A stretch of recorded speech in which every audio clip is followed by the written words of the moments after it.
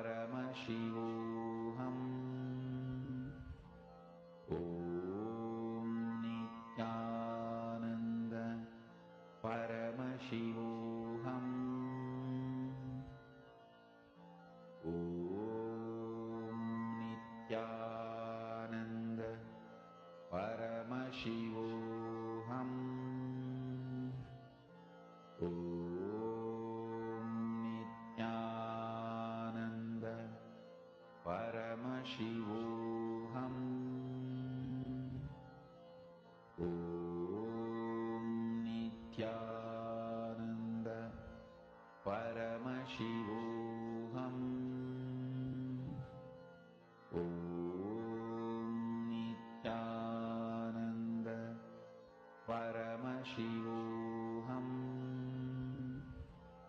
Om Nithyananda Paramashivoham. Om Nithyananda Paramashivoham. Om Nithyananda Paramashivoham. Om Nithyananda Paramashivoham. Om Nithyananda Paramashivoham. Om Nithyananda Paramashivoham. Om Nithyananda Paramashivoham. Om Nithyananda Paramashivoham. Om Nithyananda Paramashivoham. Om Nithyananda Paramashivoham. Om Nithyananda Paramashivoham. Om Nithyananda Paramashivoham. Om Nithyananda Paramashivoham. Mahamahavaagya, spiritual lullaby for Samadhi, and Suprabhatam, wake up call, wake up song for Paramashiva. This Mahamahavaagya is spiritual lullaby for you to fall into Samadhi. Suprabhatam, wake up song for Paramashiva to wake up in you. Just remember this one powerful cognition. This Mahamahavaagya puts me in Samadhi. This is spiritual lullaby for Samadhi, and Suprabhatam, wake up song for Paramashiva in me. For Paramashiva to manifest. With this one spiritual powerful cognition, chant this Mahamahavaagya.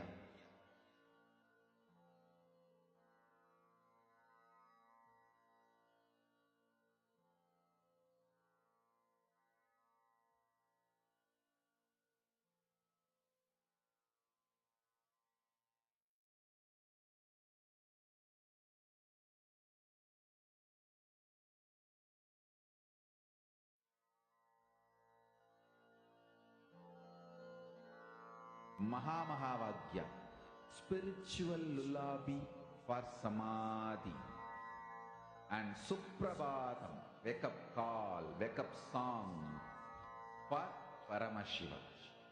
For Paramashiva to manifest. With this one spiritual powerful cognition, chant this Mahamahavaagya. Om Nithyananda Paramashivoham. Om Nithyananda Paramashivoham. Om Nithyananda. Paramashivoham.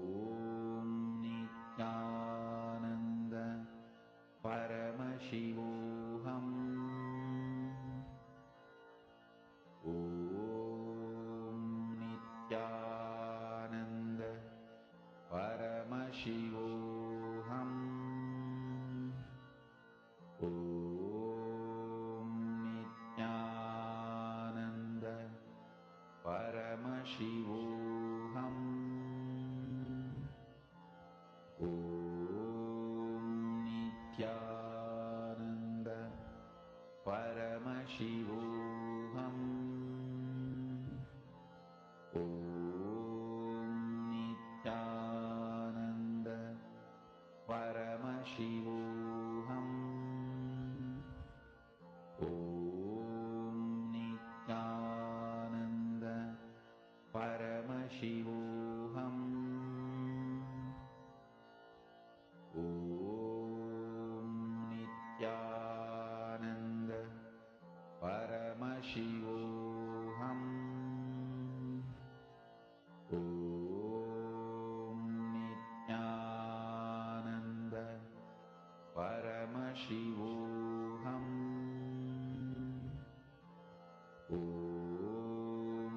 Nithyananda Paramashivoham. Om Nithyananda Paramashivoham. Om Nithyananda Paramashivoham. Om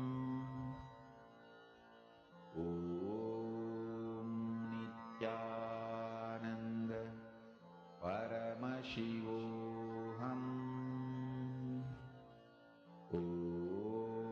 Om Nithyananda Paramashivoham. Om Nithyananda Paramashivoham. Om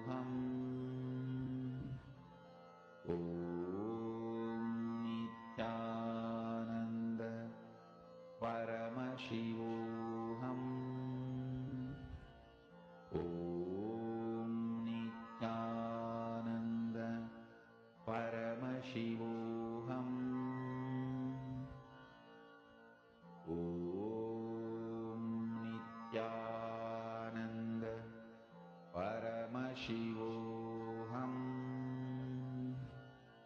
Om Nithyananda Paramashivoham. Om Nithyananda Paramashivoham. Om Nithyananda Relax. We request all of you to share how many of you have manifested. Even once, if the object has moved, that means the cognition has clicked in you. Understand, only if the cognition has clicked in you, you will be able to manifest it. So even if the object has moved a little bit, that means you've already started manifesting. So please share, let us know in the chat.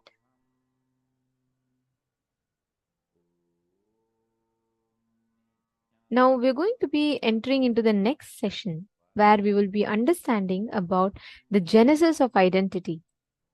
We're going to be understanding about what constitutes, our identity constitutes of what components, and how do we change, how do we shift it, and what exactly do we need to do in order to have the best identity.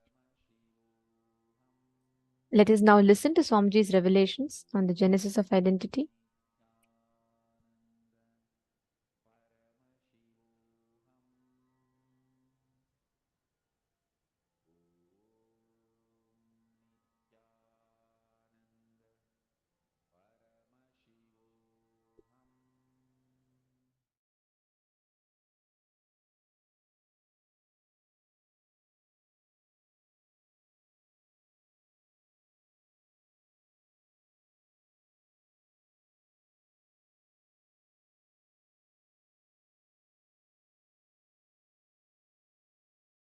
The first session is Genesis of Identity, understanding what you perceive as your identity. What you feel as you is too important, because only from what you feel as you start developing second person and third person of your life. aligning,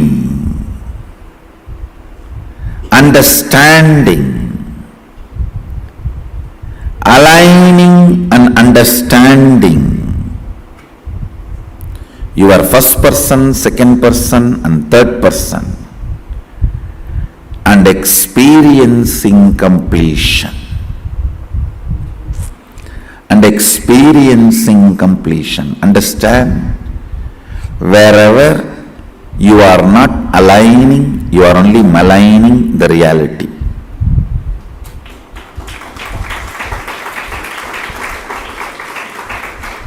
Either you align or malign. There cannot be any neutral. Either you align or malign. There cannot be any other reality.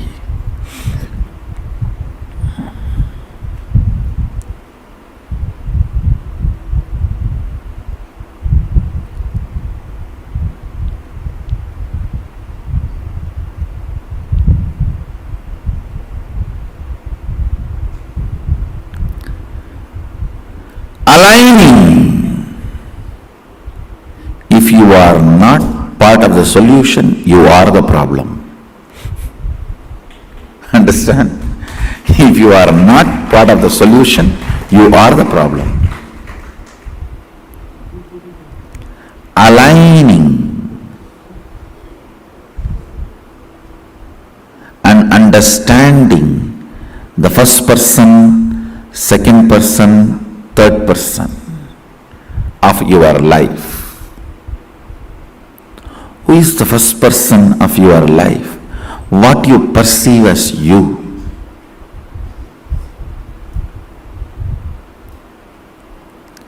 Who is the second person of your life? What you perceive as others. Who is the third person of your life? Whatever you perceive as you and others, and what you perceive as others, they and their others.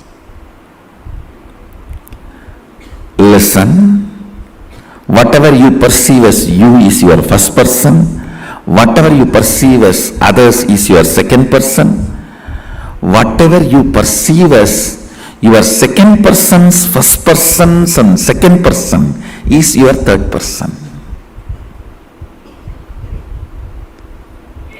Just put little attention, you will catch how the whole thought current which is torturing you from day and night, which you really want to get rid, you and your thinking as love-hate relationship. You can neither be without that nor be living with it.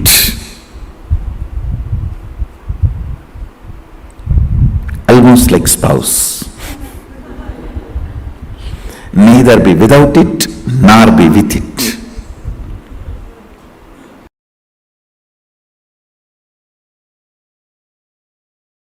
Listen. When I look inside me, my inner image, I see a vast, powerful space of Purnatva, complete completion, or Sunyatva, emptiness, living emptiness. You can call that as a soul, God, energy, Mahadeva, whatever. A complete space. That's the exact inner image I am carrying. Outer image. Listen. Outer image. How I project myself. I am projecting myself as a being to transmit that experience to all of you. You can call us an enlightened master or a teacher or an incarnation, whatever way you want. You can give any title. I am a being to transmit that experience. That's my outer image. Declared outer image. Others' image. Listen, others' image.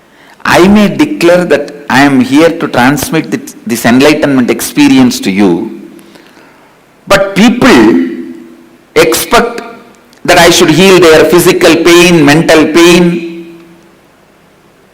I should bless them for wealth. I should bless them for a healing relationship.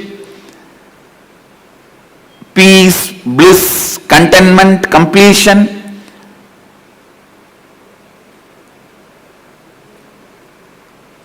See, the other's image, what people perceive from me and expect from me, maybe it is different than what I declare, but even then I am responsible. Because whatever they expect is within the purview of my declaration. Please understand. When I say I am here to transmit that experience to you, to give that experience to you, I have to give you at least 1000 volt spiritual energy. But to clear your cancer or headache, I need to give only 0.5 volt energy.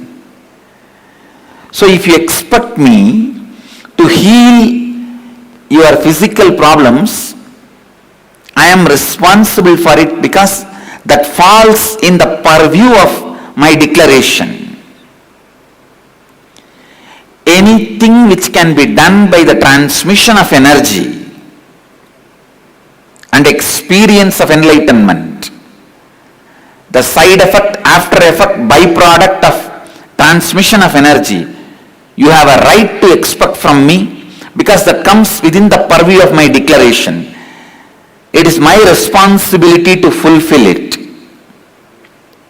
Only if you expect that I should win the World Cup, playing the football match, I am not responsible for it because that doesn't come under my declaration, the purview of my declaration.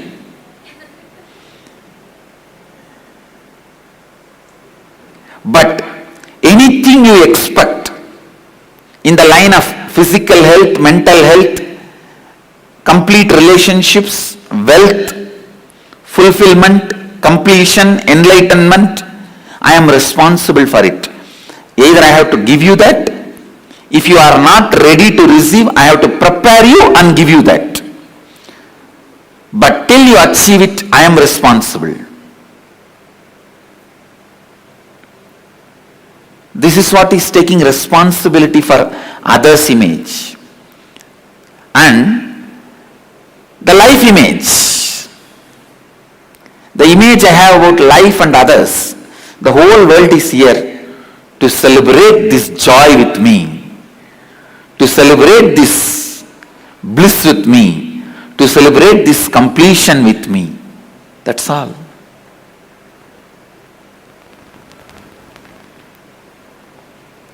So understand,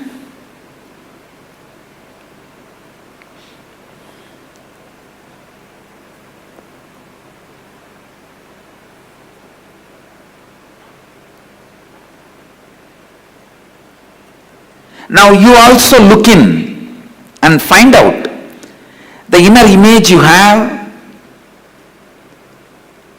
outer image you project, others' image you created, for which you are responsible, and life image you are having about life and others. Pen down exactly what you have. Then we will find out the root cause of all the problems you have in your life. Then we will build the right inner image, outer image, life image, others' image. Come on. First, let's spend a little time in finding the inner image you are having, outer image you are having, others' image you are having, life image you are having, without editing. Please start penning down.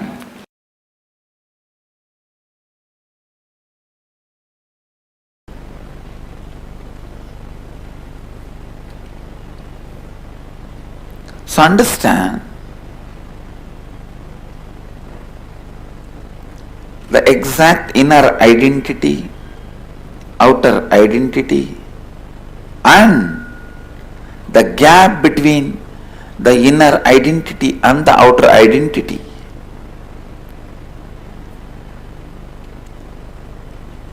And what you want others to experience, feel about you, and what you feel about others. There is always a big gap between these two. You want everyone to feel about you as a loving, caring, trusting, blissful, joyful person. But you believe, you think about everybody as crooked, cunning, cheats, bunch of thieves. Now you need to know the gap between your inner identity and outer identity. That gap is neither good nor bad. Same way, the gap between what you want others to feel about you and what you feel about others. This gap also is neither good nor bad. If both these gaps makes you powerless, both of them are bad. If they does not make you powerless and you know how to play with that, then it is not bad. Sometimes it is good. Some of the very powerful, the most powerful strategies which Krishna did to protect Dharma are done from that space where other person can't even understand with what kind of a logic you are functioning. Other person can't even understand, you can never understand with what kind of a dharma Krishna is functioning. You can never understand.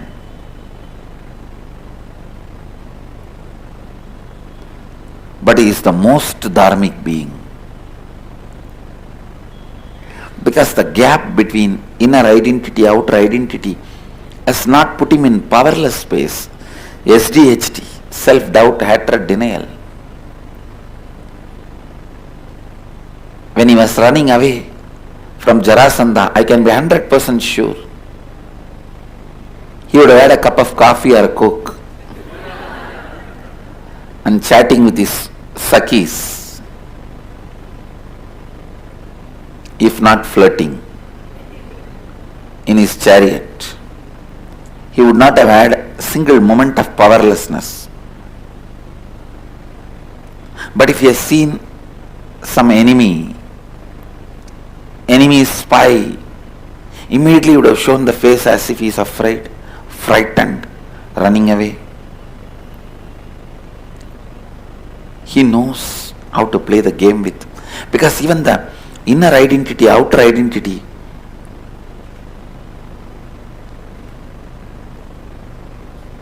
the life image and others' image, even that has become like a nail and hair for him with which he can do makeup, whatever he wants and play with it.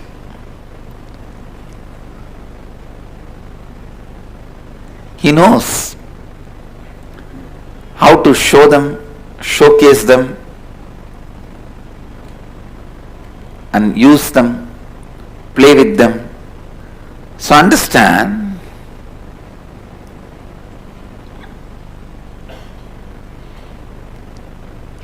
not to fall into any powerlessness by these four identities and the gaps between them is completion.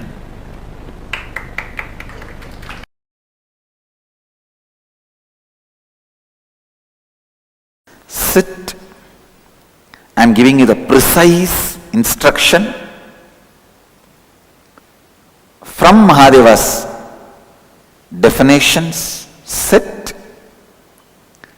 and decide that you are going to complete with some of this past incompletion, and let your attention be on the whole incompletion being relived with the clear understanding of unclutching. Disidentify why that happened, because it has happened. With that understanding, why that happened, because that happened.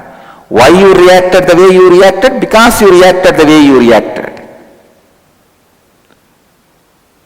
Why the action, because the action. Why the reaction, because the reaction.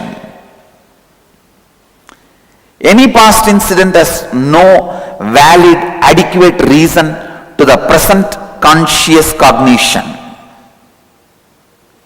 Any past reason cannot be adequate for the present cognition. Any past incident has no reason or cause for why it happened the way it happened. It just happened the way it happened, and it did not happen the way it did not happen. That's all. With this clarity, relive, you will see the form you are able to remember in which the incompletion happened will melt down, will lose its power over you. That is the definition that completion has happened. The incompletions have melted down. Go on, go on, go on. Other than the form you are having this moment, you should not be able to remember any form of the past. Then you become formless.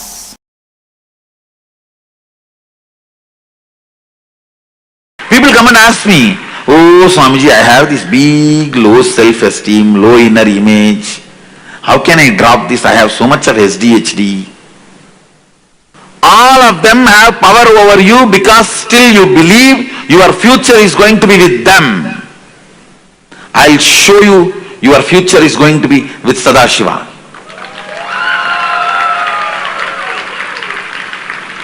When you know you do not need beggar identity for your future is going to be Yuvaraja identity. It will not take more than 2-3 seconds to make that old identity redundant, irrelevant.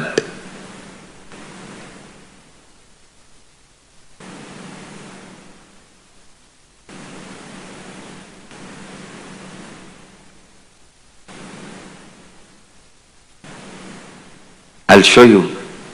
Your future is going to be with Sadashivatva, manifesting powers. Being the Yuvaraja of Nithyananda.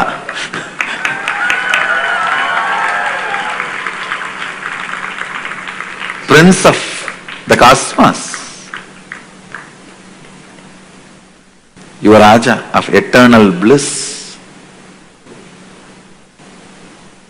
I am the minister touching your feet and saying, you are being called to be king.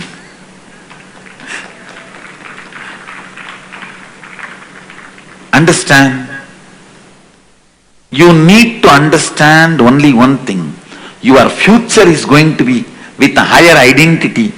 All this old identity, powerlessness, SDHD, GDHD, SSDHD means, SDHD means self-doubt, self-hatred, self-denial. GDHD means guru doubt, guru hatred, guru denial. Now when you have SDHD, you will have GDHD. When you can't trust you, you won't trust me. SDHD, self-doubt, self-hatred, self-denial. SDHD leads to GDHD. Means guru doubt, guru hatred, guru denial. which naturally makes you do SSDHD, means Sadashiva doubt, Sadashiva hatred, and Sadashiva denial. SDHD leads to GDHD, leads to SSDHD. Understand?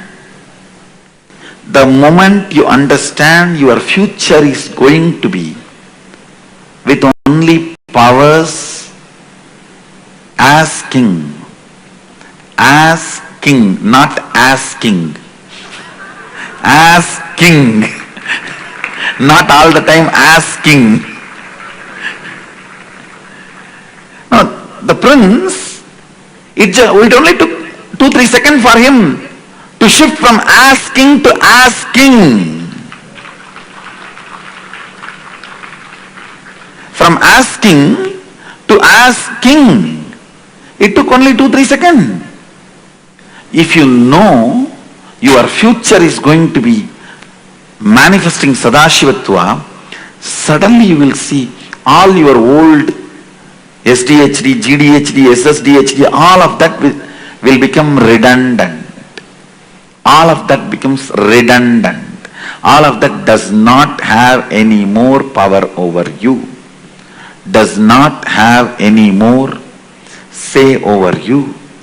Does not have any more hold over you.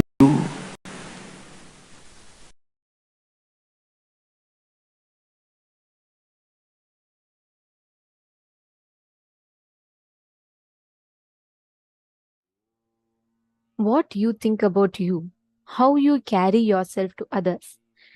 These 4 components put together makes up your identity. We all think when we tell about, what our identity is. We always think it's just very simple. It's what we are, how we cognize ourselves depends on, how we think about us. That's about it.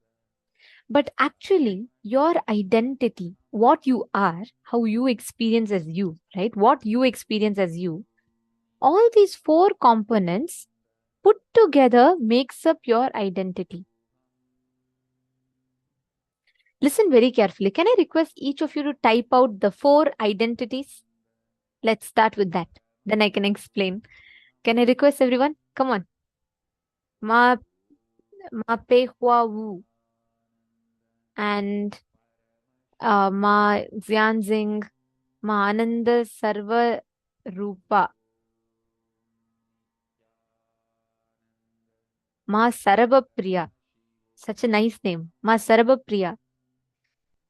Yes. Can I request each of you to share? What are the 4 different things that makes up your image? Yes. Thank you, Ankita. How about Anisha? Okay, ma Jessica Martin, great. Come on, everyone, please share the 4 different components that makes up your image. What are the 4 different things that makes up your identity? Sorry. What are the 4 components that makes up your identity? Thank you, Ma Agama Priya. Yes. Okay, Ma Geetanjali.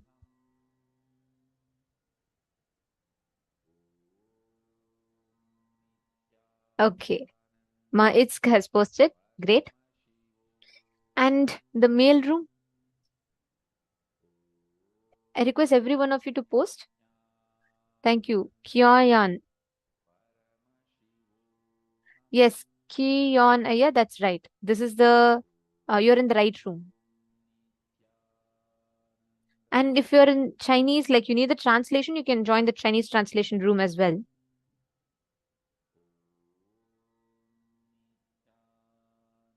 Samuel Rodriguez, yeah, beautiful.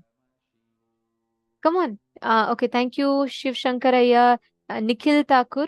Thank you. Okay, I was asking about what are the 4 components that constitutes your identity. So I'm just explaining in today's session, right now. Okay. Joseph Rondi. Okay. All right. Now I'm just going to explain to you all. See, please understand. Listen to this very carefully. Okay. What you are, the identity about you that you carry has 4 major components. which Swamiji had just explained. I'm going to repeat it again. First thing is your inner image. Means all the words, thoughts, ideas, and impression that you carry about you inside of you. You may think, I am a very talented person, or you may think, I am I am not very intelligent. Each of us carry a certain set of words which we use to describe ourselves.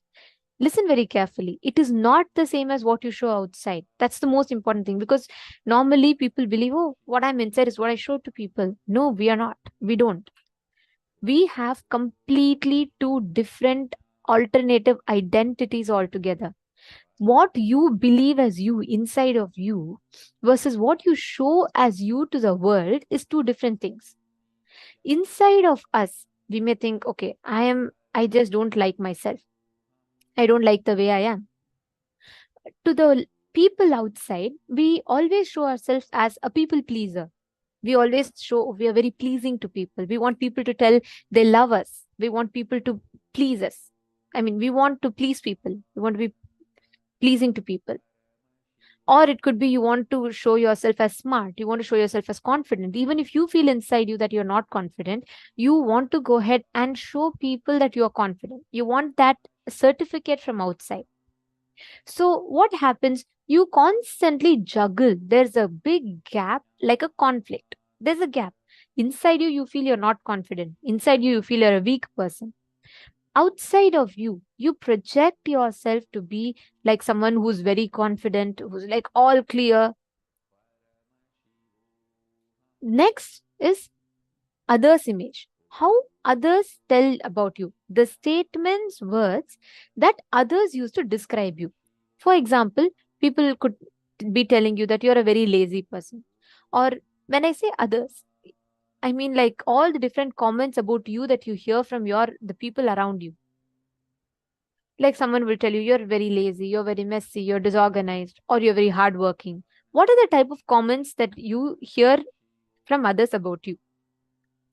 So what you think that others hold about you, all of them come under others' image.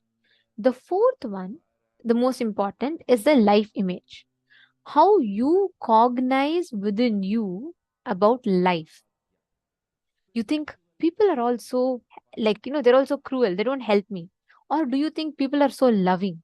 How do you experience life as it is occurring to you right now? Are all of you clear? Can you all put yes in the chat if you understood the breakup of the four images?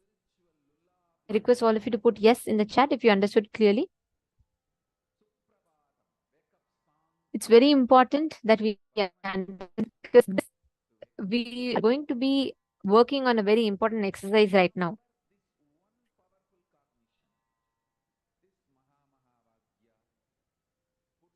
Okay.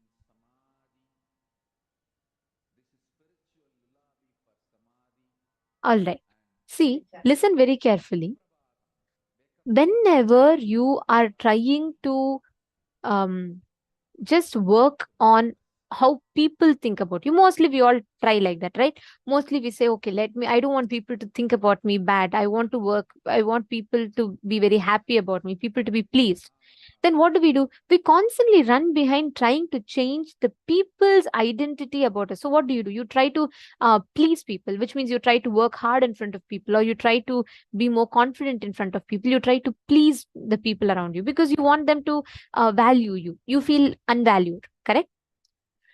But life does not work that way. The identities that you carry about you does not work that way. The innermost image about you that you carry inside of you, the statements that you carry inside of you about you, that determines the way the whole life is going to be responding to you. The way life occurs to you.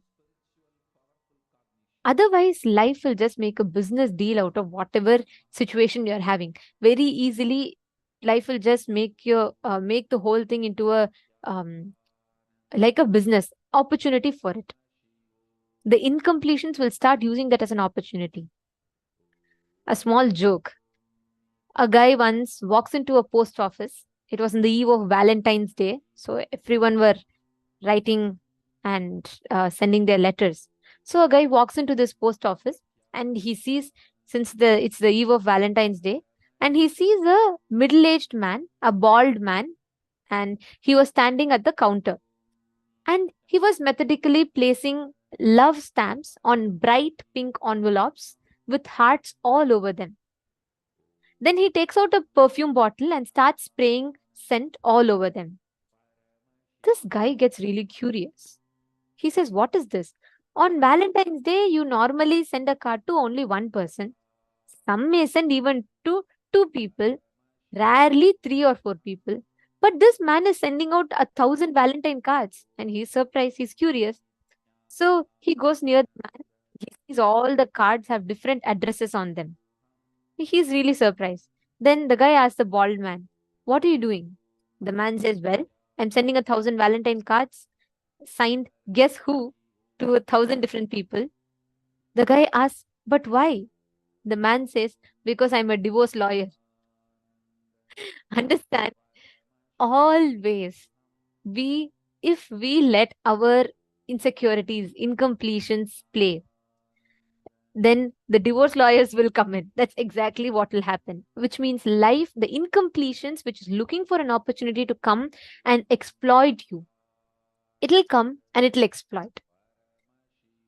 Every time you let the gaps between your inner image and your outer image, your life image, as the gap keeps getting bigger and bigger and bigger, you will have more space for incompletion to come in. I'm going to give you all a small activity to do, okay? I request each of you to take a piece of paper and pen. You're going to now, just close your eyes. You're going to describe exactly as it is right now. You're going to be writing it down, okay? You're going to be writing down these 4 images. Currently, how do you feel about you? You feel I'm very lazy, I am weak, I'm foolish, I'm dirty, or I'm disorganized, or I'm clumsy, or I'm a failure. Whatever words you are carrying about you inside of you, write it down. Are all of you clear? Can I request every one of you to do this? It's a very important exercise because this is going to be introducing you to you in a completely different perspective. So write down. Analyze all these 4. If any of you did not understand any image or you have a question, please feel free to ask. Please feel free to post in the chat. I see all of you enjoy this joke. Jokes. You have a lot of jokes. I just love remembering the jokes that Swamiji tells in satsangs. So, yes. Okay. I request all of you to write down. Ma Mohini Lata, you didn't understand others' image. Okay, ma. See, what you think that others think about you. I'll give you an example. Based on my experience, let's say if I have a friend of mine, and based on my friend's response, I go and ask my friend that, "Hey, can you help me with some money?" And that friend just makes, maybe that friend is irritated with something. I will not know what exactly is running in that person, but that person just looks at me and frowns and says, "No, not right now." At that moment, based on my experience about that, I come to a conclusion that my friend thinks that I am very irritating, or my friend thinks that I'm very weak and powerless, so I keep depending on her for help. What do you think that life thinks about you? Mamohini Rata, you understanding? Sometimes it's straightforward. Like, for example, some people tell you, "You're lazy, you're very arrogant." You hear that as direct comments. If it's like immediate family members, mostly they're typically like, they tell you, right? They tell you, "Oh, you're very lazy, you're a very disorganized person."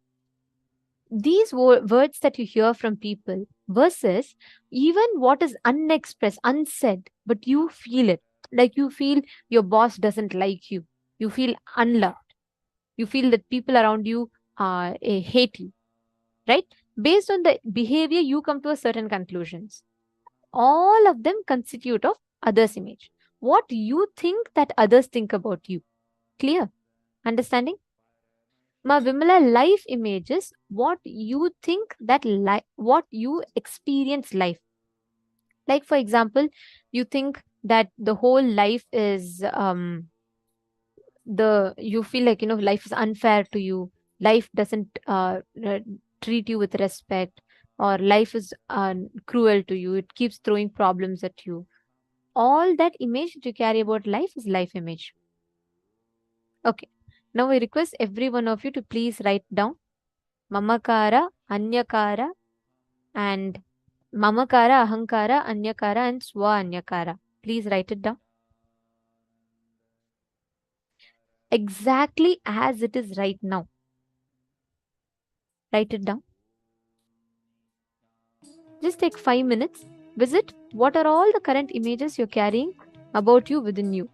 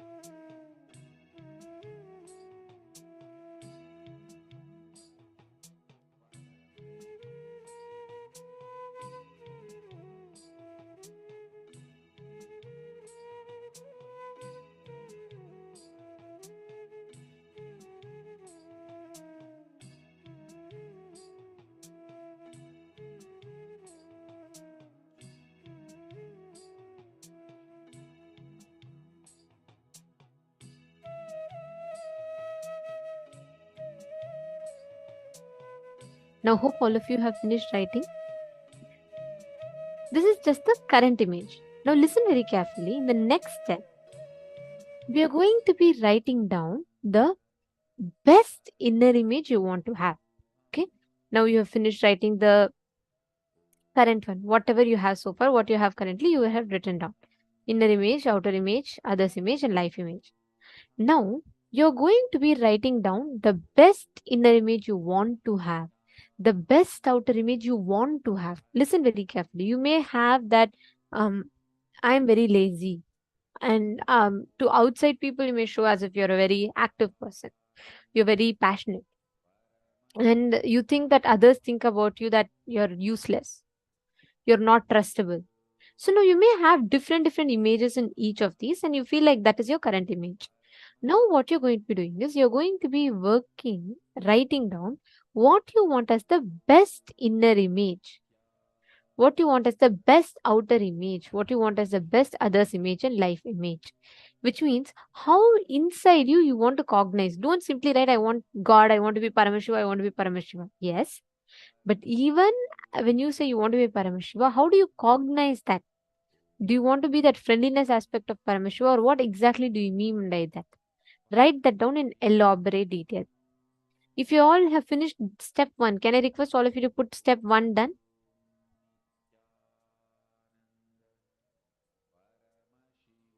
Geetanjali Kanama, write down. See, when you analyze, you're saying, right, the mood swings that you go through or the different moods, extremes that you go through. If you just complete, you will know what exactly is happening in your system when you're experiencing a certain up or down. So it will be easier for you. You will exactly know what the issue is.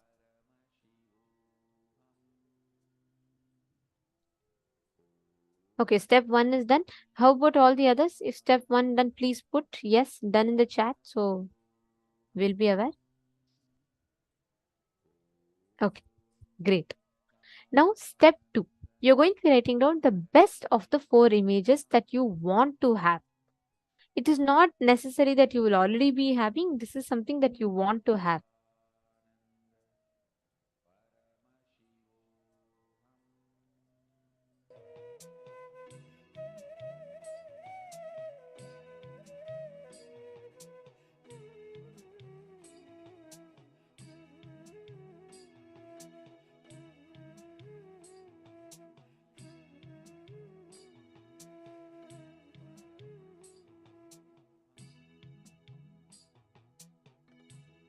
What?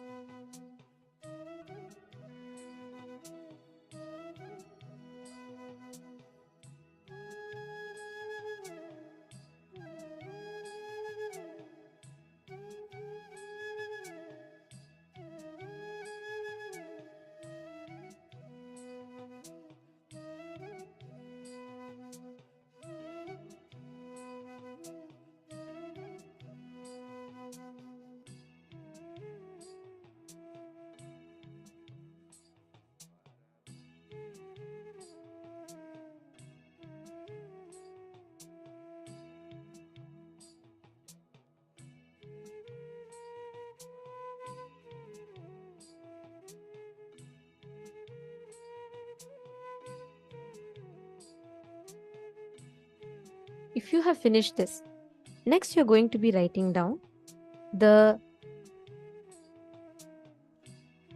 incompletions that is stopping you from expressing your authentic inner image. So now, that authentic inner image, the incompletion that stops you from expressing your authentic inner image, is what we call as self-doubt. Means there's a gap between how you project yourself to others, which is how you perceive yourself, versus how you project yourself to others. That gap is self-doubt, self-hatred, self-denial, and self-destruction. Now, what you're going to do is you're going to be identifying the gap, all the incompletions which stop you from expressing your authentic identity as they exist. Please pen that down. This is the last step. Please write down.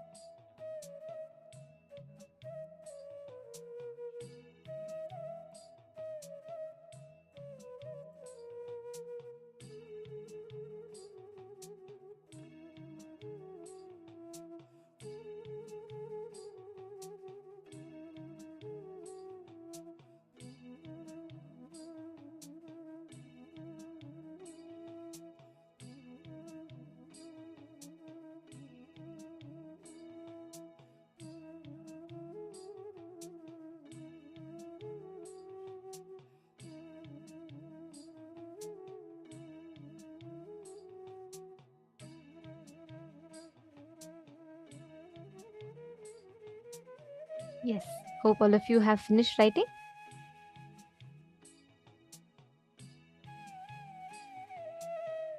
Wonderful. Actually, seeing the intensity with which many of you are participating, many of you are asking your questions, you're posting your understanding. It's nice to see that you're all really grasping what Swamiji is revealed through each of these sessions.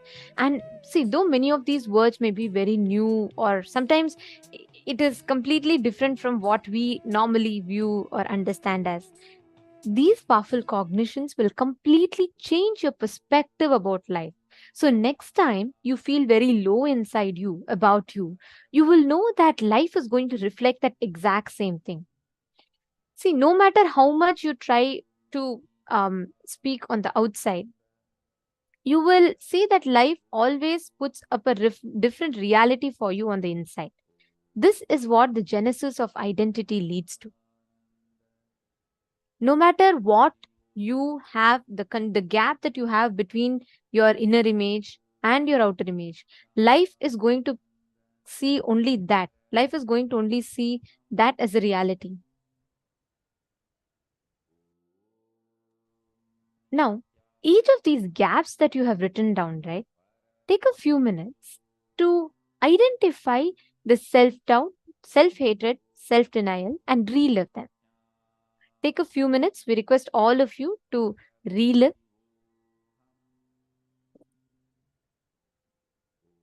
Mm.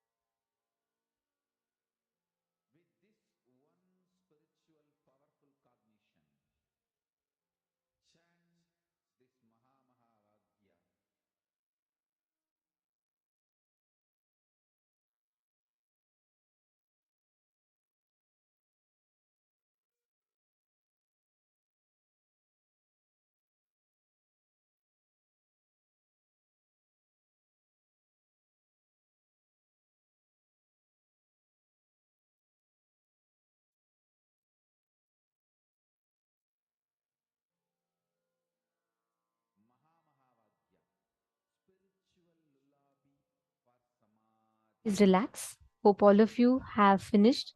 See, this is a very powerful process. We just gave you all enough time just to make sure that each of you are doing this process sincerely. Initially it might take a little longer time, but once as you start doing it, it'll become very, you will see that it'll make a huge difference in the way you cognize, in the way the experience manifests for you.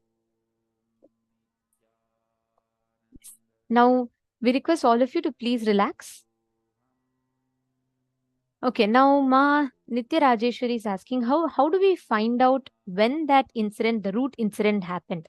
If you identify what is the exact source of the thought current, Ma, see, go back to the earliest incident. When you head back to that earliest incident, right? Like the moment, let's say, if I tell you something about fear, you will remember an incident that happened. When I say earliest incident, I don't necessarily mean it should be something when you were, 7 or 8 years old. No, it doesn't necessarily need to be that. Even if you remember something that happened 5 months ago, go to that. When you relive, suddenly you'll remember another incident that happened just about 10 months ago. Go back to that. Like that, you will remember as you relive, it will take you deeper and deeper and deeper. Understanding? All right. Now, we're going to be entering into a very, very important session. Okay. This session will answer all of your questions pertaining to how you understand or what you understand as completion. What is the process of completion exactly like? How do you do completion? We are going to be learning about this, and it's very, very important because completion forms the basis of the entire program. Whether it is, all the exercises that you do, all the different processes that you do, all of it is from completion. Everything is based on this science of completion.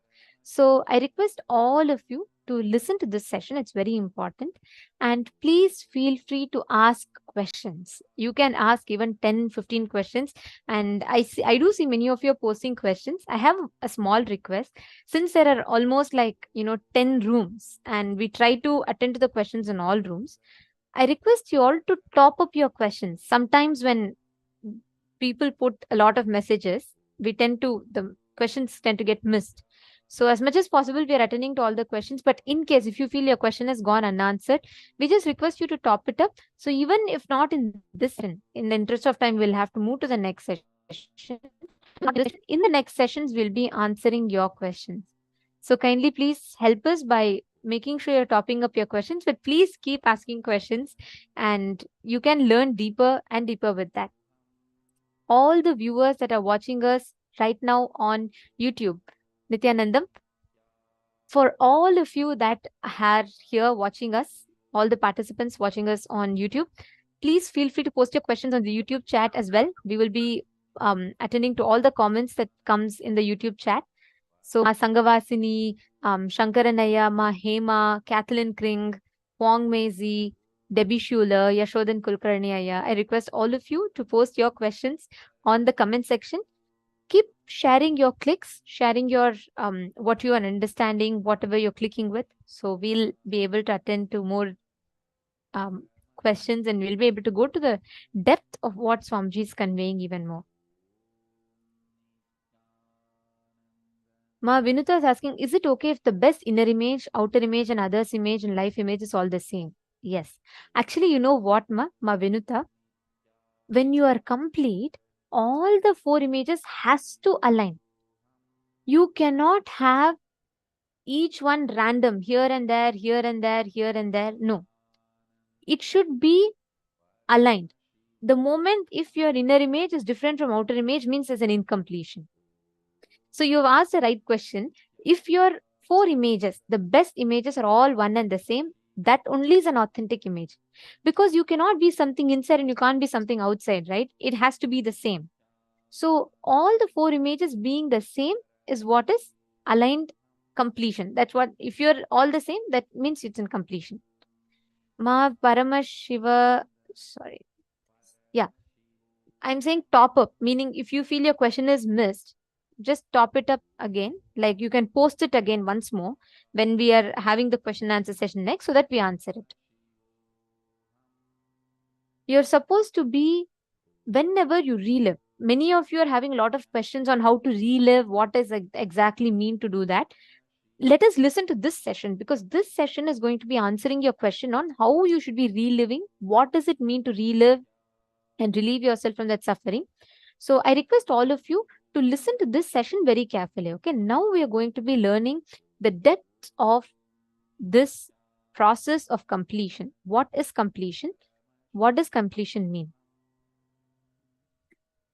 Asa Johan, ET and NT. Okay, so I request all of you to stay tuned. Asa Johanov and NT, Linkol Zuza, all of you, please post your questions, but wait yet pertaining to completion, because many of you have asked questions regarding completion. So listen to this session, because in this particular session that we're going to be listening now, you're going to be understanding about it. Okay.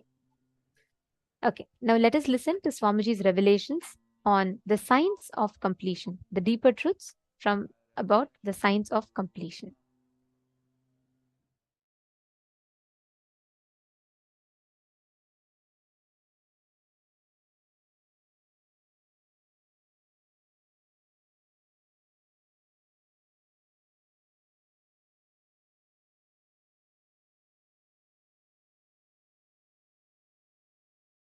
One, try to remember the earliest, as far as your memory goes, the earliest first time you felt powerless, either by fear or guilt or weakness. First time when you felt powerless. It can be as simple as your mother made you sit on the dining table, or you were playing in the rain and your mother slapped you and dragged you inside the room, or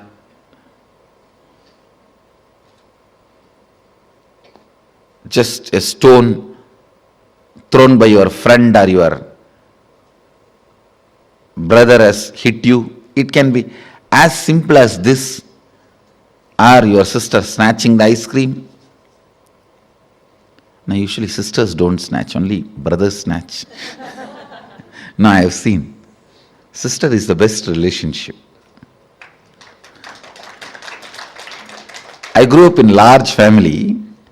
Sister is the best relationship. It can be as simple as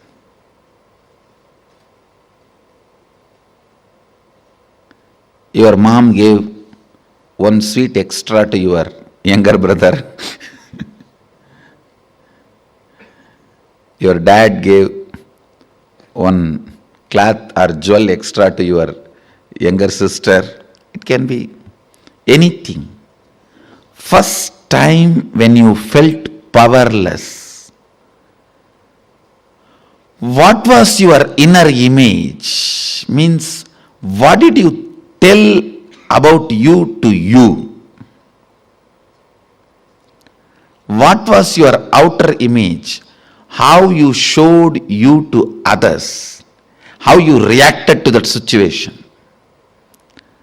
And what was your life image? Means, how did you judge others or life at that moment?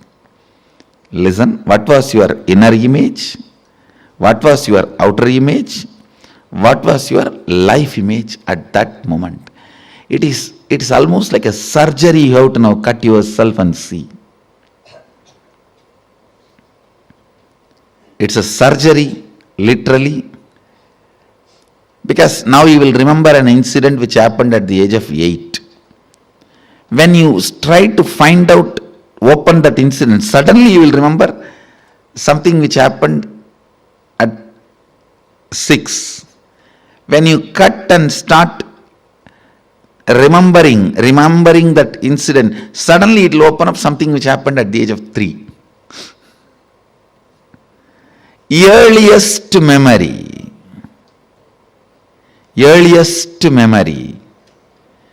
First time, as far as you can remember, when you became powerless. Actually, you will be surprised because I'm going to blow prana into you. Into means awaken your pranic energy.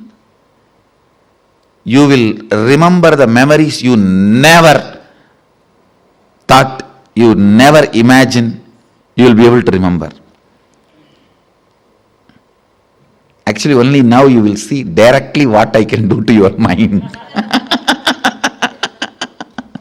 You will suddenly remember the deepest layers of your memory.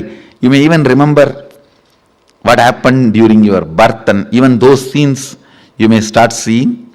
Actually, I am going to blow prana into your navel center. You will be there only, I will be here only.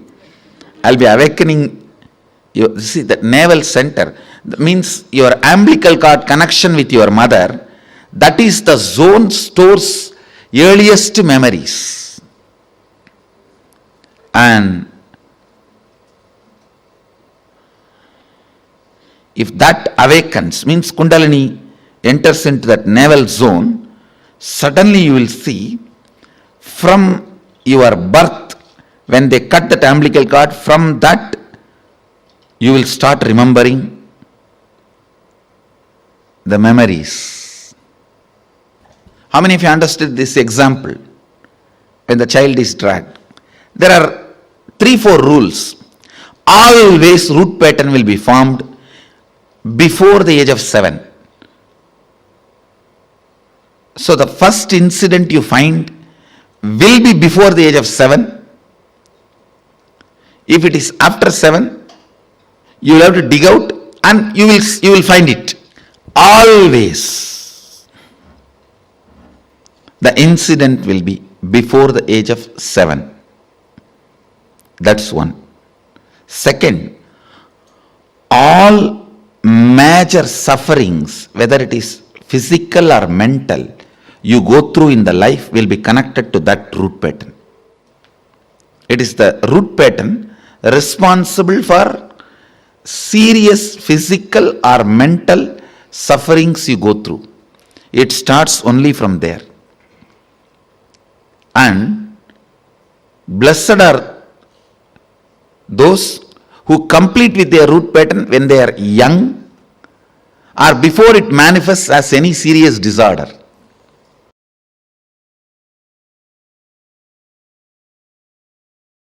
When you complete with your root pattern, the collective, your family's root pattern will stand in front of you. Complete that. Then collective, your society's root pattern will stand in front of you. Complete that. Then collective, your country's root pattern will stand in front of you. Complete that. Then collective, the global root pattern will stand in front of you. Complete that. Then collective, whole beings, not just human, all beings' root pattern will stand in front of you. Complete that. Then the whole universal, the cosmic root pattern will stand in front of you. Complete that. Then you are Sadashiva. So every completion is not completing with one thought pattern, but completing with the whole thought current. With the whole thought current.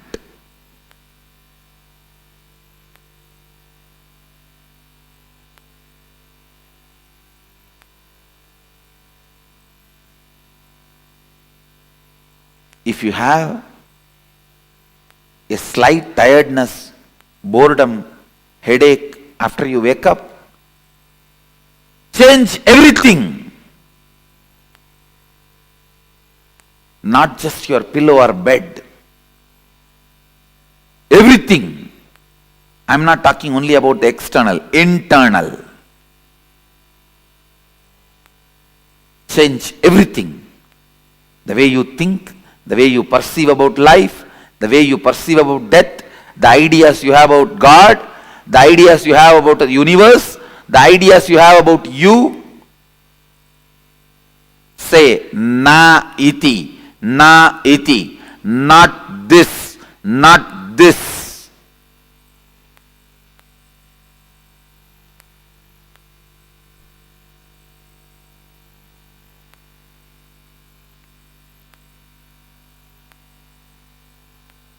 the time period you are stuck with one thought pattern is a year, season in your life. The time you are stuck in what thought current is life in your life. A thought current, the time you spend with one thought current in your long life is one life. Means the time between one life and death. Understand? Your life or death, your lifespan is not defined based on the number of years you are in a body. It is based on the time you spend with one thought current. That is why whenever you complete certain thought current and enter into a new thought current, whenever you are initiated into a new thought current, Vedic tradition calls you newborn.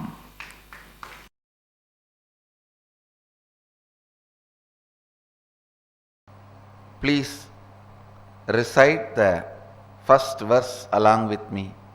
Keneshitam patati preshitam manakena pranaha pratama praiti yuktaha. It is not that only Gurukul kids should chant. You can also recite. Keneshitam preshitam manaha kena pranaha pratamaha praiti yuktaha keneshitam vachamimam vadanti chakshuh shrotram kabudevo yunakti. Listen. Reciting this sacred verses intensely makes these sacred truths part of your biomemory. That is the reason the recitations play such an important, powerful role. The sacred truths revealed in this verse,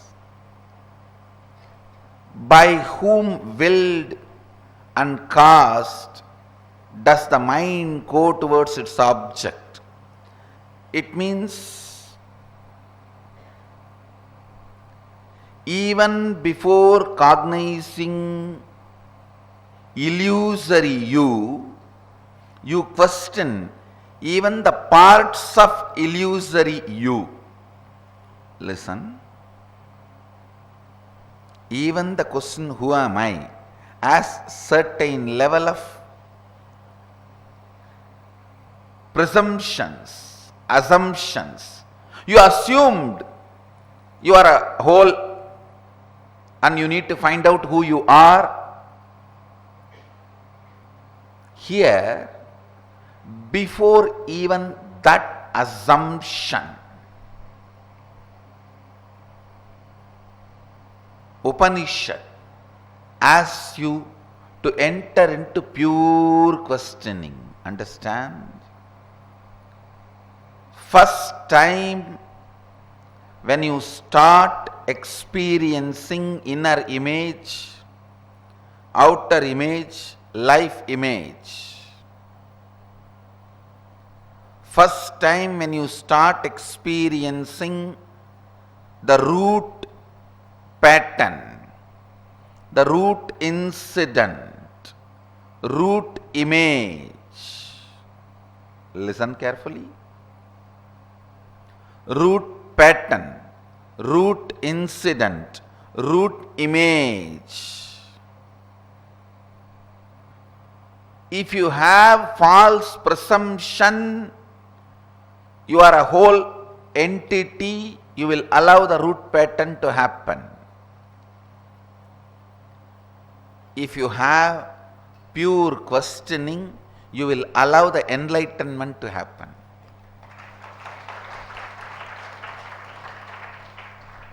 I know this generation may feel pure questioning at the age of 4, 5, before 7 is not possible. How is it going to be useful for us? No, understand? Because for last few generations, pure questioning was not possible throughout the life. They lost pure questioning throughout the life. That is why now it feels pure questioning before 7 is very difficult.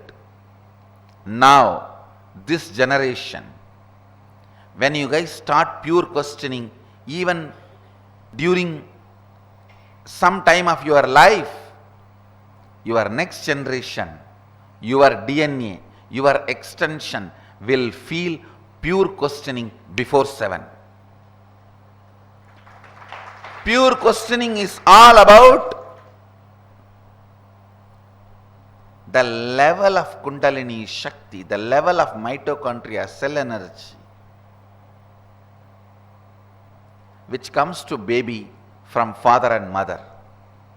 If the father and mother are seekers, that DNA gets into the baby. Baby will never have, child will never have root pattern. Even the first time he is put into powerlessness, he will not assume he exists, he will not create the inner image, outer image, life image based on his illusory false I. He will only start looking into by whom willed and caused does the mind go towards its object. Means who is creating inner image in me? By whom directed and united with which does the first vital life energy and chief cause comes forth towards its activities? Means who is creating my outer image? Understand? Each line, the first line is the action of creating inner image. If you don't ask the first line, your inner image will be created. If you ask the first line, you know what is the action creating the inner image. Listen carefully. Inner image is willed and caused by something which empowers the mind to go towards its object. Listen carefully. First time in your body, when mind moves towards some object, that movement is called inner image. It will create an inner image in you.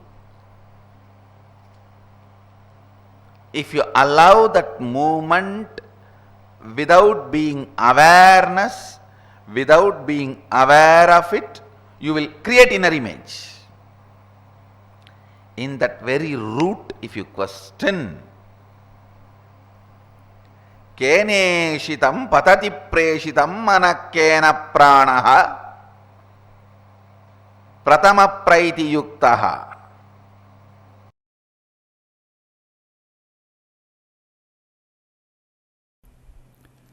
Basic truth.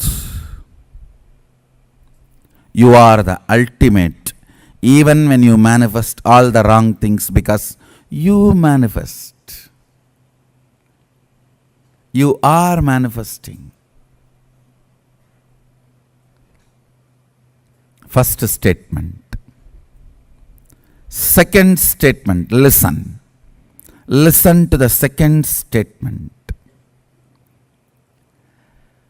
Decision, will, persistence.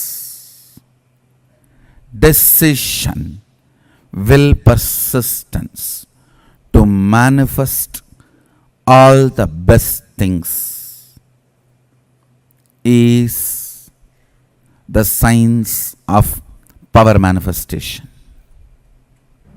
Listen.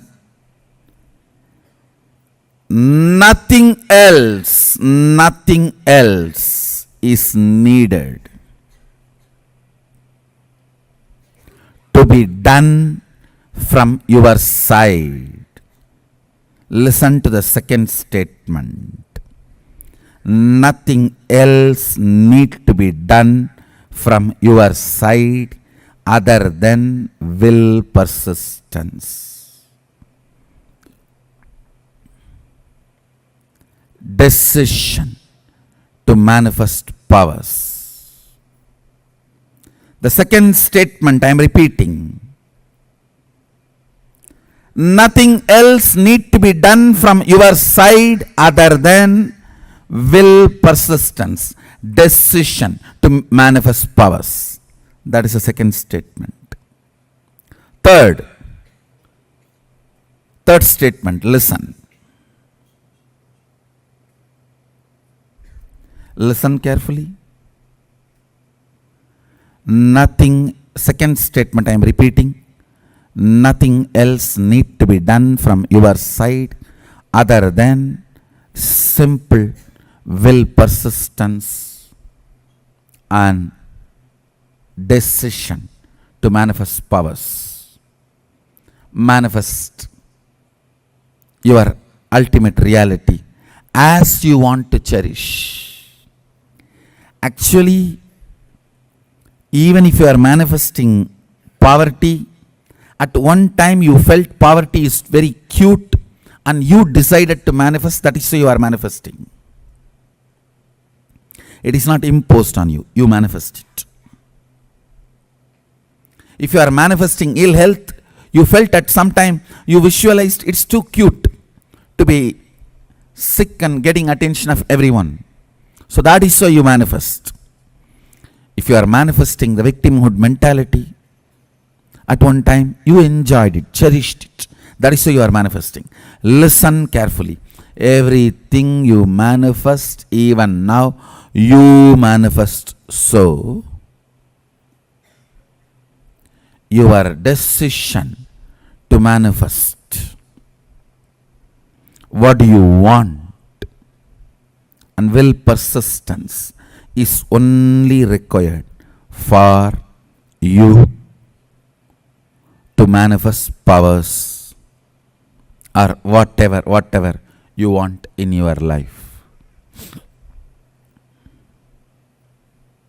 Listen. Third, Sadashiva is required in the form of the Guru just to make these first two statements as reality for you without you being distracted, disturbed by all other stupid theories and theologies. That's all. There will be so many people to tell you you are sinner, you are slave, you are ordinary bound soul. To protect you from all of them, to defend you from all of them, to safeguard you from all those saviors,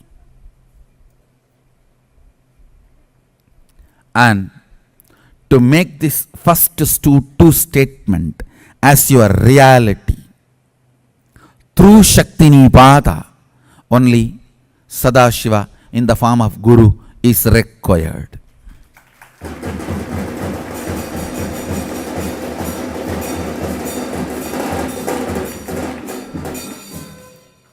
These three statements I am repeating.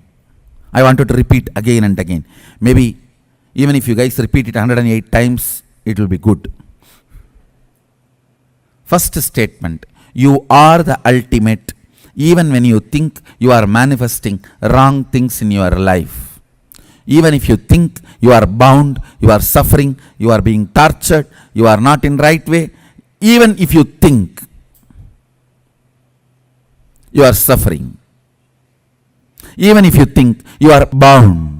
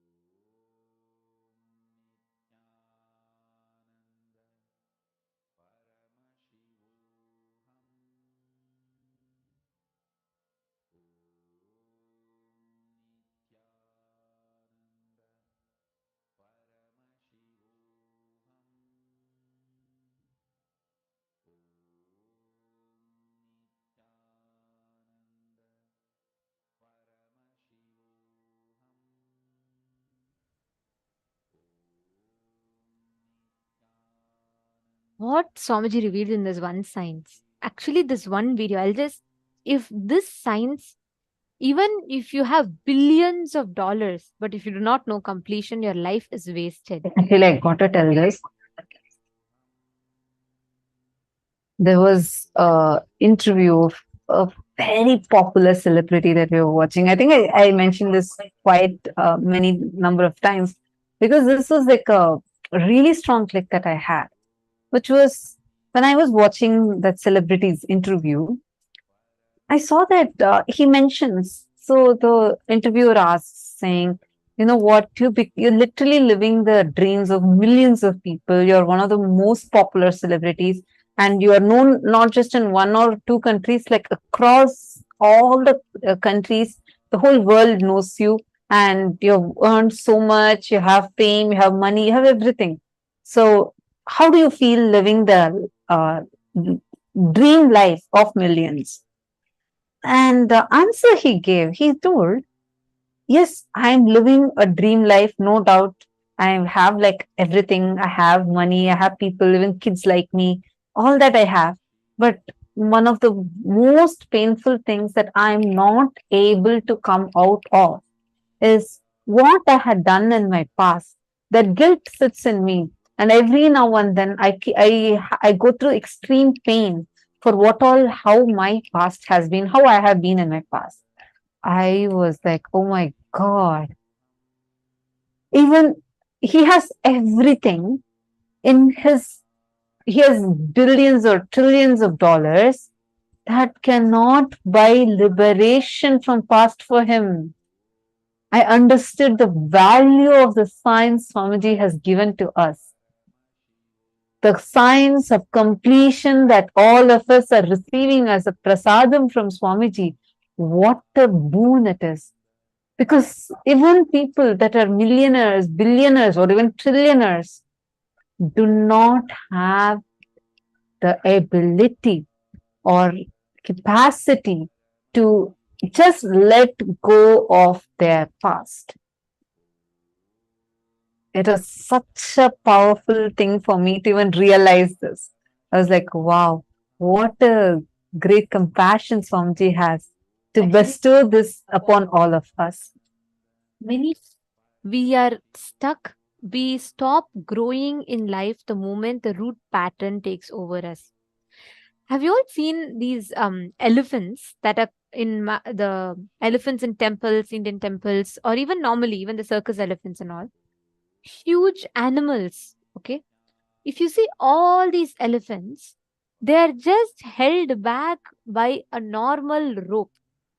A thin rope, not even tight rope like thick layers of ropes, no. An elephant is tied to a weak pole with a small thin rope, that's all. You will be surprised. Not a single elephant will even try escaping from it. Most of the elephants, if it just decides, it's just one shake of its leg. Actually, it's not just that rope is weak, even it will be tied to a plastic chair. Many times it will just be tied to, like, even if the elephant moves a little bit, it can easily go away. It can just break free. But you know what? You will never see an elephant escaping. You know why? There's a very beautiful thing about it. I mean, I should say there's a very unfortunate thing about this. When the elephants are young, these mahouts will catch the elephant and they'll come, right? And when the elephants are young, very young, they tie the rope very strongly in its leg and tie to a strong pole. So it'll struggle, it'll keep trying to pull its leg, and it'll never be able to free itself. And after a certain period of time, it'll stop struggling or it'll stop trying. The moment that decides it is not possible, it'll come to the conclusion that it is not possible for it to escape or break free, and it will never try to even break free from that. Once it grows big, now elephant will at least be 1.5 tons. Still, it will not even try once to break free from that rope, which just one shake of the leg, it can very easily break free, but it will not try. Because it has already decided, based on its young age experience, it has decided it can never break free from the rope. Understand, this elephant with the rope is exactly you, me, all of us with the patterns. This root pattern that we form when we are just 7 or 8 years old. Even when you become 70 or 85 years old, you are still bound by that pattern. You don't even attempt to complete because we don't even know, right? When we are young, we come to a conclusion and we still believe, like you all can see in the picture here.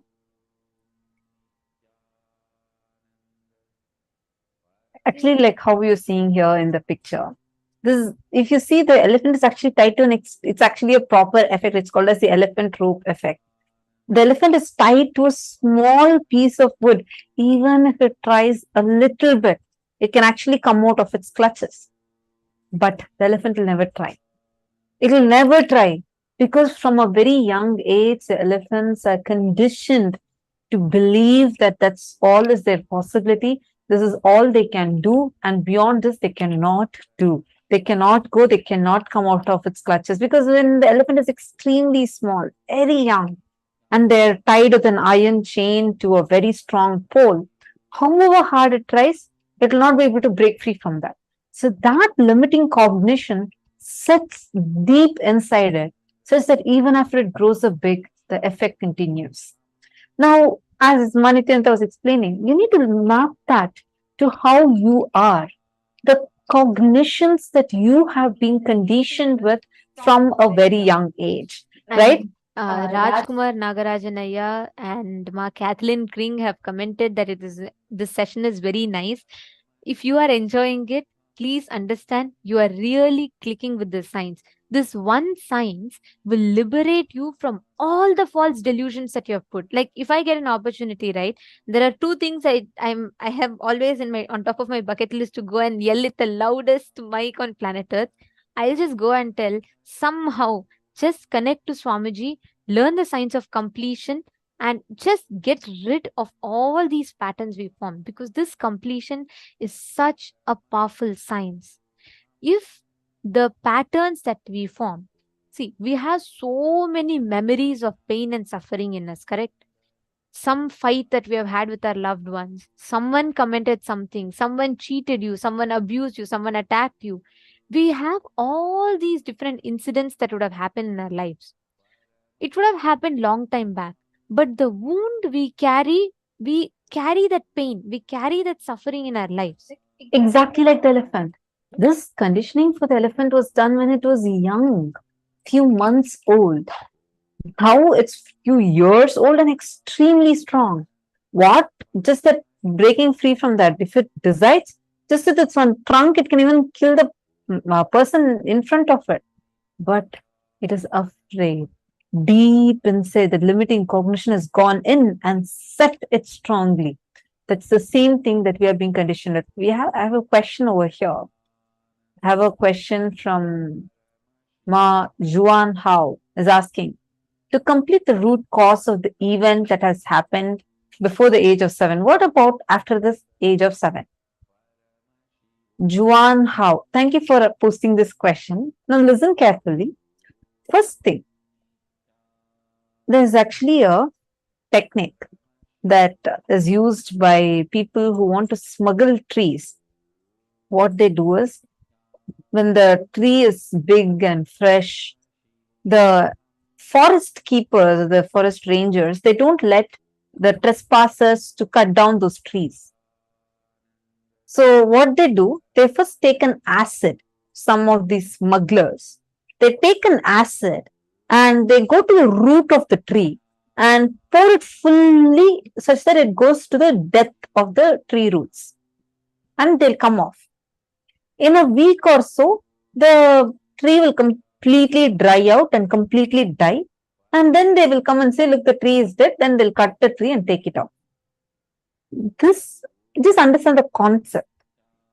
For such a huge tree, even for cutting, it will take a long time. But the moment you completely destroy its roots, no more the tree will have its power over you. The patterns work in the exact same way. Once you identify the root incident, complete with it, no more this pattern will have power over you. And after you identify the root incident, you have to still continue to complete with all the other branch patterns that we will be doing as samskara dahana kriya, which we will be learning in the further days. But for today, understand this one thing. Completion, complete with that root cognition, root pattern of yours. This is the same reason why even farmers, whenever the farmers harvest, especially crops like sugarcane, they completely burn down the entire farm once again. After they harvest, they burn it off, because otherwise, even if roots are remaining, the possibility for the plants to grow again exists. So even if you complete with the incidents and you have not yet completed with the root pattern, you may fall back into the same incompletion again, which is why completing with the root pattern is important. And also Nikhil Thakuraya and Asa Yohanov. Okay, Asa Yohanov, that's right. The experience that you're having when you complete, you will suddenly feel like a burst of energy. See, just understand this example, okay? Imagine, visualize like there's a long pipe, okay? I'll give you an example. So let's say I am going to, if I keep this water bottle like this, right? the water is going to fall out. But right now, the water inside this bottle is held back by the cap, right? Am I making sense? Now, the moment if I remove this cap, what is going to happen? All the water in this bottle will start coming out, correct? Now, imagine this to be you, and the water inside this bottle is the consciousness. That's like all the powers, all your capabilities, everything. Now, this cap is like a pattern. When you are 7, the first time the cap is put. So what happens? You are tightening it, tightening it, tightening it. Over the period of time, this cap just becomes tight like a part of you, and it does not let your water to flow. This water is like the powers, all the possibilities that you have. The moment you decide, completion is like you are just unscrewing the cap and the whole water in it will flow. That's why you suddenly feel like a gush of energy when you complete. Understanding? So the energy that you feel after you complete means you are really doing the right completion. So you're in the right track. Okay. And it's very nice. Nikhil Thakurji and Asa, it's very nice to see both of you participating. And Nikhil, yeah, which place are you from? Please, could you post it in the chat? Nice to see both of you enjoying. Go ahead. Actually, one important thing for all of us to understand here is every time you break a pattern, you will manifest the power. It can be in any level, small power or big power. You will manifest the power. It's exactly like, how in chemistry you learn saying that in any reaction, the energy is always conserved. So even if some chains break, that energy gets converted into something else. But the energy always is conserved. Right now, so much of your energy is just locked, kept inside the pattern. The moment you break it, you are going to experience tremendous energy and bliss oozing out. So, Asa, you are in the right track. And every one of you, whenever you do this completion process, you'll be flooded with energy. See, why you need to do this completion next? I'll give you all another example for this, okay? Now, whenever you, let's say there's one incident where someone tells you something, someone comes to you and they use a very derogatory word against you and which hurts you deeply, okay? At that moment, your whole body goes through a certain emotion. Have you all experienced this? Put yes in the chat if you have. I'm going to ask you the question now. Have any one of you experienced these incidents where you will feel like you really feel like you want to express your anger, your frustration, your pain, but you just decide to hold on, and you will actually experience physically whenever you're reacting, you will experience physically your body will go through a certain reaction. Yes, so many of you putting yes. Okay, listen very carefully. Every time that reaction happens in your body, like right now, if I just want to yell at someone, okay, I'm not going to react that completely. I may even get like over this thing and I may shout 1 or 2 words, but I'm not react fully. What happens is my muscles in my body will hold on to that stress. That is why doctors tell don't get stressed. Why? Because when you get stressed, not just a hormonal damage, physically your muscles become weak. People who get angry become weak. Why? Because their energy of the body, the moment you get angry, that frustration is an energy. Anger is an energy. So you keep releasing that energy, your body tries to hold on to it. So that stress builds up in your system, which makes you weak. That is why during the completion process, Swamiji has told this reliving to relieve. I never understood it from this perspective until just some time back I watched a satsang recently and I clicked with it in a much more deeper level. When you relive, it is not just that the emotions of that incident leaves you. Understand, Swamiji tells, when you relive by the 5th time, you will see your muscles will suddenly relax. When you relive completely, what happens is first, when you're not expressing the energy fully, your muscles are holding on to the tension. So it is like even let's say almost 10 years, or you're holding to your pattern very strongly. That anger builds up, builds up, builds up, and your muscles become very constricted. When you relive, your muscle starts relaxing, your muscle starts opening up, and you get completely free and relaxed. That moment, that completion happens in you. You will see physically your whole body will experience that change. Actually, I used to think that this impact of your anger, frustration, I know it like your BP increases. These are all the scientific studies.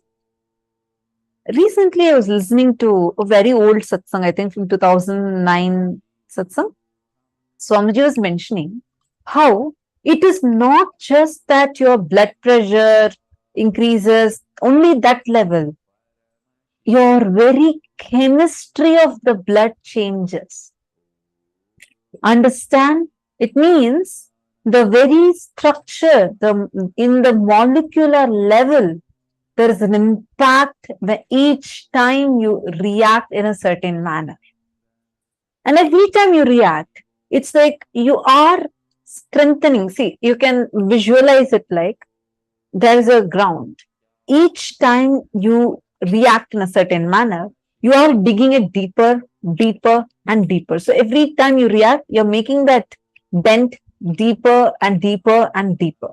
So automatically, it'll become as such a strong core part of you. Right now, we are in such a delusion. We even think and believe that this pattern is so much us and not something other than something apart from us.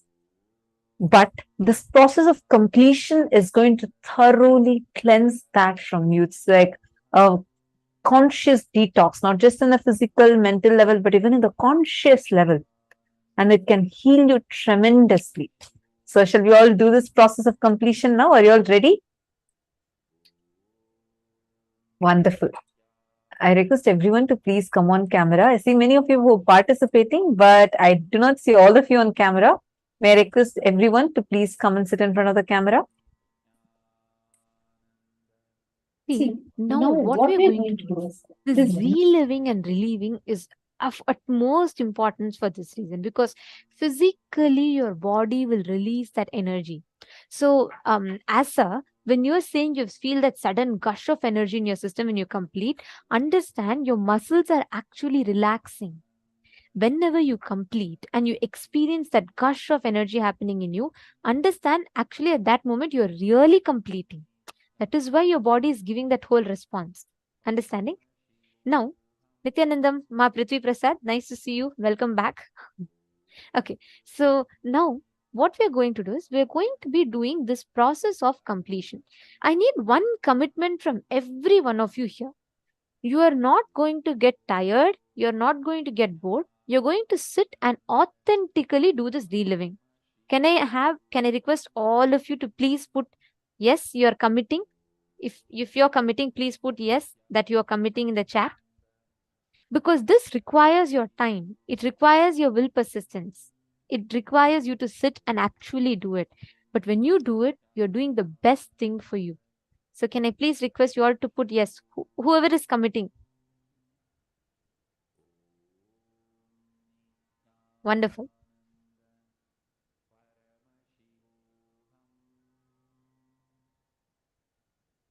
Okay. Thank you. Thank you all. Okay. See in the male side also. Brazil. Okay. Welcome, Luan and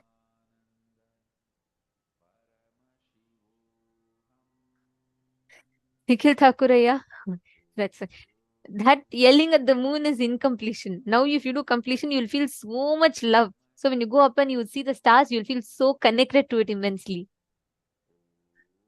See, unfortunately, the movies, right? They teach us concepts about brooding over the incompletion. Today, world respects struggle. World respects suffering. Imagine if you go and tell, you don't know how much I've struggled in my life. All my life, people have only been abusing me. People have only been, I've been going through so much of trauma. Nobody likes me. Everyone hates me. If you go and tell this, they will They'll put you just as a make a motivational documentary speaker and make a and documentary. they'll invite you on a podcast to go and speak this. It is understand Your incompletions should not be given legitimacy too.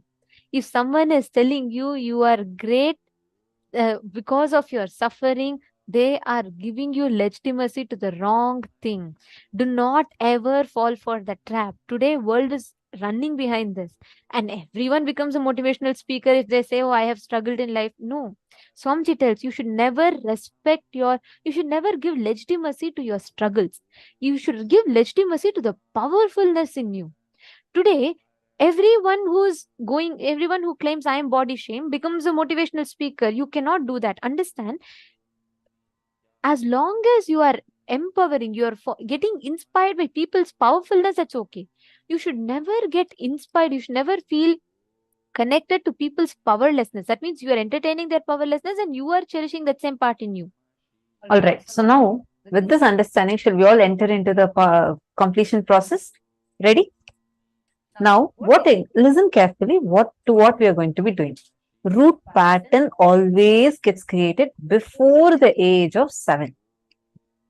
After the age of 7, root pattern cannot be developed. So, all the patterns that you have, the root pattern, the root incidents always definitely started from the age of 7. Only from root pattern, all incompletions start happening. Now, what is an incompletion? Listen. Past thoughts, emotional patterns, hangovers, residues, sitting in the present, suffocating you, not letting you live the future is incompletion. All the patterns boil down to one root pattern. How are we going to now identify this root pattern? Take any pattern and any incompletion that you have. Go to the core of it. What is the thought current that you are feeling? And identify the earliest incident which made you powerless. Go back, trace back in your memory lane. There will be some incident, the earliest one that made you feel extremely powerless. It could even be like your brother grabbed away a chocolate from you, or you were playing out in the rain, and suddenly your mom comes and she just slaps you and brings you in. Something like that. See, sometimes you may not remember. Then what you should do is go back to the one of the most painful incident of your life and write that down. See, because many times we may not remember. We tend to forget the incidents that happened earlier, before the age of 7.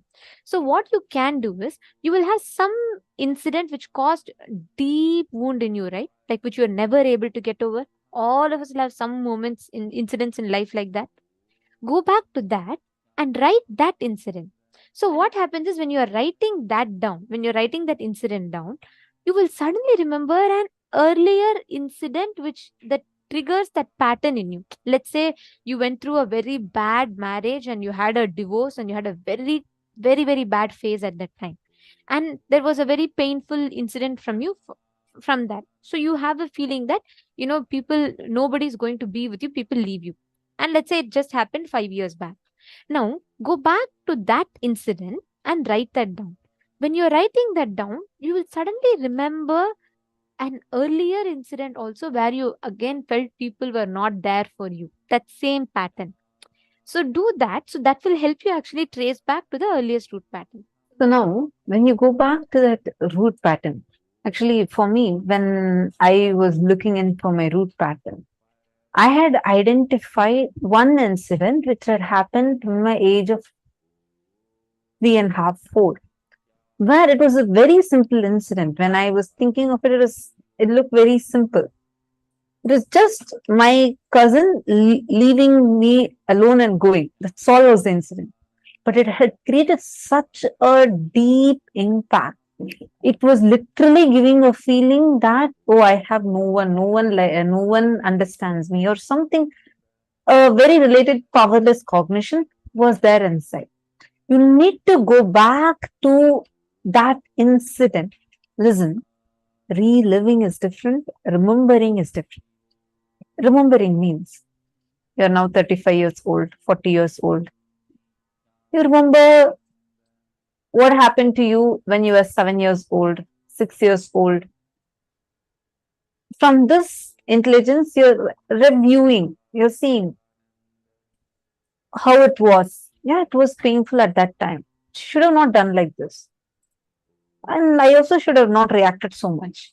That is called as remembering, where this upgraded intelligence that you have, you are going back to, from this, you're reviewing the past incident. You're understanding? That is called as remembering. You're remembering it, like you're again making it as a part of you. Reliving is you go back to that 7-year-old kid, you become that 7-year-old kid inside you. You get back to the exact same cognition, same intelligence, and going through the exact same incident, suffocation, crying, or whatnot. You're going through the same emotions. That is reliving. When you relive at least 5 times, when you relive, you'll be relieved from that. It suddenly feels that it just does not have that impact power over you anymore. So first, you're going to identify the earliest incident which made you powerless. What was your inner image? How you felt about you inside? And what was the outer image? How did you show yourself to others in that incident? What was the life image, the beliefs and that you carried about world, life? You're going to identify these 3 images and write down exactly what happened at that age. When you start writing, let's say you're identifying and writing for the age of 6, suddenly in between you'll get another incident that happened to you much earlier, probably at the age of 3. Then sit and write that down. You understanding? Anyone has any questions? Let's start with this. And we are going to now be showing you all the steps. Please start writing down.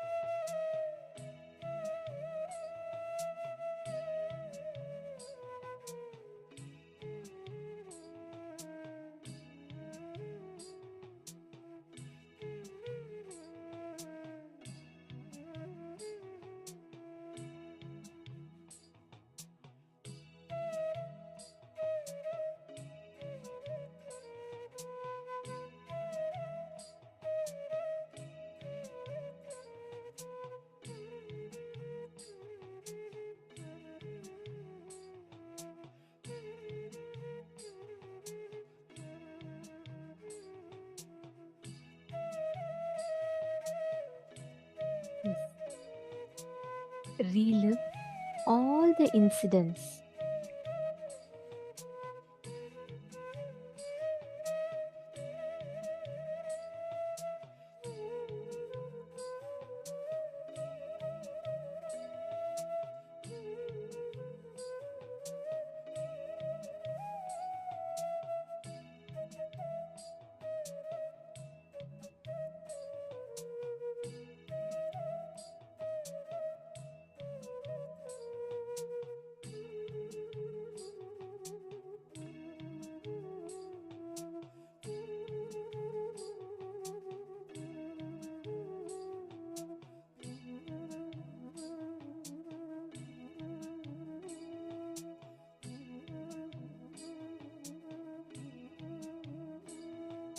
Relive and relive all the incidents and see the impact of that pain completely leaving your system.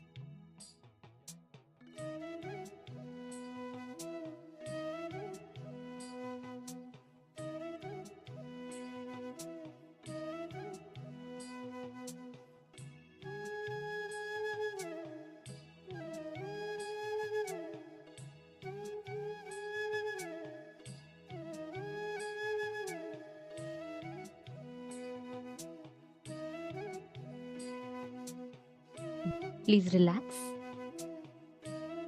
Hope all of you have finished. Have you all relived at least one incident once? See, understand, even it may take little time, but make this a point to do completion every single day, because that will give you amazing healing in your inner space. How many of you at least did completion to one level?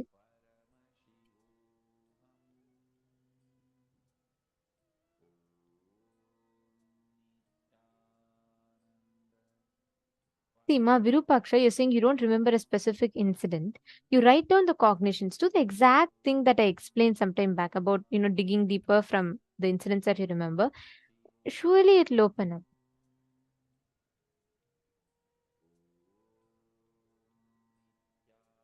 Ma Vinuta, you're asking if it can be more than one incident.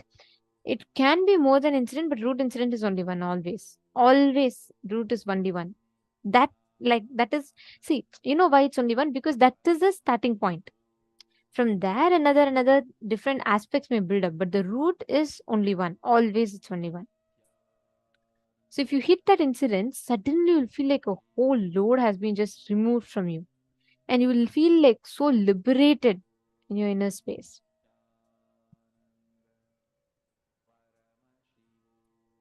Okay, great. Now, we're all going to be entering into the power manifestation. Everardo is saying, feel more aligned, spine felt warm. Very beautiful. Luan Pacheco. We will arrange. I've read your request. We will ensure that it is arranged. I request 48 hours time, and we will arrange it for you.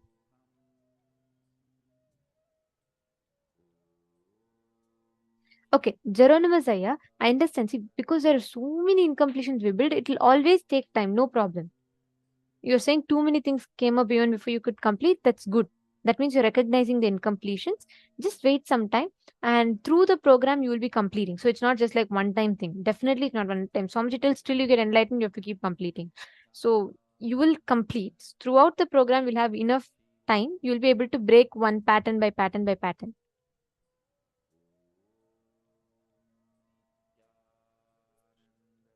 See, Nikhilaya, you have identified one layer of the pattern. But when you are 7 years old, you'll definitely not know what it means to have what it means to be aggressive towards people. You'll not really know. So there'll be some much more deeper one, but you will have to take some time to identify that. It'll take time. Akash Rabe, you don't need to search. See, what you're all now trying to do is you're all trying to go back to an incident, trying to identify. It doesn't work that way. We all carry a certain incident which has had a deep, significant impact in our life. So once you start completing with that, what I would say is complete with the earliest incident. Okay. Like just happened 5 years ago or 3 years ago, something that impacted you a lot. Automatically that will lead you to older incident. From there, another to older incident. So there'll be different incidents like that. Understanding? Okay, perfect. Now, we're all going to be entering into the power manifestation session. Like I explained, remember the water bottle example? Every time you break a pattern, it's like opening the cap. You're going to be continuously letting that water flow, which means the consciousness will start flowing through you. So, shall we all start manifesting powers now that all of you have completed? This is going to be a very fun round to manifest. So, basically, what all of you are going to be manifesting is the power of remote vision, which means you're going to be scanning and identifying what exactly is the object that I am having. Remote vision means, listen very carefully. Your third eye, like how you can see with your eyes open, you're able to see the place around you, is it not?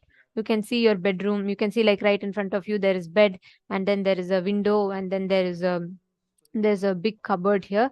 Like that you'll be able to see when you scan, correct? Sorry, when you see with your eyes open, normally you can see the things around you. The same thing with your eyes closed, any place that you want, you will be able to see. Listen very carefully.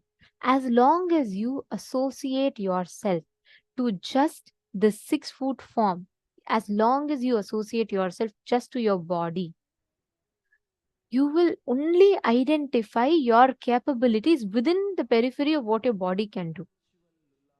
The moment you start identifying, you are the consciousness. Consciousness is what? It is formless, it is all pervasive. It is everywhere, it exists everywhere. So you will be able to know everything happening all over the planet Earth, everywhere. You will be able to identify it. Listen carefully. If an ant climbs on your leg, will you all realize it? Yes? Can you all put yes? If an ant climbs on your leg, do you need to do some meditation to find out if something is on your leg? You'll automatically sense it, correct? Yes. Why? It is not that, why are you able to identify when an ant climbs on your leg? Even if you're busy with something, you'll still feel like something is happening in my leg. Why? Because you feel you exist in the whole body, correct? You don't need to meditate for you to feel what is happening on your leg. You don't need to meditate on something. You just know something is happening on your leg. Because from your head to toe, you feel is yours. You feel you exist. In every pore of your body, you exist, correct? It is not like when you're using your hands, you forget your legs. No, it is not like that. You know something is happening in your leg, your awareness is there also. Why? Because you cognize you are the whole body. You experience yourself as the whole body. Now, instead of just limiting yourself to the body, if you cognize you're the whole universe, some storm happening in Philippines right now, you will be able to know. You will be able to experience it. Earthquake hitting Japan, you will be able to experience it. You will be able to feel it. Are you all catching it? There's a very beautiful incident from Swami Vivekananda's life. Once morning he gets up and he starts complaining he has very, very severe pain in his right shoulder. And then all disciples try to get some medicine to put. He says, no, nothing will help. There is something happening to, there's some calamities happening to the right side of a country that's towards the right side, in this side. So please send our sannyasis immediately to attend to that. Just a few hours later, they got a news that in Cuba an earthquake had hit and there's a severe this thing with that. And the Ramakrishna disciples went there to help.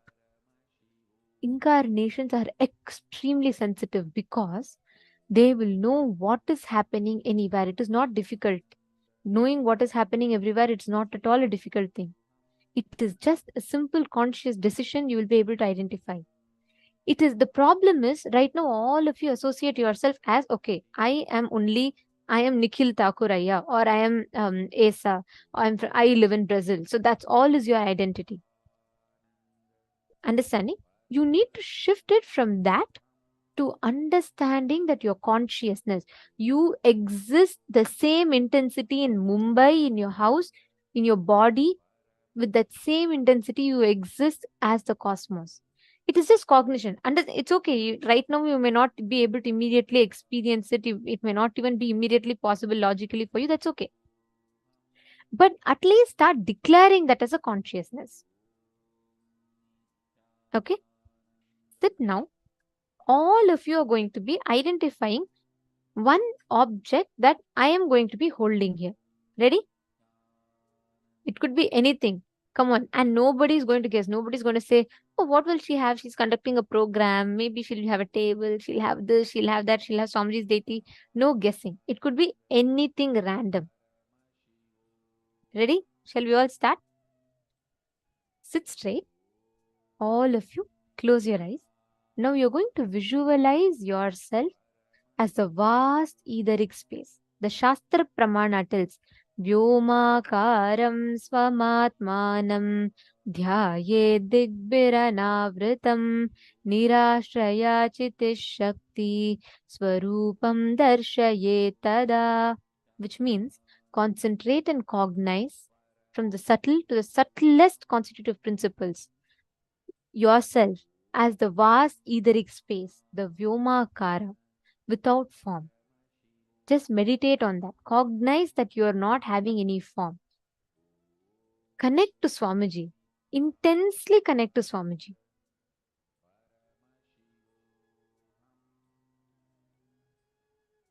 And you're going to be asking Swamiji to reveal to you what exactly you see that I am holding in my hand. I have an object in my hand and you're going to scan what exactly it is.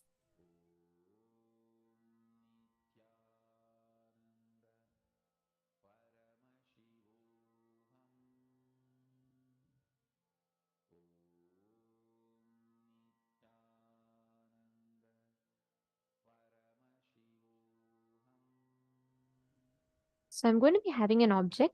I'm actually having an object in my hand. You're going to chant the Mahavakya. Visualize you're pervading everywhere. Like literally visualize that you are everywhere. Just ask Swamiji to show you, Swamiji, exactly what is Ma Nithyananda holding in her hand. See, sometimes you may hear it as words, or sometimes it'll just pop up as pictures to you. That's okay. But start with describing whatever comes. Come on, Ma Sanghavasini. See, Ma Sanghavasini, you're asking how will you know if an incident is a root incident? The moment you complete it, Ma, see, you will really feel like you've hit the bottom. It will be an experience. You'll feel like, oh my God, this is what it is. The strong impact of it, you will realize.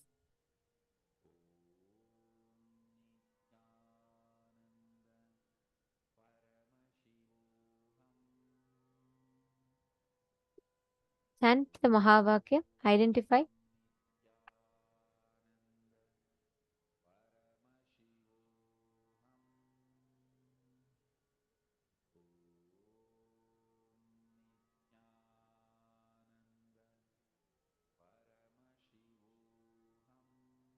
What exactly is object? Just connect to Swamiji.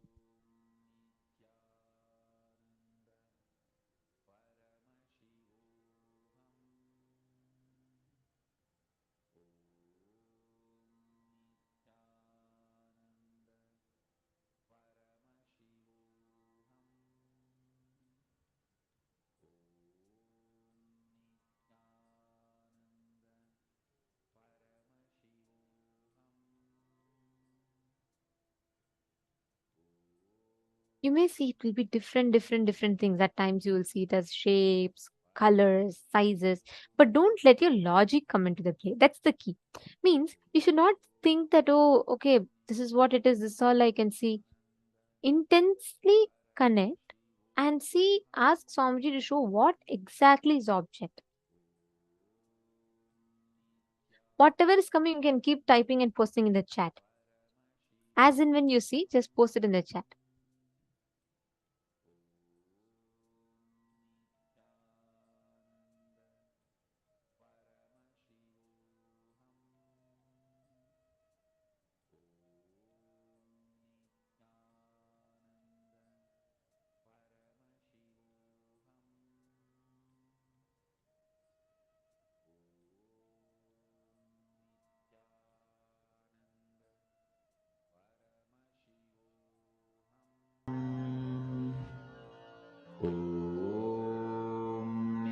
Okay, no guessing.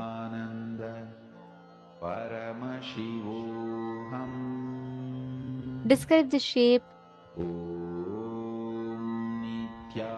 No problem. See, it's not about right for now. First start seeing. First start cognizing as yourself as that vast etheric space and start seeing.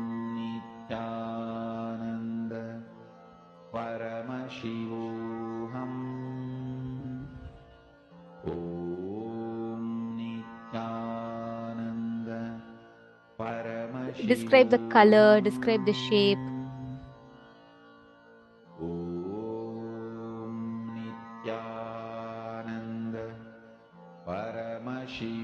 Akash Ravi, you should not ask me. You should scan and tell. You're asking if it's a Trishul. You should scan and tell.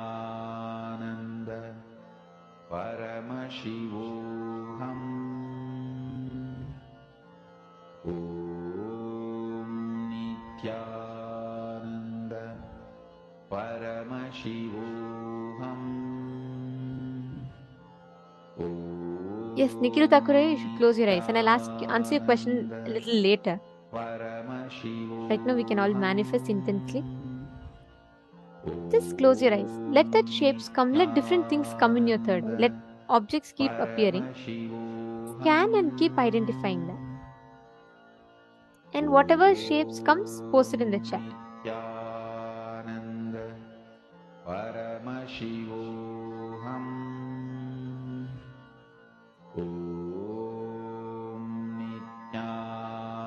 Vivek Raghunataya, I'm noticing that you are sincerely listening to the session from very long time. You can also post your clicks, whatever you're understanding. You can post your questions if you have any. I'm seeing you're sincerely participating. You're sitting. You can also participate. Means you can also post questions, your understandings, etc. Good. Joseph Rondi, that's wonderful. Okay, go ahead. Describe more. What color do you see the triangle, or what what more details do you see? The material.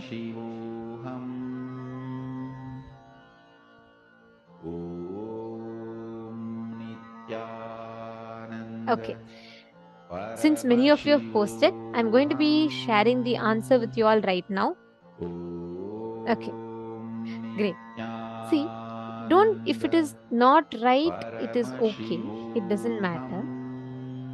First thing, go on again and again, continuously chanting Mahavakya and do the technique, the process. Okay.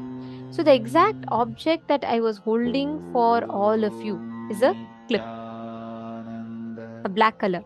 And Ma Vinuta, you were spot on. Vinuta Nagaraj. The first color you said was black.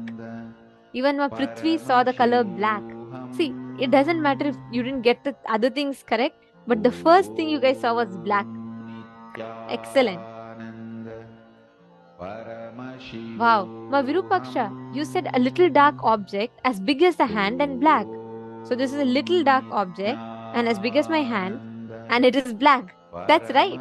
Wow. Excellent.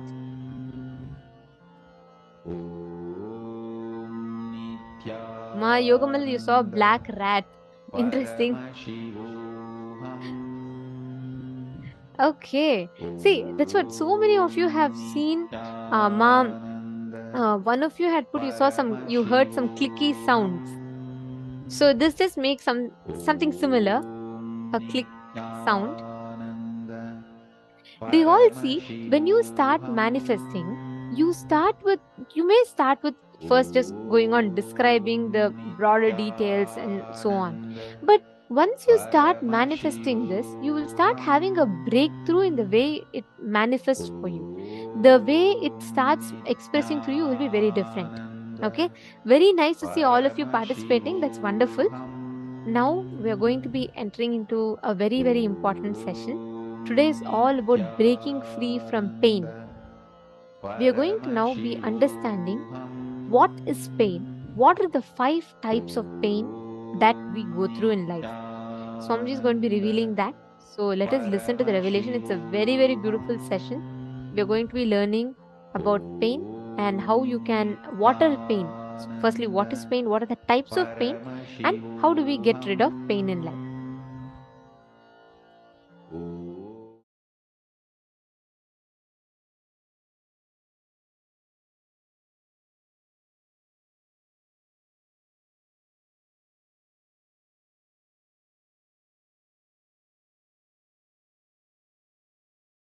Reason for patterns that are passed through generations. What is the best way to get out of this? First thing. The fundamentally human being learns the basis of their identity. What is right, what is wrong, what is good, what is bad, what is pleasure, what is pain. From your past generations, from your parents, family, people around you who taught you. I still remember very clearly one incident. Let me tell you. It really happened. I was helping the Shivacharyas in the temple, in Arunachaleshwara temple, to light the lamp for the arti. So once the Shivacharyas, they do 2 puja, means the puja is done inside Garbha Mandir and then in Ardha Mandapa. Till the level of Ardha Mandapa, anybody can go and help them and light diyas and give them during the puja, arti. In those days, temple did not have so many staff. And even the staff were there, not only understaffed, they were to run around to all the different sannidhis, shrines. So we are small kids who volunteer. We also go and help here and there, and it's a big blessing and it's such a joy to volunteer and do puja to Arunachaleshwara. After the puja, they will give the vibhuti first to us, so that's a big pride. Of course, never to forget a very good share of Nivedyam, Prasadam, food, graced by Paramashivam himself. So, we always run and do volunteering. And once when I was volunteering, the camphor fell on my finger mixed with oil, burning, fell on my finger and got burnt. And anyhow, immediately the other people who were there, they helped me and they put my hand in the water and the burning sensation started settling. Then I ran to Arunagiri Yogeshwara. Those days I used to be having darshan of Arunagiri Yogeshwara regularly, physically. I ran to him and said, like this, it happened. And he just held that finger and said, Kana, நெருப்பு சுடுங்கிறது தப்பு பாடமப்பா, பாடத்தால் தான் சுடுதே தவிர இருப்பினால் சுடலப்பா. He was telling me, the fire burns, fire hurts, is because the lesson we learned that fire will burn, not by the existence fire will burn. Of course, don't try in your home. Just listen to the whole story. Then he got little camphor And he held that finger which got burnt with his hand and asked me to touch the camphor with other hand. And he held my hand continuously. Slowly I could see from my stomach the fire spreading all over my body. The heat was increasing. But it was such pleasure, intense, pleasant experience and pleasure from inside. And it went, the temperature went to the extreme. The camphor which was touched by my other hand just lit up. To that level, my body temperature has gone up, but no pain, no suffering. It was pure pleasure.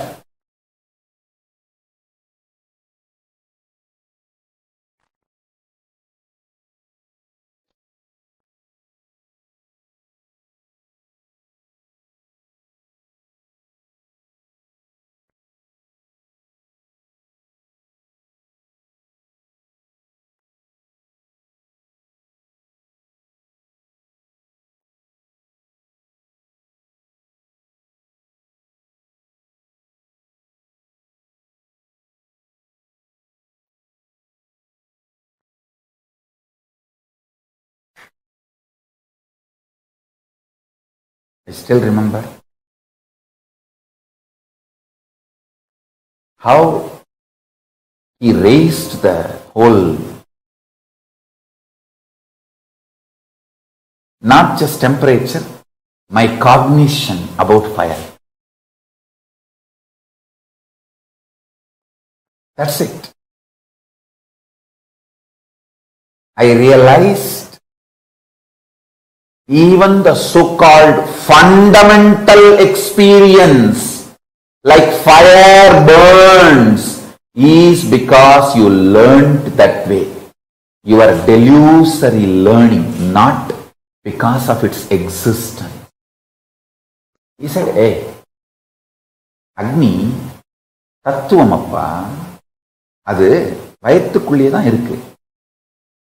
நம்ம வயத்துக்குள்ளே இருக்கிறது எப்படி துக்கம் கொடுக்கும்? He was trying to teach me in Tamil. I am trying to repeat the words as it is. Fire is a principle, fundamental principle of existence, and it is there inside our stomach. Anything which is inside our stomach, how can that destroy us or burn us or disturb us? Skin is the Prithvi, the earth component of you. Fire is one more component of you. How can one component of you destroy another component of you when you are still alive as the master of you? He said, நீ உடம்புல இல்லாம போயிட்டா அப்போ ஒன்னோட ஒன்னு அடிச்சுட்டு ஒன்னு கொளுத்திருச்சுன்னு சொன்னா சரி புரிஞ்சுக்கலாம். ஆனா நீ உடம்புல இருக்கும்போது உன்னுடைய பாகங்கள் எப்படி ஒன்னு அழிக்க முடியும்? He was giving me the multi-dimensional logic, not binary logic.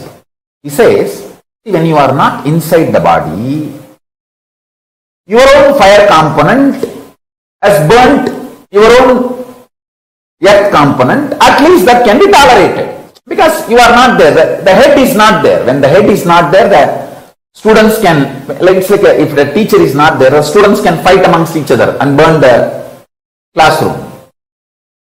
But when the teacher is there, head is there, how can they fight with each other? He said, you are the head. When you are in the body, how can your fire element burn your earth element? I said, right.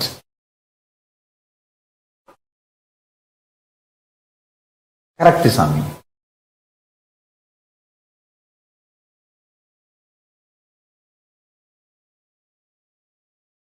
That one lesson he taught me, I realized multiple things. First thing, Even the so-called worst sufferings are because you are taught it is a suffering, not because it is a reality.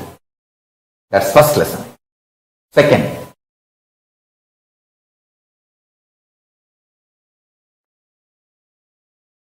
the hydrophobic material which keeps your DNA together. That hydrophobic material is filled with sound. See, being becomes identity through sound. Identity becomes physical expression of a person through fire. The person manifests is good, bad, right, wrong, everything through earth, the Prithvi element. See this satsang again to understand what I am saying. The sound component, Nada Tattva, sound principle, keeps consciousness and matter together, means that is the first intervention into the hydrophobic component which keeps DNAs together, DNA's spare parts together.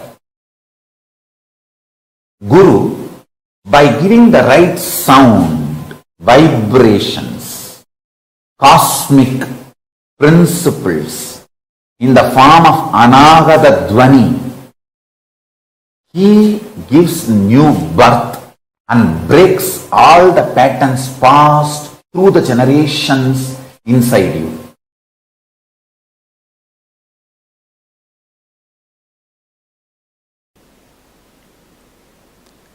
If you think your lifespan, your existence is much more, then the idea of your pleasures will become different.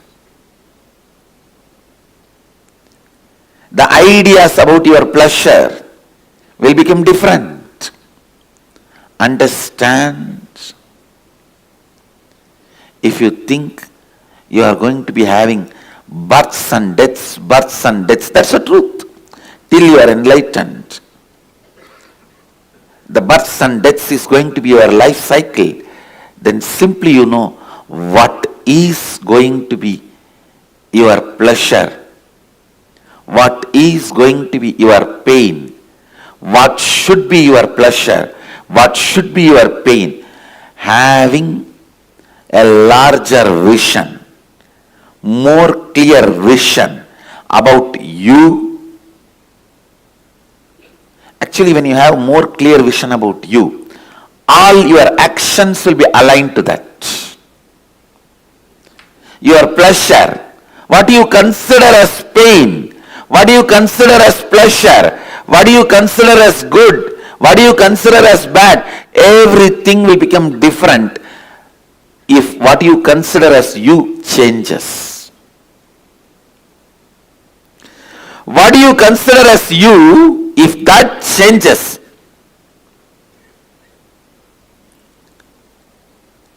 if you start understanding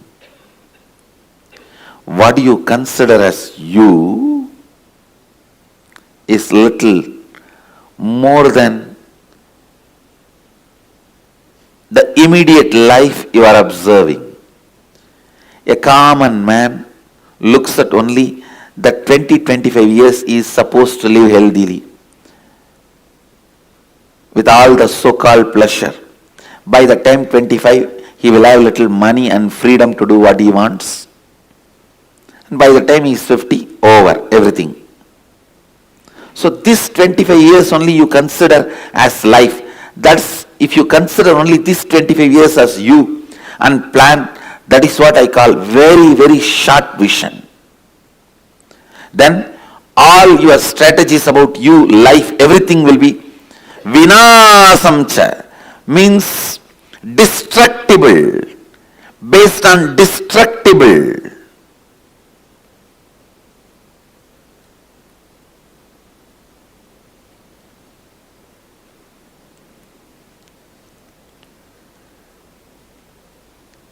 if your strategies are based on something destructible, do not enjoy, do not expect long-term peace or bliss, because your strategy itself is not for that. When you are building your house itself, you are building with bamboo concrete, which lifespan is only 20 years. And then you expect your fourth generation to live in that house. You make a wall. This is for the photograph of all my first generation. Then this is my sons and daughters. That is for my grandsons and granddaughters. That is for my great-grandsons and great-granddaughters. The house itself is going to live only 20 years.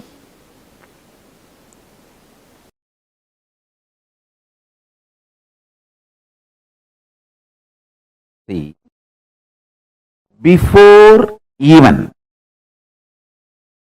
the individual delusion, Maya, manifesting in me and going after my personal ideas about good, bad, what society teaches us as pleasure, pain, greed, lust, sex, pleasure or comfort, luxury, whatever an individual goes through, before any of those patterns and artists developing in my system, my gurus made me realize I am expression of Paramashiva. I am manifestation of the principle, not individual. Understand? I am not individual. I am manifestation of principle.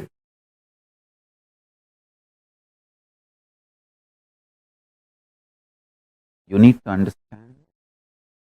I am a manifestation of principle. Tattva, not an individual. Before even any identity or desires, fears of individual developing in my system, my gurus made me realize I am a principle, tattva.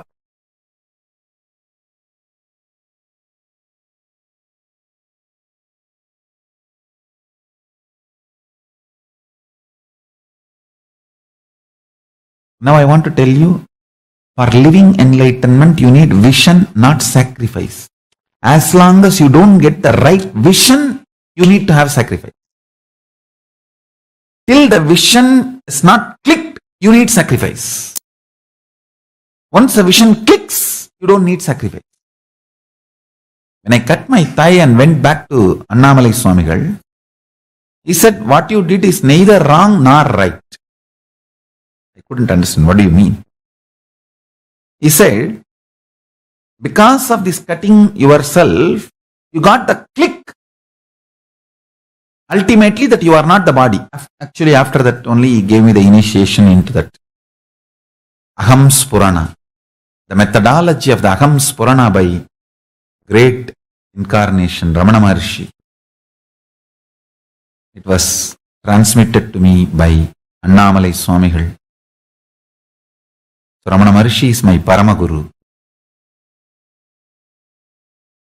And Annamalai Swamigal transmitted that Aham Spurana Anubhava into me, and which became reality when I was 12 in the Pavalakkundru.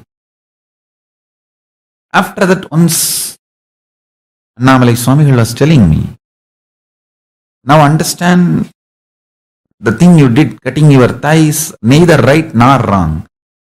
Because you got the vision, you don't need sacrifice. You don't need to cut yourself again. If Annamalai Swamigal said cutting yourself is right, I would have been continuously doing that everywhere. and all of you will be sitting and cutting yourself. It is not right. Same way, it is not wrong. You need certain kind of a ferociousness to do sacrifice till the vision clicks. That kind of a ferociousness is required for the vision to click. So because the ferociousness is required for the vision to click, the experimenting on yourself, cutting yourself, your thigh was not wrong. Because it is not required regularly, once the vision clicks, it is not right.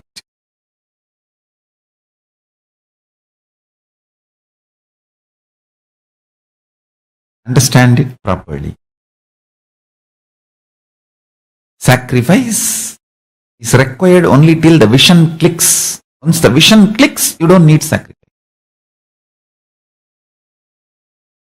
Because living enlightenment does not need sacrifice. It only needs the vision clicking in you.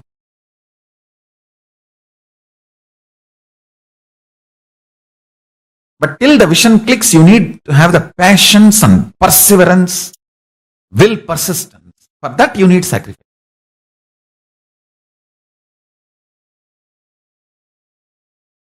Shivanyana anubhuti, Shivanyana anubhava, Paramashivanyana anubhuti is a vision manifest, not torture or suffering.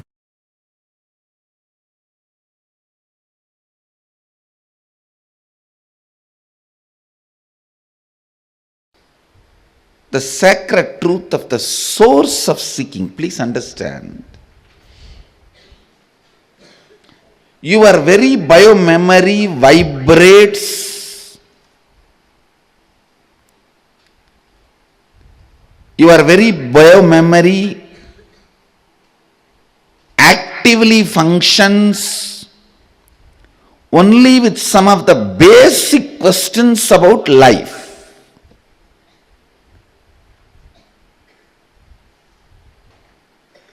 What is pleasure? How can I have more?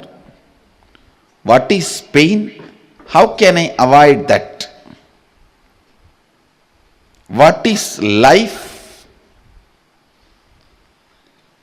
Is this understandings help me? Is this understandings going to help me? What is joy?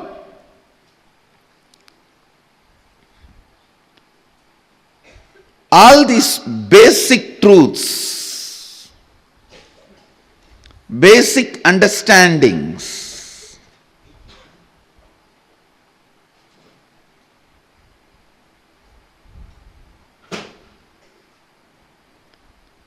how can I experience them? These basic questions about life only continues to make you function, act. Entertaining these basic questions. What is pain? How can I avoid it? What is joy? How can I have more? What is life? Please understand, how many times you may hear answer for these questions from your father, mother, uncle, society, teacher, finally from Guru. How many ever times you may listen answer for these questions?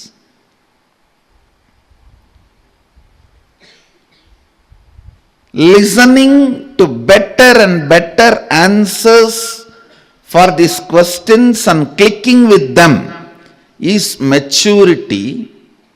Listening your own answer and experiencing once for all is enlightenment. Understand? It's nothing but basic questions. What is life? What is death? Why suffering? Why pain? What is bliss? What is joy? How can I have more joy? How can I have less pain? What is it that is living inside me? What is it that changes inside me? What is it that does not change inside me? What is it that is making me move? What is it that is making me tired? What makes me exciting? What makes me feel bored? For these basic questions, if you have better and better answer and click with the better answers, that is called maturity. Naturally, the answer your friend gives when you are 5-year-old will be different. Your mother gives when you are 6-year-old will be different. When your father gives when you are 14 will be different. Finally, when you reach your guru, the answer he gives will be different. So clicking with better and better answers is maturity. Ultimately, clicking with your own answer, experience, and the question disappearing once for all is enlightenment. That is enlightenment.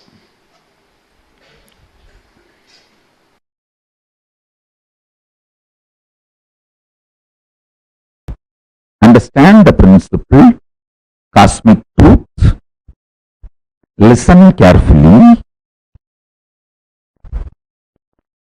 Swadhisthana, fear-centric chakra. If you decide to get involved consciously in your fears, there will be one point you will reach God. Nothing more worst can happen to my existence externally or internally. There can't be any more pain. Possible collapse for my external existence or internal existence, you will reach that and drop. That is the moment the beautiful, powerful cognition will rise in you. From now, every second I am alive internally and I feel I am alive externally. Itself is a blessing. Nothing more is needed. I neither need bliss, joy inside me to be blissful, to feel fulfilled, nor I need something externally to feel fulfilled and complete. That experience will happen in you if you consciously involve with all your fears, fear fantasies, the patterns, the way the fear manifests in you.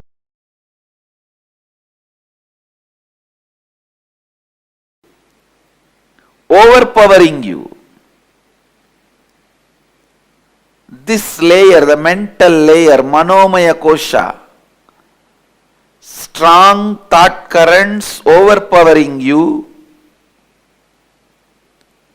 is the biggest incompletion stored in Manomaya Kosha, the mental layer. Please listen. In the mental layer, the powerful, strongest incompletion recorded, strongest incompletion stored is thought currents overpowering you, making you powerless.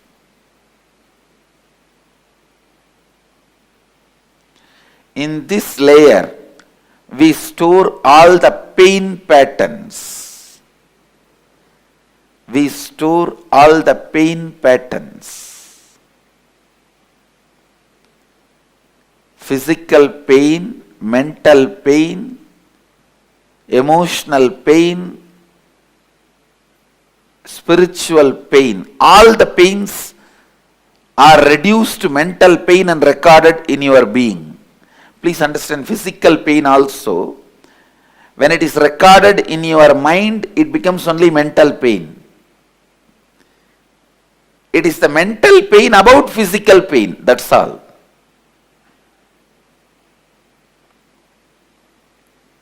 Physical pain, all of you know. If somebody hits you, what happens? It's the physical pain. Mental pain is, if you are not respected somewhere the way you expect to be respected.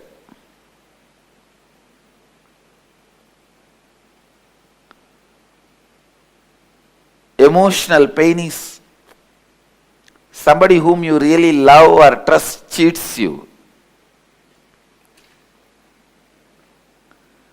And spiritual pain, conscious pain is pain of not achieving what you want to achieve in your life.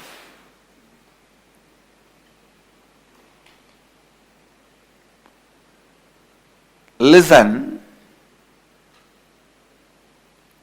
these four major pains get stored in your pain body, in your mental layer. Mental layer is pain body. That is where all the pains are stored.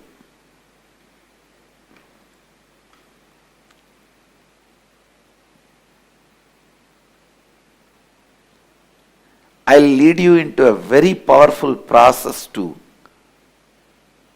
get you out of this mess you created for yourself. Each thought current overpowering you and torturing you, even though you don't want them. Now I tell you, sit, recall each and every incident, relive them in your inner space. Write them down. I commit with you, today with this Samskara Dahana Kriya, I will complete all your pain patterns because they are not worthy of carrying. You have a stupid U-Haul service. Constantly your pain being transferred wherever you go. This U-Haul service does its job even if you don't call them. That's the problem.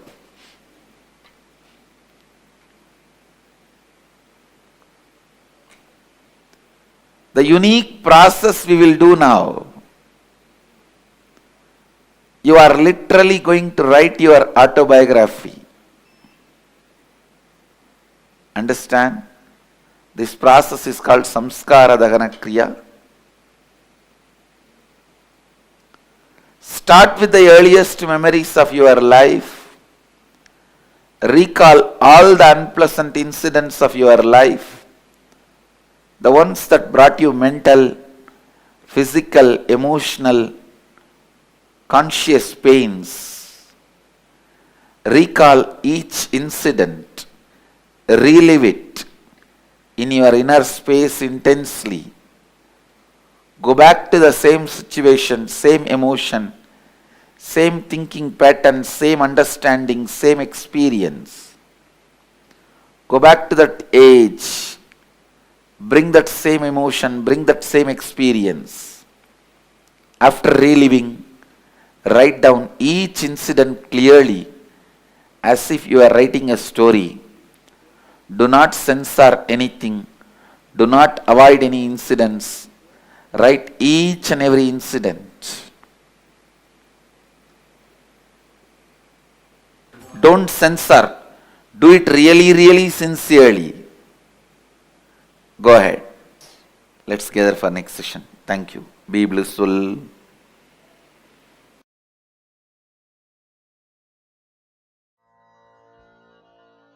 With this one spiritual powerful cognition, chant this Mahavagya. Om Nithyananda Paramashivoham.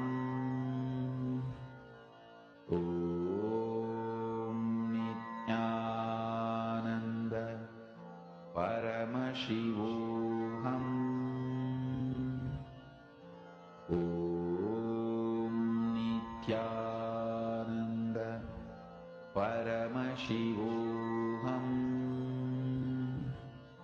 Om Nithyananda Paramashivoham.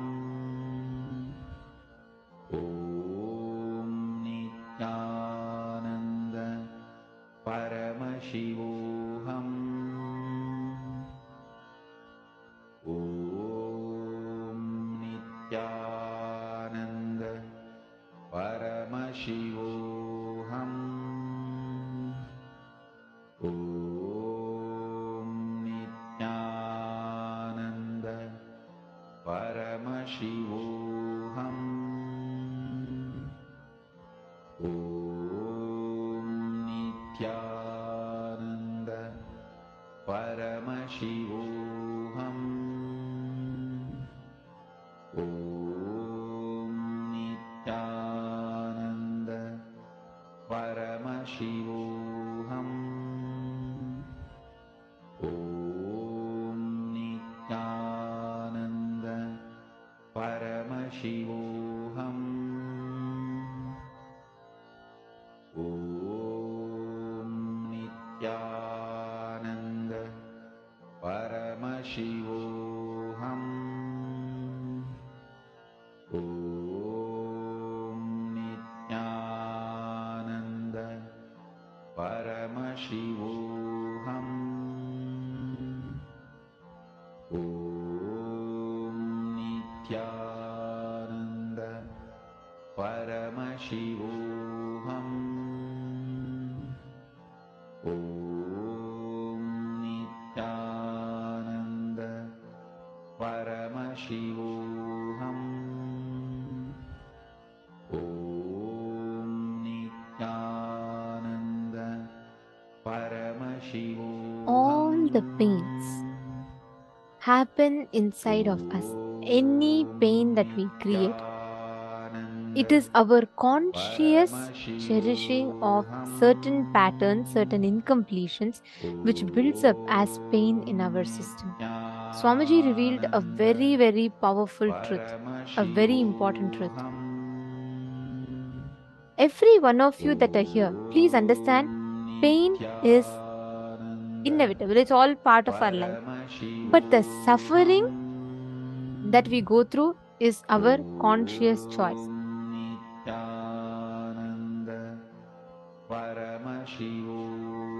Now, please understand, listen very carefully.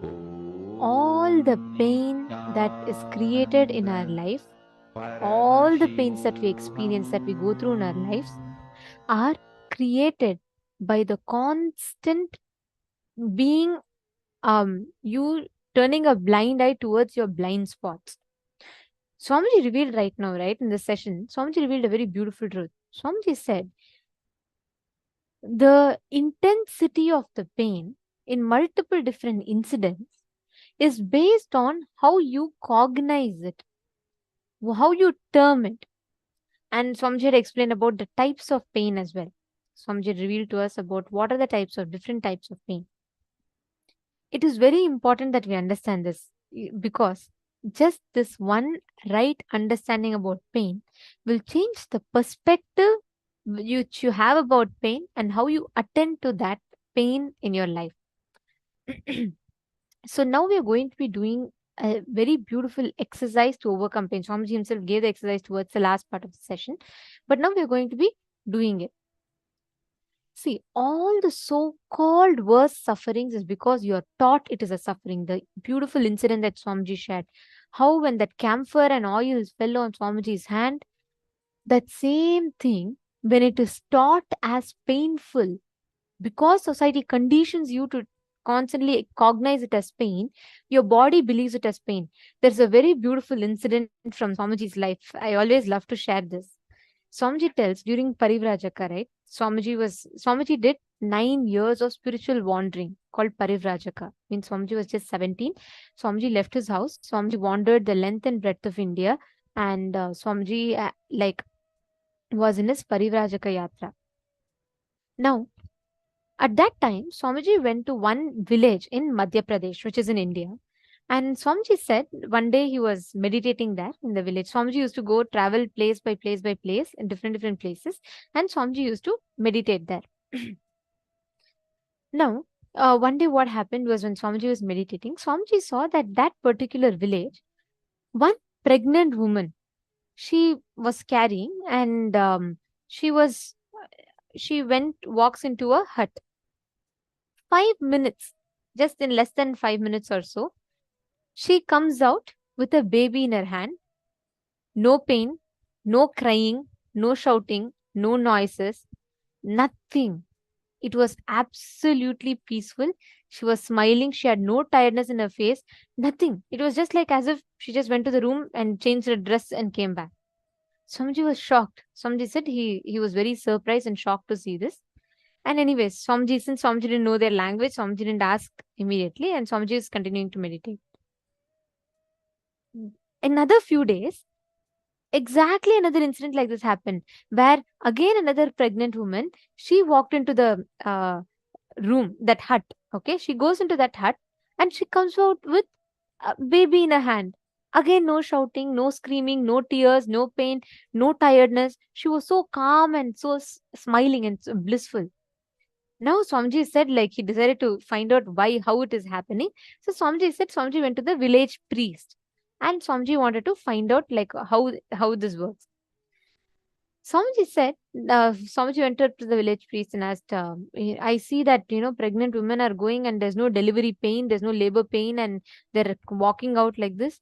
Then the priest was shocked, even more shocked than Swamiji. He said, pain? What pain?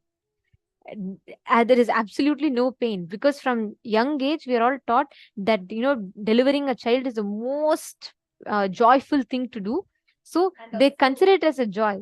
And also to add to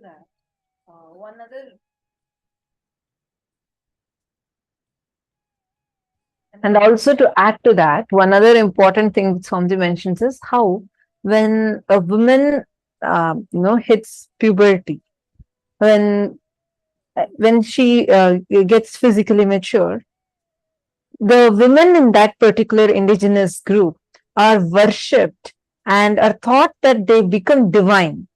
So when the fundamental cognition itself is thought like that, the way they cognize about themselves, and there was no concept of pain. Exactly. There was no concept of whether it is something impure happening to them, some kind of a suffering happening to them. Instead, it was blossoming of the divine, which is what made them even relate to their own self in that manner. Actually, this is so in tune with what Swamiji was just sharing, right? I love listening to this experience, as Swamiji says, about how Swamiji lit that camphor in that Arunagiri Yogeshwara experience. This is so beautiful. The conditionings that we carry are that powerful. Actually, these conditionings you carry, when it goes a little deeper into your biomemory, it even gets transferred from one birth to another. And these conditionings is what is actually dictating the way we respond, react to things, experiencing otherwise. The same cold that we experience, even let's say it just goes up to 18 degrees Celsius, you start feeling if it's 18 degrees, you start freezing. You're like, oh my God, it's so cold. But there are people that live in Himalayas in freezing temperatures. Sometimes it's -3, -4 degrees Celsius, wearing just a loincloth on their hips. There are rishis, yogis, who just wear a loincloth and nothing to cover their body, sit on the ice and meditate. There are Tibetan monks that are walking there barefoot on the ice. How come? How is it their body is different? Understand, it is because the cognitions, the conditionings are deconditioned, and the very way they cognize about themselves completely change, which is why even the way the body interacts with nature changes, which is the same reason why we experience pain. It's actually a brainwashing that is done to us, a conditioning that is done to us. You do have the power to overcome it just by using. This is what my guru has declared. Pain and suffering is a lie. Just using that one cognition, you do have the power to walk out of any pain, any suffering. You have that power. Because this is the power that Swamiji has bestowed you with. This is the power that Swamiji has blessed you with. See, understand, all the pain and suffering, we are cognizing something is a suffering because we are taught that way. You believe it is a suffering. When someone calls you, okay, if I call you a dolphin, will you feel offended? No, you will not feel offended. If I call you a buffalo, will you feel offended? Yes, you will feel offended. Why? Why does certain word cause a pain in you while some does not? If I call you intelligent, you will feel proud. If I call you not interesting, you will feel offended. Why? We are trained that way. We are taught that way. Society conditions us from your young age because you are taught that this is pain, this is suffering. All the worst suffering, it is all a lie because you are taught it is a suffering. That is why you cognize it as a suffering. What you consider as your pain, what you consider as your pleasure, what you consider as good, what you consider as bad, everything is your conditioning. You trained your brain to believe that it is pleasure or it is pain, therefore, it is pain or pleasure. You trained your brain to believe that something is good, it is good. Based on what you have conditioned yourself to be, that's what you cognize, that's what it becomes like. Getting it? Understanding? Now, what you all can do is start with the earliest memories of your life. Recall unpleasant incident of your life where you had mental, physical, emotional, conscious pain. Now, Swamiji himself gave the process, right? Some incidents you'll feel like the worst injustice has been done to you. Listen very carefully. Sometimes you will feel the worst injustice has been done to you. That suffering you are carrying, you may not be responsible for the incident that happened to you, but the suffering that you are carrying inside, you are responsible for that. This is the universal law. This is the truth. Please listen carefully. You may think, no, how can pain and suffering be a lie? Then all the suffering I've had in my life, is it a lie? Listen very carefully. Incidents might have happened that would have caused you, that would have been very wrong. Someone would have cheated you. We're not going to analyze whether it is right or wrong. But the suffering that you are carrying, yes, you are responsible for it. You are responsible for the suffering that you create inside of you. Now, please sit, identify, analyze, understand what are these sufferings that you've created inside yourself. Pen down. Pen down all the most painful incidents that you have had. Please pen them down.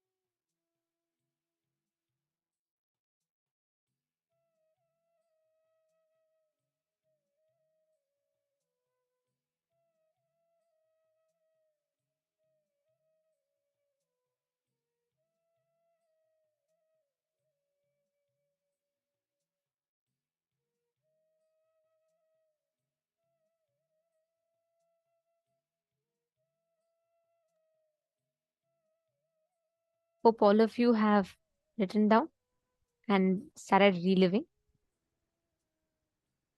As you identify, as you keep completing, what starts happening is the cognition that you carry starts maturing.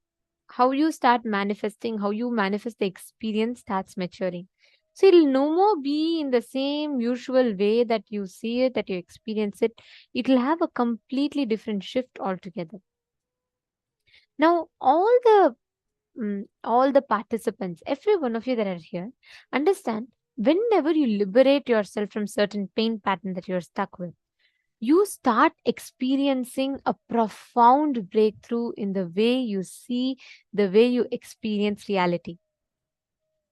Now, with that being said, we're going to be entering into the power manifestation where you all can actually scan, you all can actually see through the third eye and identify how a particular place is just through your conscious will. In the last round, you all scanned an object that I was having. Now, you're going to be going to the next level. And Nikhil Thakuraya, don't worry. As you start manifesting powers, your wife will start having that breakthrough.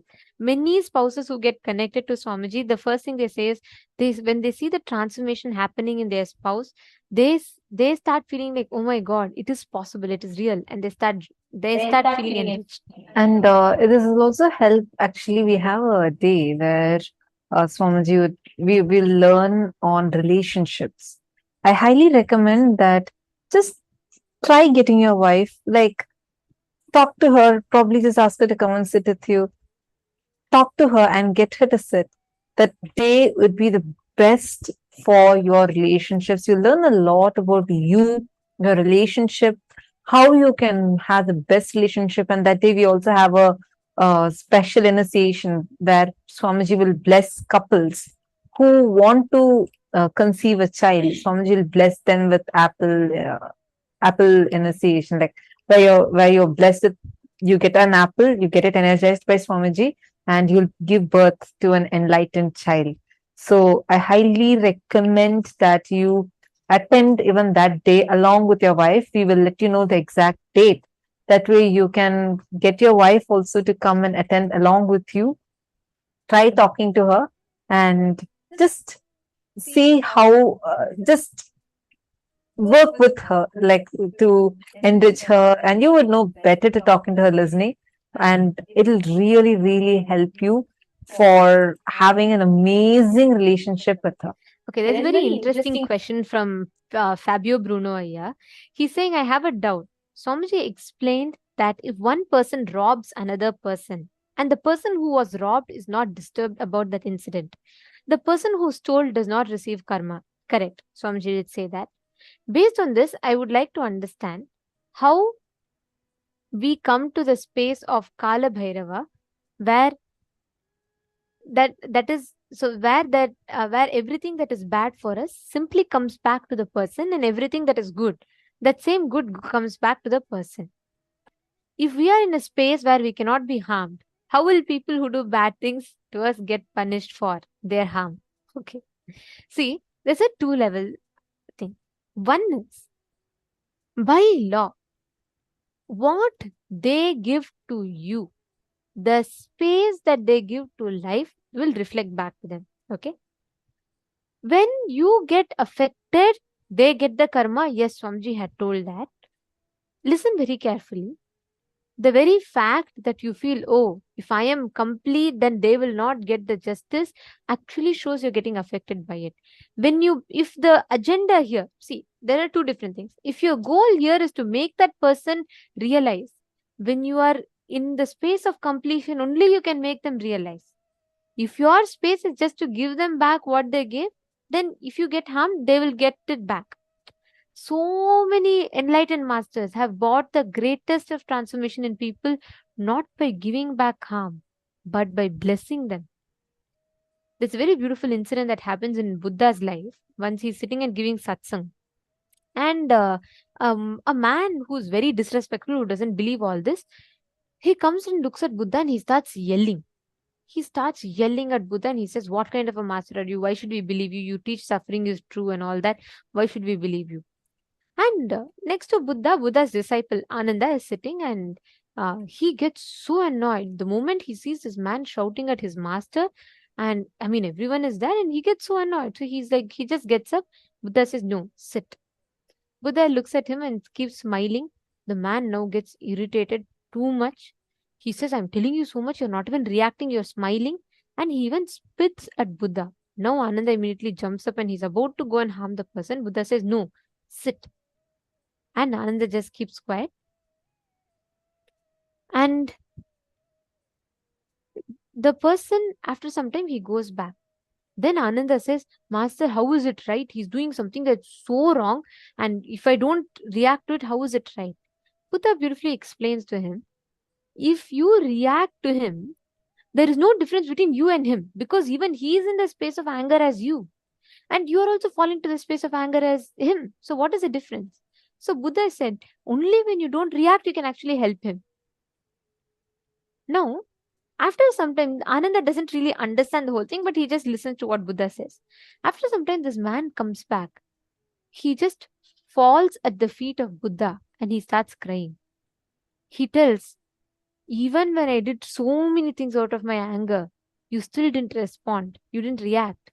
That love, that smile that you really smiled with and you gave blessed. After actually the man spits at Buddha, Buddha blesses him that let the suffering that you are in, which makes you get so irritated with me, let that be liberated from you. The man falls at Buddha's feet and he says, my whole inner space has melted and my whole anger has dissolved. I cannot feel any more angry towards a being like you, like that. And he apologizes to Buddha. Understand, many times you not reacting to the situation from incompletion makes that situation more complete. It is not about whether it is what type of situation it is. It is not about that. It is not about anything to do with outside. It is to do with inside of you. So listen very carefully. Constantly come back again and again and again to the space of completion. You will see, whenever you let life deal with it, life will serve the justice. So many people do wrong to Swamiji. Have you ever seen Swamiji get affected by it? No. Does that mean that they're all not getting back what they've given to life? They are. The law of life is what you give to life, life has to give back to you. Understand, what you're getting mixed up is these two different things. Karma is the thought current. If their thought current is to harm, what thought current they give, they have to get it back. That's the law of life. Whether you get harmed about it or not is different. When you don't get harmed by it, the completion that you can bring them will be much more deeper. See, when you react, what you're doing, you're also reacting. You're only adding more. If I put ghee into the fire, I can't put the fire off. I can only increase the fire. Whenever you react, you're only increasing the incompletion and you're falling into the karma chakra.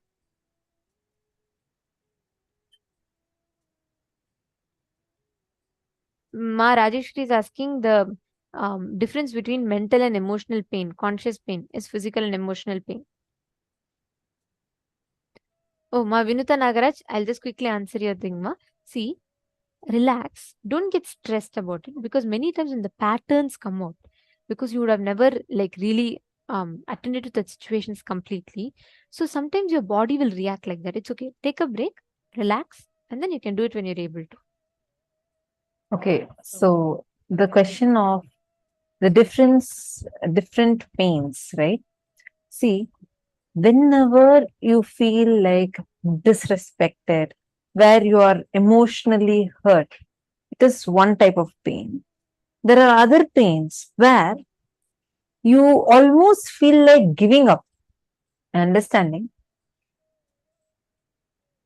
Like there are totally 5 types of pain. The first type is physical pain.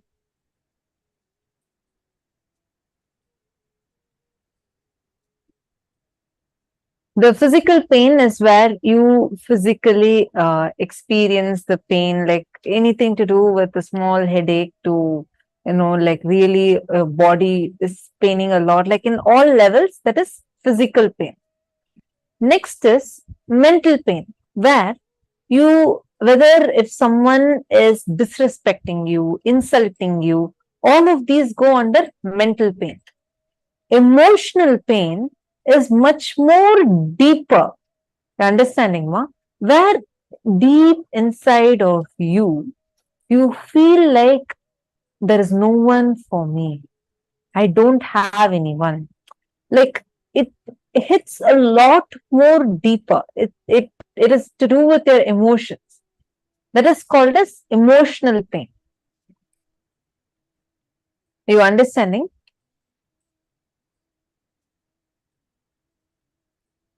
So now, whenever To you complete, right?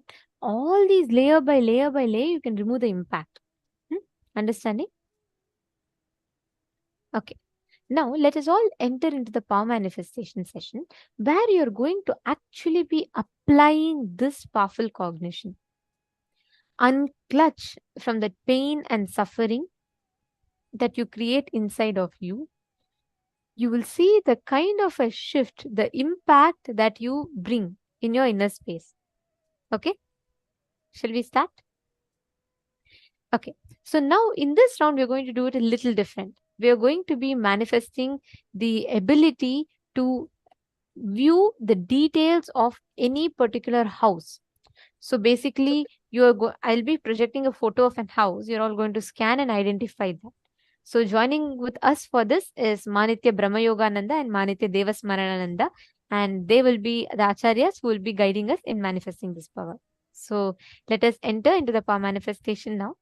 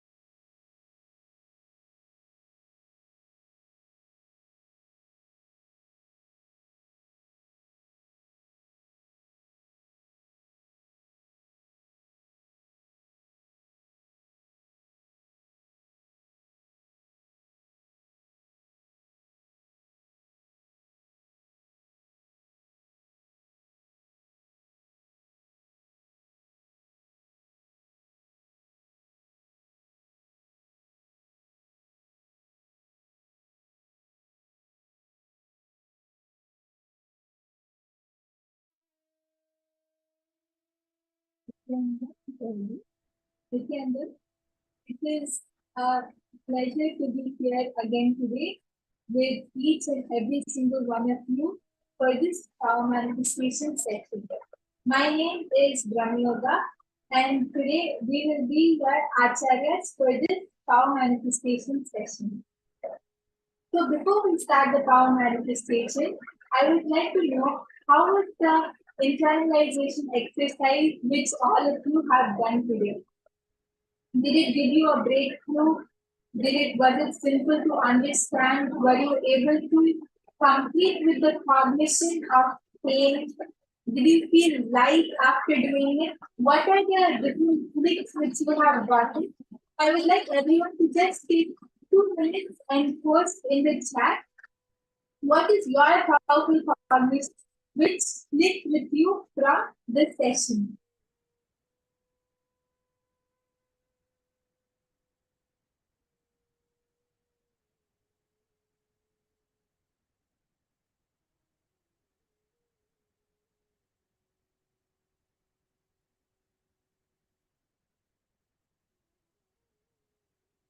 Yes, so Ma Priyatma Swarupini has posted there is no suffering. That is great, Ma. That is actually the main cognition, the main click of this internalization exercise, because suffering is just societal. Yes, it is our decision. That is correct.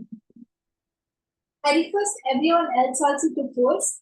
You'll see that when you post your cognitions, when you write them down, when you type them out, at that time, it will help you in manifesting powers.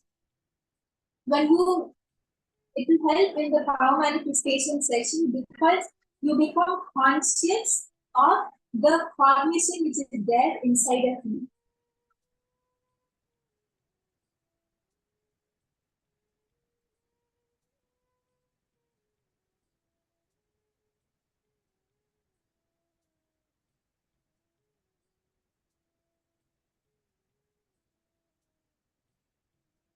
I encourage and invite each one of you, please take a minute and quickly share your powerful cognition, your click with us. Please understand, when you share, you become conscious of it, and this powerful cognition is going to help you in the power manifestation. Yes, Soma, is this you got a huge click about your root pattern that it was more present in your life than what you thought. Yes. So now that you have gotten the click, now that you are aware of it, when you manifest the power, you will see how it helps you in completing with this very cognition.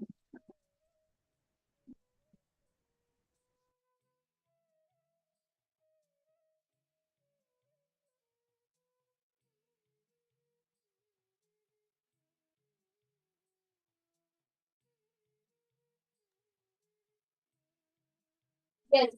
So now we are all going to enter into the power manifestation session. So it was so nice to read out your experiences of how you understood what Swamiji revealed to all of us and what you were able to speak with in the internalization exercise. So now, with the same powerful cognition that suffering is a societal conditioning, it is our choice.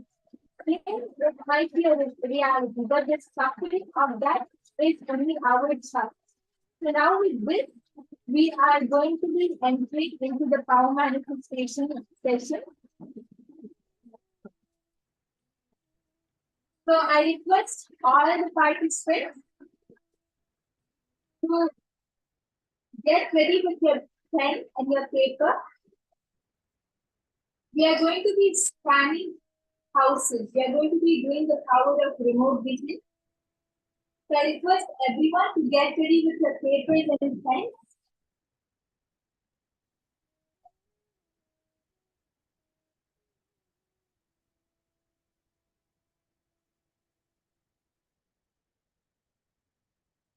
Yes.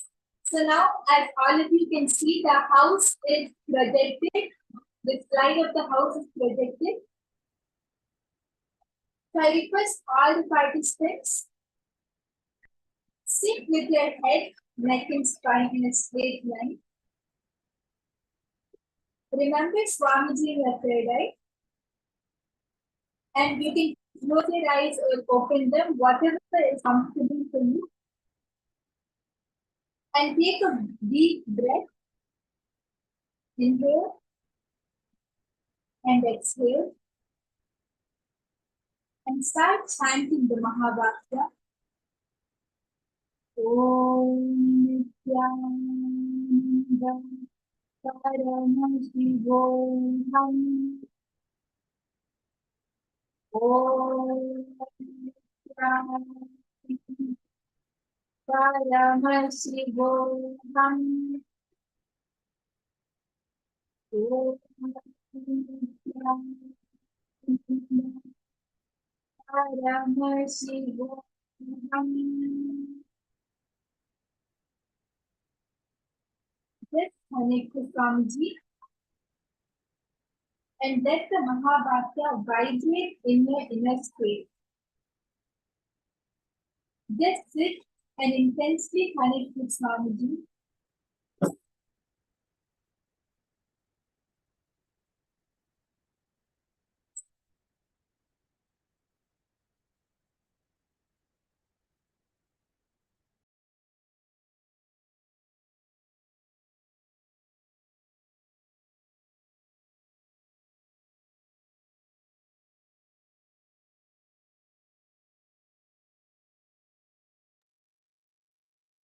And I also request all the participants to scan the house in full detail.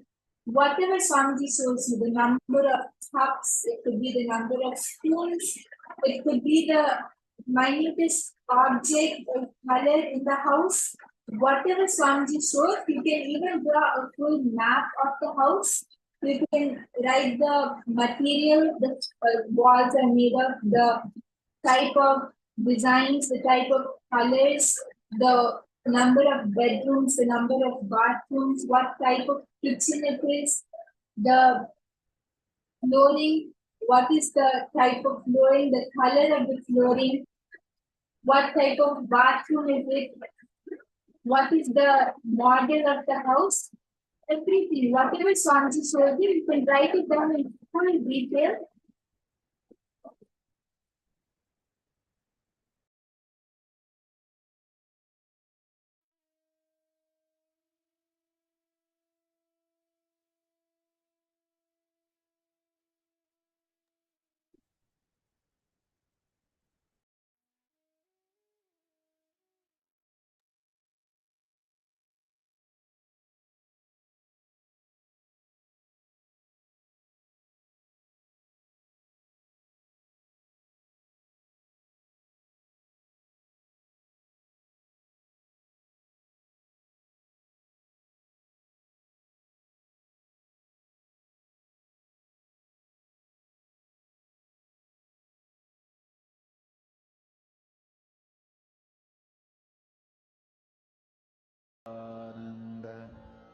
Paramashivoham.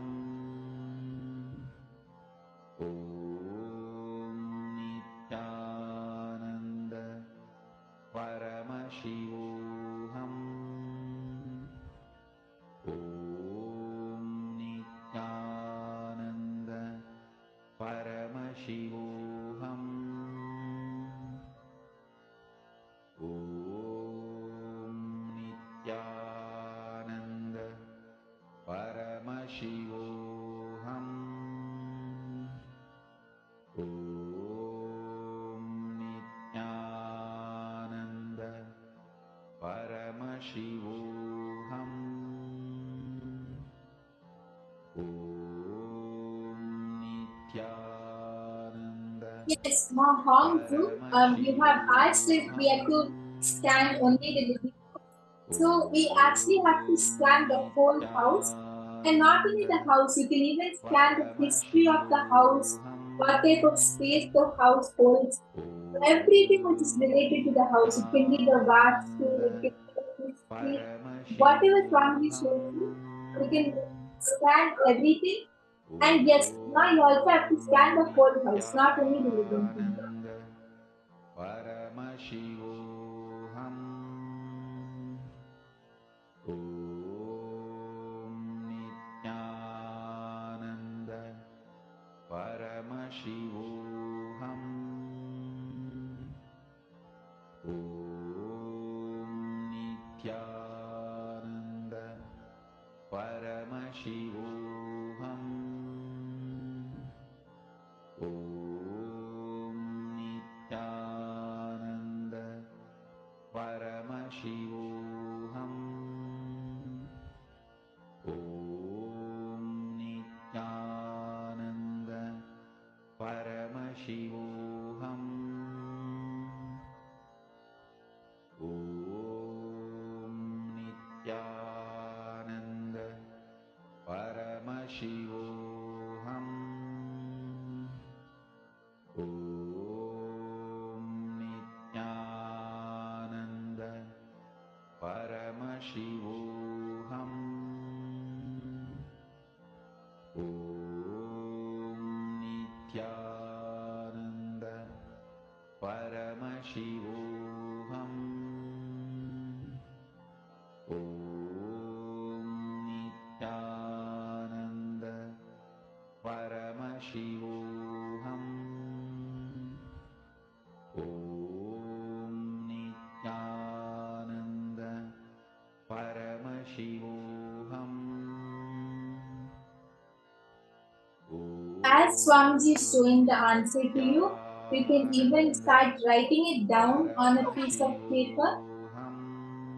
And see, actually, the power of remote vision is where you would get answers in a lot of detail. You get it precise. You get precise answers. Like right now, if I was going in that house, or if you were going in that house, how you would walk through the main door, then you would first see how the entrance is, then you would go inside, see the room, see the living room.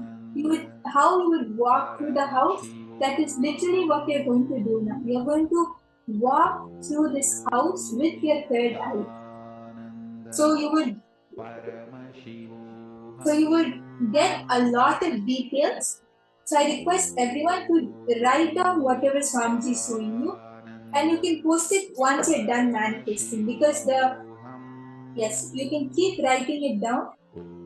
So my Mohini Rata has started posting. That's great. Just connect to Swamiji and declare that yes, I am one with Swamiji. Swamiji is there in the house, Swamiji is there in me, Swamiji is there in everything. So you have to just connect to that space, that consciousness inside you, which is Swamiji. And you'll see that when you do that, you'll be able to see the house like you are physically present over there. Paramashivoham. Om Nithyananda. Paramashivoham. Om Nithyananda. Paramashivoham. Om Nithyananda. Paramashivoham. Om Nithyananda. Paramashivoham. Om Nithyananda. Paramashivoham. Om Nithyananda. Paramashivoham.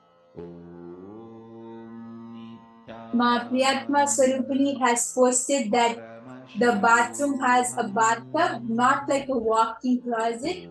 Okay, and there's a big window. Ma Dahanananda has posted ranch style house inside large wooden table, horseshoe on the wall, and pictures fireplace.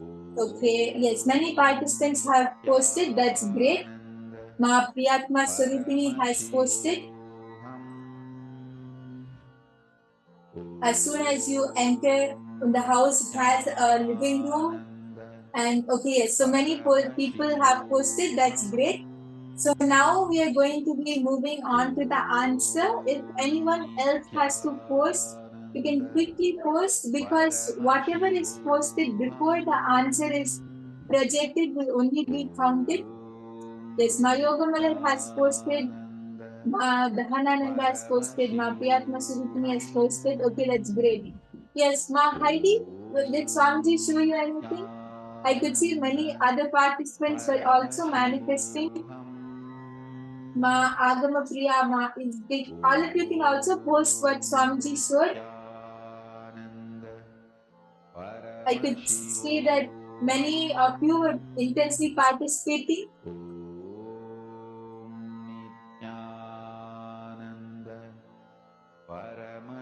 Yes, Ma UQ Chen, did Swamiji show you anything?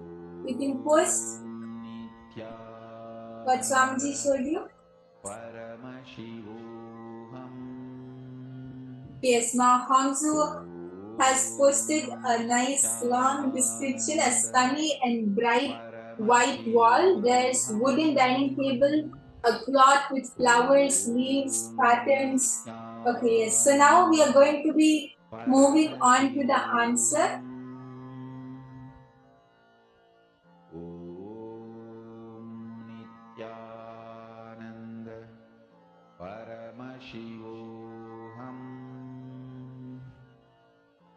Yes, so the parameters of this house is there are 3 bedrooms, 3 bathrooms, and it is a fully furnished house.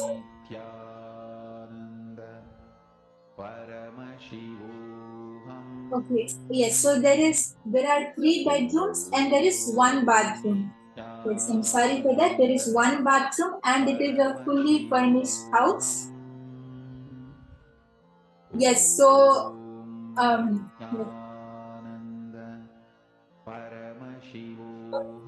Ma Hongzu, you have posted there are 3-4 bedrooms, which is correct because it has 3 bedrooms. And there is 1 living room in this house by the lake. And as all of you can see here, this is the layout of the living room. It has a grayish colored sofa with a wooden floor, and there is a table, a small table in the middle on top of a white carpet, and there is a fireplace on top of which there is a TV. Yes, all of us can see the layout over here. Ma Anandeshwari, you have posted ground floors, which is correct. And Mohini posted the floor is wooden, which is also correct. Yes. So many of you have posted wooden. Ma Diana has posted a low wooden table, which is also spot on correct. That's great. Yes. Yes. So many of you have manifested, which is great.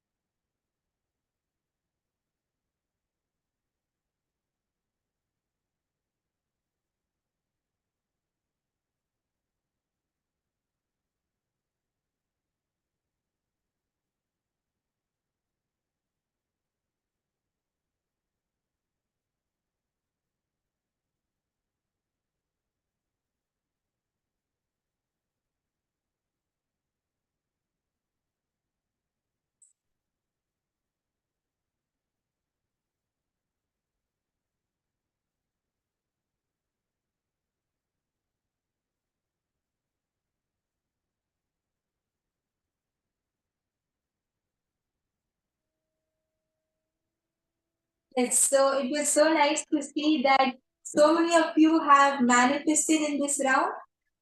And that was a really big round of applause to all of you. Ma Diana, Ma Hongzu, Ma Priyatma Surintini, all of you have manifested, which is great. And I also encourage all the participants who have not yet posted. I'm sure Swamiji would have shown many of you the answers, but few of you wouldn't have posted. So I also request all of you from the next rounds of power manifestation, you also post your answers. See, Swamiji says whether to manifest or not is all my responsibility. Surrender at Swamiji's feet and just whatever Swamiji shows, just write that down, just type that out, and you'll see that because as all of you can see, whoever has posted has actually gotten it correct. Because as all of us know, Swamiji can never be wrong. So I request all the participants, the more you involve, the better experience you'll get from the power manifestation. And the more and more practice all of us do, the more we'll be able to manifest powers. And it was so nice to see so many of you manifesting. Yes.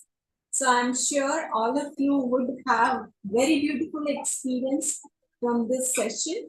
And please do not miss these power manifestation sessions. Do it intensely. Do every single session. It can be any session. Swamiji just tells one thing. Be in integrity to the session and be available.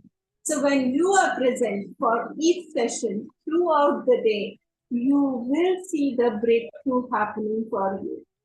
So this is one request from my side to each one of you. Let's move on to the next session with this. So now we are going to be learning from Swamiji about how soft suffering is a boon.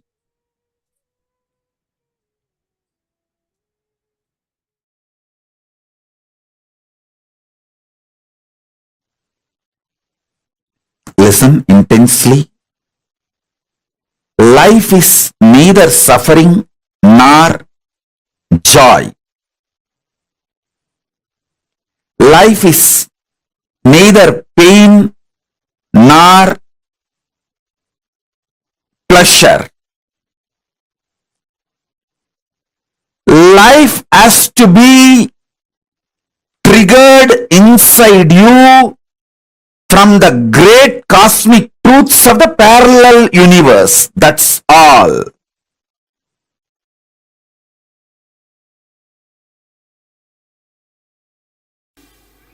The moment you feel the suffocation, liberation starts in you.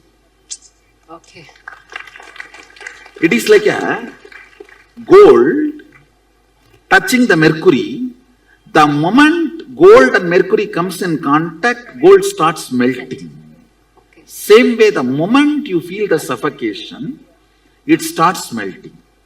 Okay. And sometime we ourselves ask Sadashiva this as a boon. I may not be able to handle myself pushing me towards liberation. You better appear in the form of suffocation to me and go on pushing me towards liberation. Why Tirunavukkarasar got the stomach pain? He actually asked Sadashiva, till you fill my heart, let my stomach torture me. So that is the way he got that disease. He feels in the world I may forget the whole purpose. So better you be available in the form of this suffocation. So till I become completely enlightened, you be driving me from the stomach. Oh my God. Sometimes even we ourselves make this happen. Oh. And we will not be aware of this at all. I tell you, there is something called soft sufferings. Soft suffering means actually without any problem you will be suffering. Those soft sufferings are usually boons. You take it and come down. Okay. For example, actually somebody is handicapped. Actually somebody is in the poverty. Actually somebody is like a mad or that and all is actual karma. But there's something called soft suffering. Actually, there is no reason, but you will be going on suffering. It's called soft suffering, which is boon. It's like a for alarm clock. You give the key, and this is the key you give. Okay. So you yourself decide, I have to become enlightened within this birth. Okay. So my acceleration speed is not enough. Okay. Devi, please accelerate me. Oh. Whatever it may take, I am ready for that. Whenever you give that kind of a commitment, she gives soft suffering. Okay. She will never give you hard suffering. Hard suffering comes by karma. Okay. Soft suffering comes by boon. Oh. All soft suffering is come only as a boon.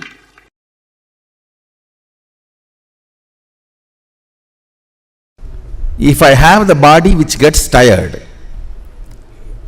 then I know the signs to get out of tiredness.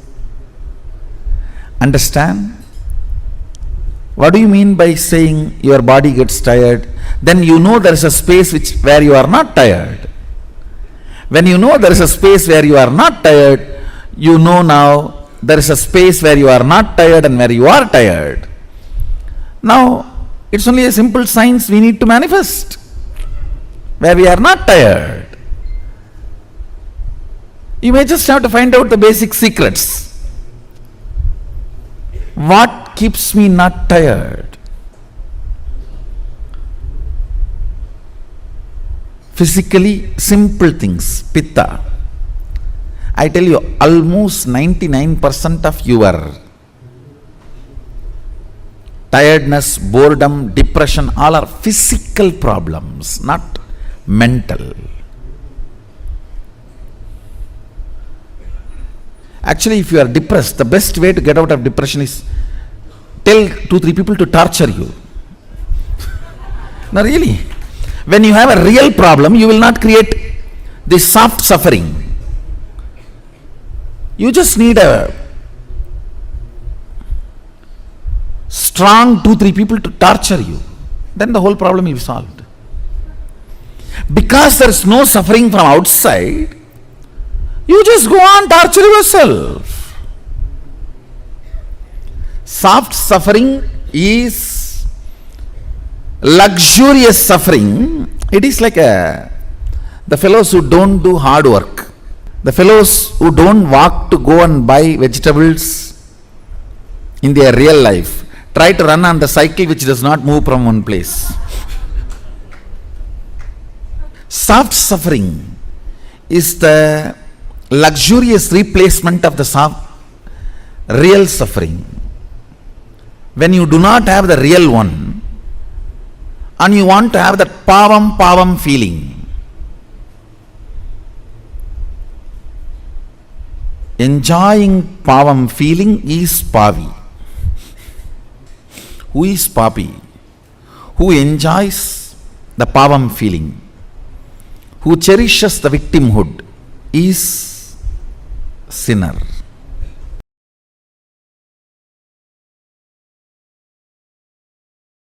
I'll tell you one small incident. One guy came to my guru, Isaki Swamigal, who talks very less usually. I still remember this incident. He came to Isaki Swamigal for stomach pain, some constipation or some stomach pain, and he was complaining because of that stomach pain. All his joy is lost. He used to be all the time joyful, smiling. Because of the stomach pain, everything is lost.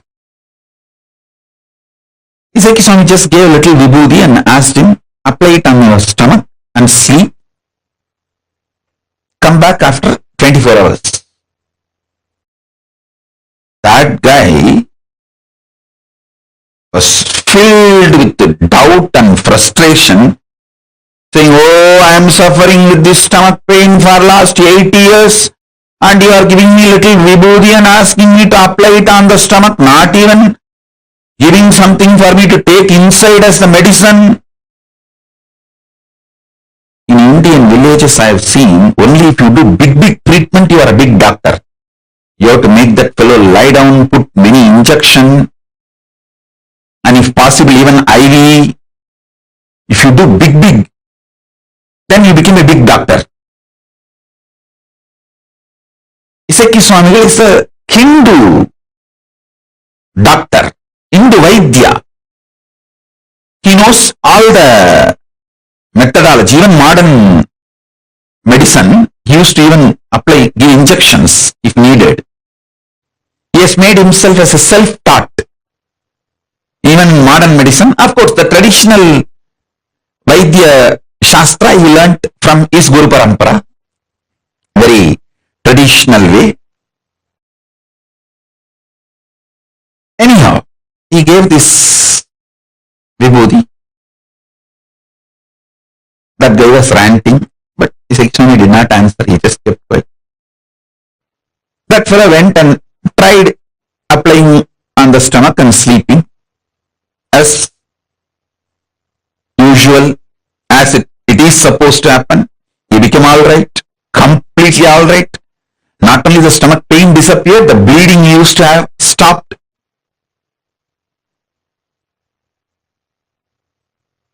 He ran and came back. He said, I'm completely alright.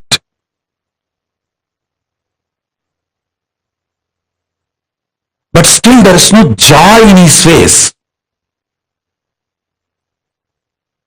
Bhagavan asked, Iseki Swami asked, Ippa sandosham thane? Now you are happy, na? He said, no, happiness has to come from inside, na? Only if it comes from inside, I can be happy. He smiled and said, being sad, you built it with a lot of effort, convincing you with false ideas, logic. But to be happy, you expect it should come from automatically within. It's like you dump 1 ton shit on a diamond and you expect the diamond should shine beyond the shit you dumped. You consciously dumped sadness on you, multiple times convincing you. See, as a baby, we are all bubbly, excited, joyful, natural existence. The existential reality was joy and excitement, jumping, dancing. You convinced yourself with millions of ideas, millions of times to become sad, and after you are successful in making you sad, you expect joy should come automatically. Hey, jump like a baby, laugh, roll, that is your natural existence. That is your natural way. See Papa's Kandamata and do. That is your natural way of existence. Your sadness is artificial, but your mind is so cunning, it makes you believe your happiness should be natural.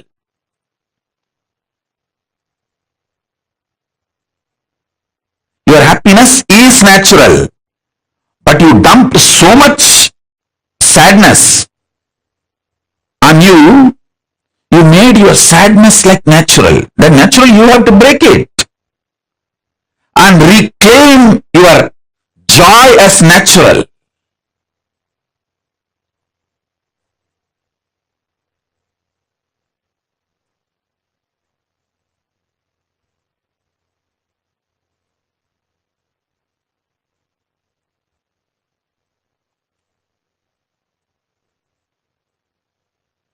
So understand first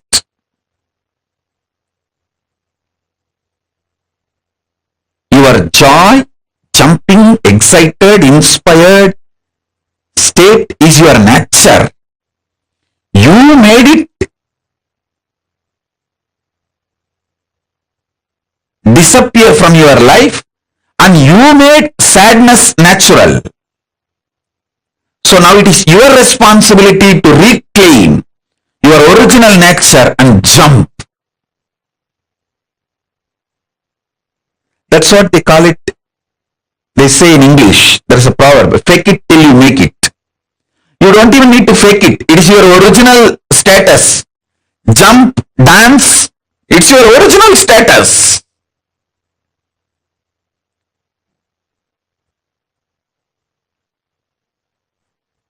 Be blissful, it's your original status. You just need to reclaim.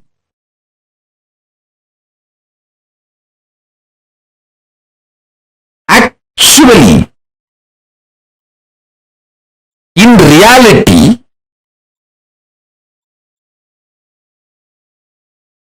delusion itself is because of your non-involvement, inactivity, withdrawal. When an elephant sleeps, even a wolf and fox will try to bite his leg. Listen. When an elephant sleeps, wolf and fox will try to bite his leg. When a lion is fast asleep,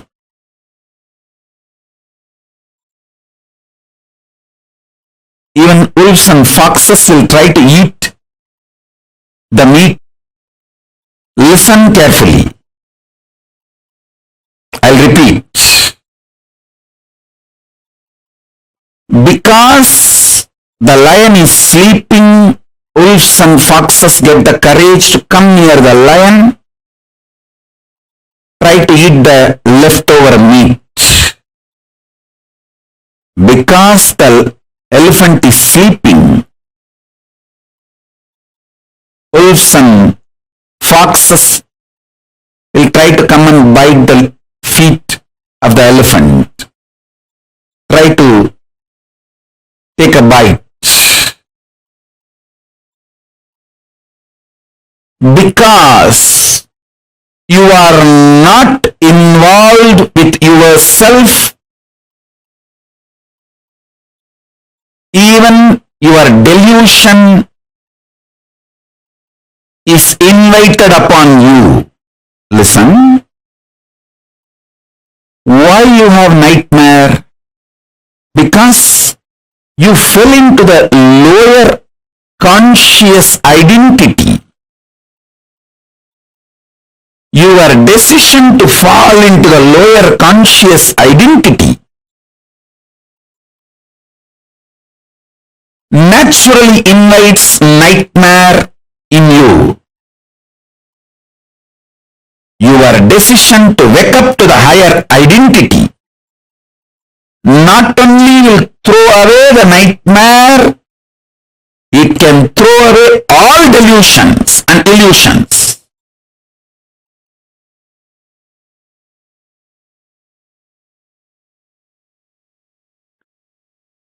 You get multiple types of emotions, almost all emotions every day. Sometimes lust, sometimes greed, sometimes fear, sometimes the multiple versions of fear, sometimes worry, sometimes love, sometimes attention giving, sometimes attention asking, sometimes jealousy, sometimes comparison.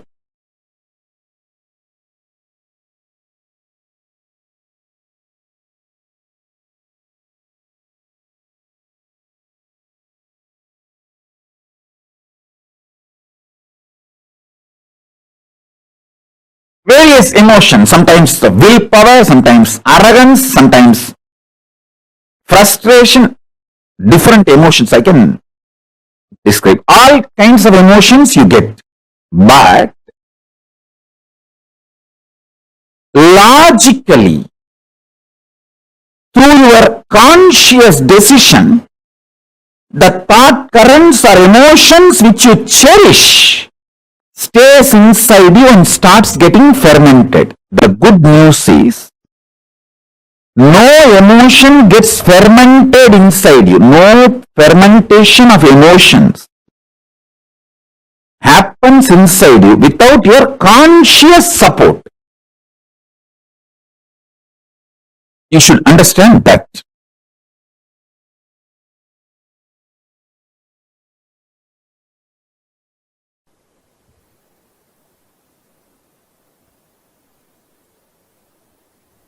Due to the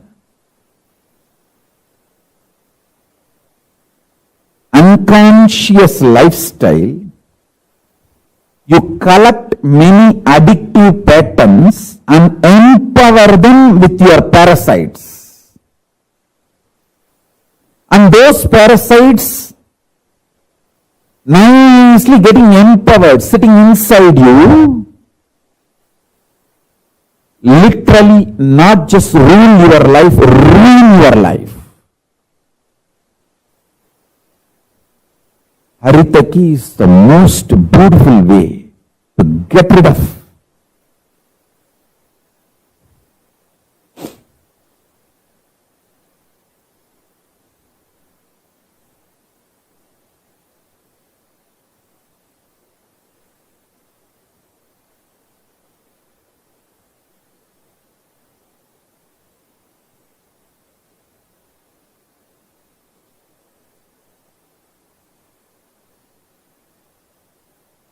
multiple parasites sitting in your muscle memory. I can give you lots of examples. If you are married, you know backseat driving. How your spouse sits in the back seat and drives you. Same way, the parasites sit inside your stomach and drives you. It drives you crazy. I don't need to tell that. You know it.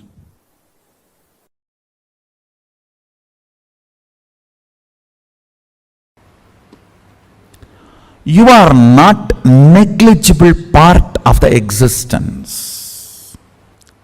When you consider you are a negligible part of the existence, or you are an accident, or you are cursed, these are the multiple identities you try to associate due to the frustration and low self-identity. You give life to that identity. Because you give life to it, that becomes reality. Listen. The good news I have is, unconsciously, if you cherish even 10,000 years, you are a cursed being. Consciously, if you declare even once, you are a blessed being. The conscious declaration overpowers 10,000 unconscious cherished thought current, because even if 10,000 years a room is in darkness, one matchstick is enough to light it in 1 second. Listen. All powerlessness, all fear related thought currents, and all low self inner image you are cherishing, which puts you in powerless, is not clutched to consciousness. You need to understand that.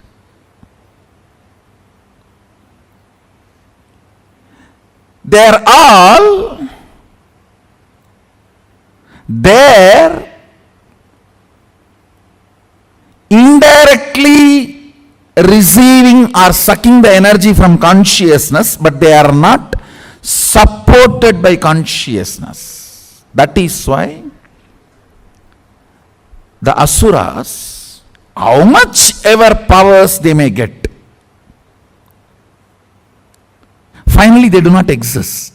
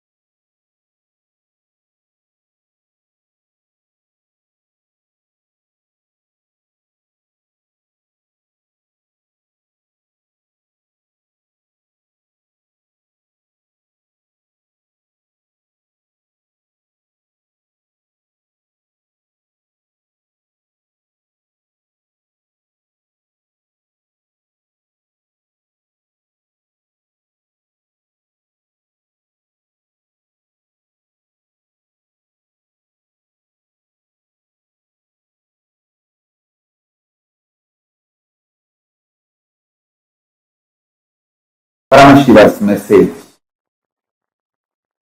directly from Kailasa. Happiness is delusion. Bliss is real existence.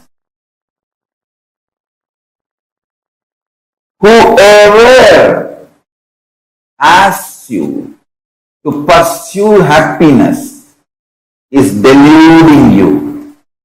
Happiness is binary logic based. Today happiness is getting a car. Tomorrow happiness is getting a house. Day after tomorrow happiness is getting a wife. The next day you know what is happiness. Where you landed. Happiness is the word society, mass media cult, entertainment industry cult is using to exploit you and keep you in delusion continuously. Bliss is cosmological reality. Happiness is societal delusion. Understand? Bliss is when you know absolutely you are in tune with the whole existence. Even if you think you are not in tune and accept that as a reality, you will be in bliss. Bliss comes from powerful cognitions.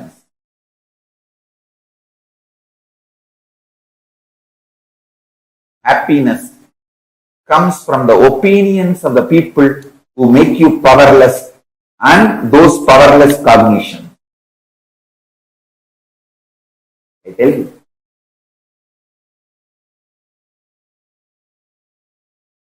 Each time when you cognize powerful cognitions of the cosmic truth, cosmological truth,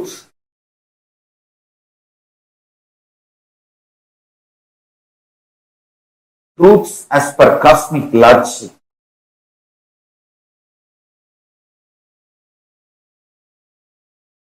you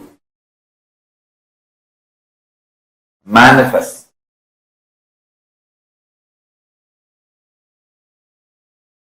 bliss. Bliss is based on cosmic logic. Happiness is based on binary logic.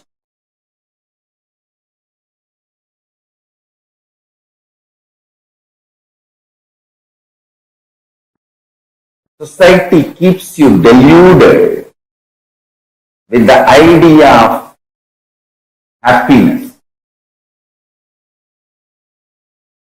If you understand bliss,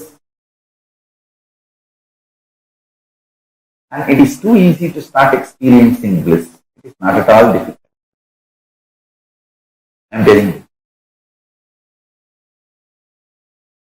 That's the first powerful cognition you need to know. Bliss is too easy to experience.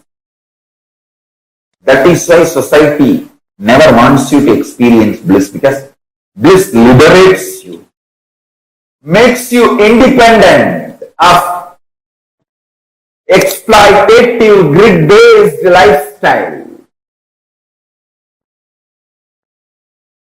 Bliss is the source material out of which Paramashiva is made.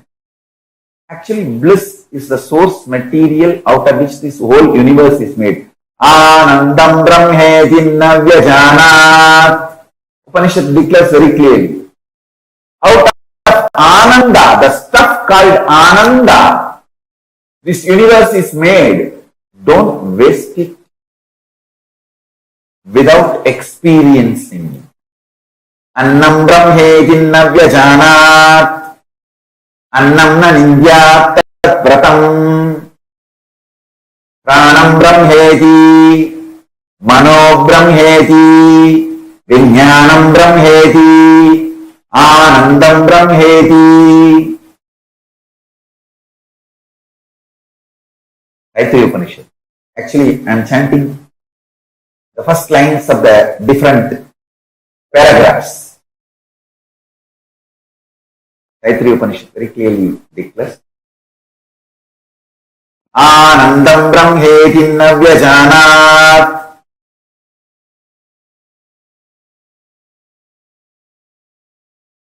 Understand? The whole universe is made of stuff called Ananda. It's made out of stuff called Ananda.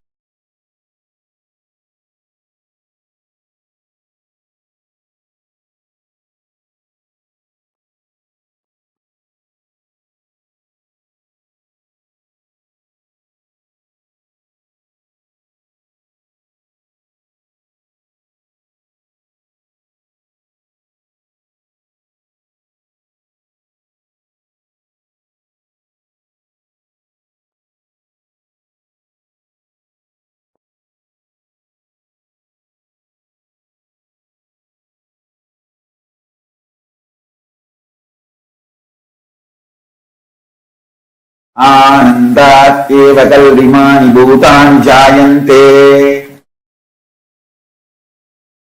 It is indeed from Ananda all the beings have happened. Do not miss understanding about Ananda, because once you understand Ananda, you will not be exploited anymore by this stupid happiness concept. Understand?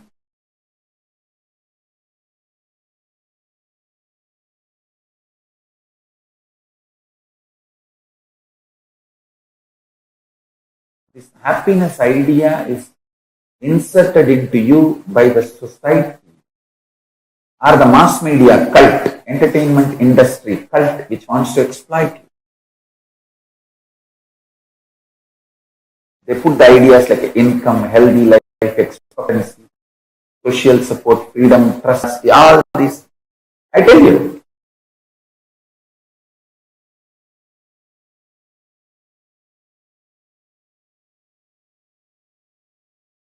happiness is binary logic based. Bliss is cosmic logic based. The experience of powerfulness, not feeling suffocated, experience of non-violence. A person who is fulfilled will never be violent. He will only feel like giving. How can I give more? How can I contribute more to everyone's life? Actually, when you are in bliss, the moment you wake up, whoever you see, you feel like hugging and blessing them. If you are not blissful, whoever you see, you feel biting. So, falling in the people who are not blissful is a curse. Be clear. Ananda Atma, the soul, the self, which is made of the material called Ananda. Only that soul should be experienced, it should be seen. Actually, when you see that soul, you experience Ananda in you. Anandam Brahmano Vidya.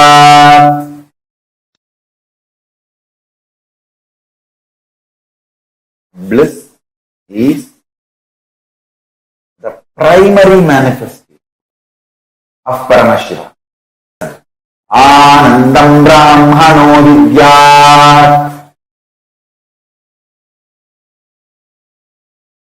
The Brahman, Parabrahman, Paramashiva, the primary manifestation, immediate manifestation of that Paramashiva is Ananda, bliss.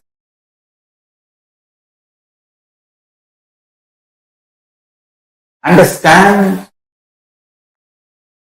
By jati you can be anything, but by varna you can become Brahmana. Same way, by social conditioning you would have felt happiness or you may not have felt happiness. But as per the cosmic logic, the multidimensional logic, reality, the real reality, you are blissful. You are qualified to be blissful, and that is your very nature and quality. I tell you,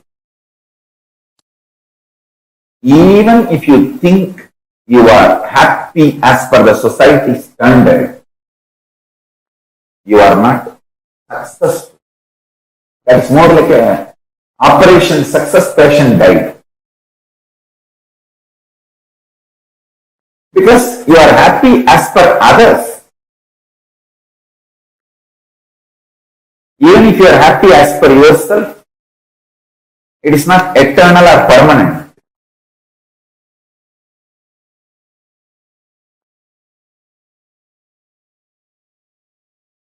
It's all relative measures, which changes not every day, every minute. Not every day, but every minute. Nandam Brahme Divyajana. Ananda is the stuff out of which all of us are made. I tell you. Start eating Ananda. Start living in Ananda. Powerful cognitions about Ananda should be meditated and manifested.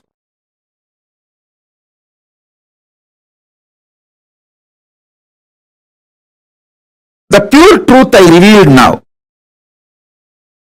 Paramashiva made his own pure consciousness as the core recipe of life.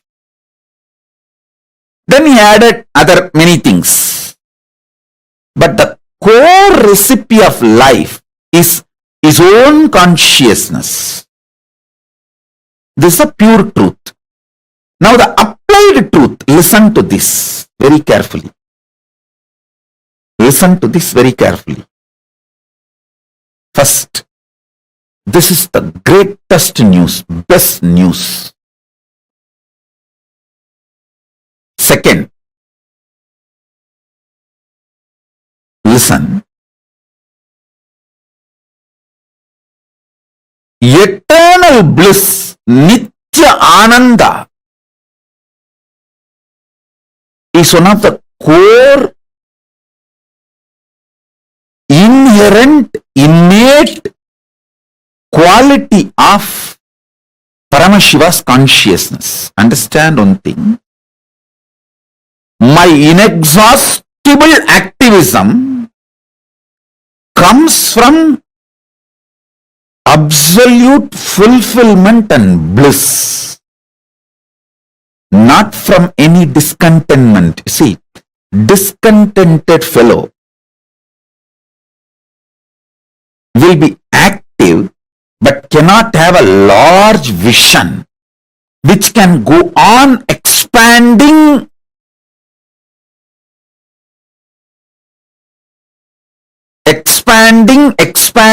infinitely. Listen to this truth. The vision I carry never tires me, frustrates me. It is like a huge energy, inspiration for intense activism and eternal bliss, the pure bliss. The eternal bliss, Nithya Ananda, is the first effect.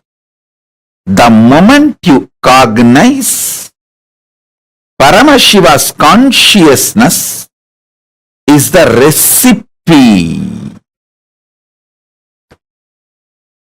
of your life. Please understand, if you are alive, be very clear, the core recipe of your life is Paramashiva's own consciousness. He put himself, he was cooking, things were not working out, the life was not happening. He just took himself and put it. Immediately life happened. That's all. Visualize. He was cooking, trying to cook life.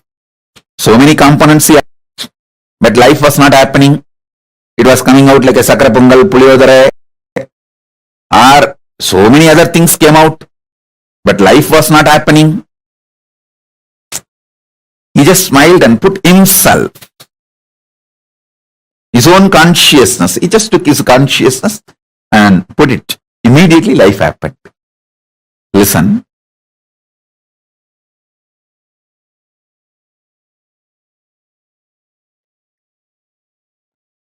First thing, this is the best news. Second, this means your core programming is such extreme,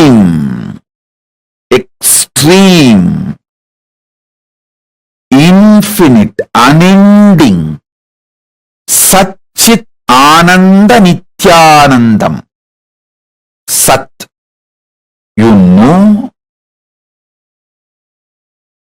you are programmed for truth.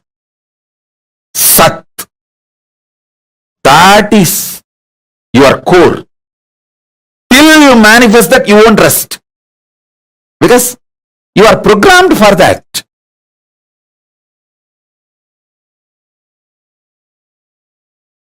Chit, consciousness. By your very nature, you are aware you exist. Ananda, bliss, the infinite Ananda.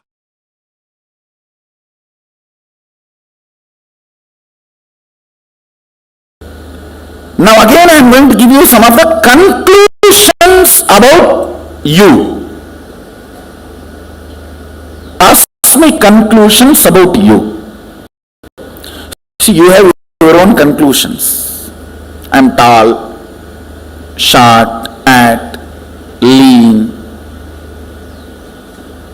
fair,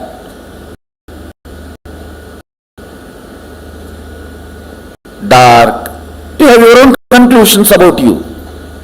This language, that language, this religion, that religion.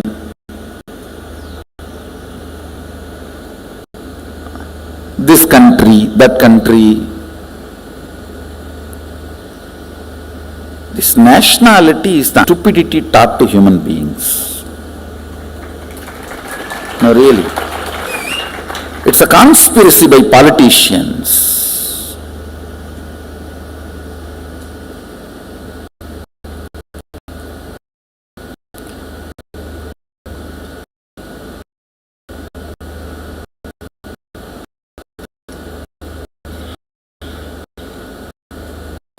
All these ideas, concepts, you have about you, but cosmos has some conclusions about you. The owner who made you has some conclusions about you, and he also is very clear why he made you.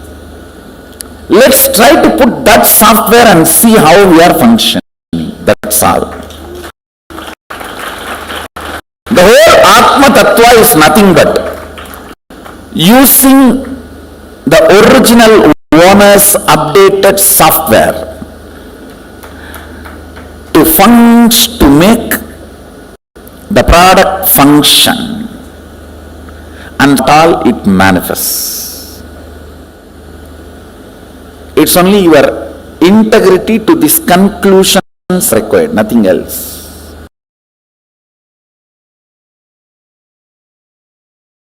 Listen.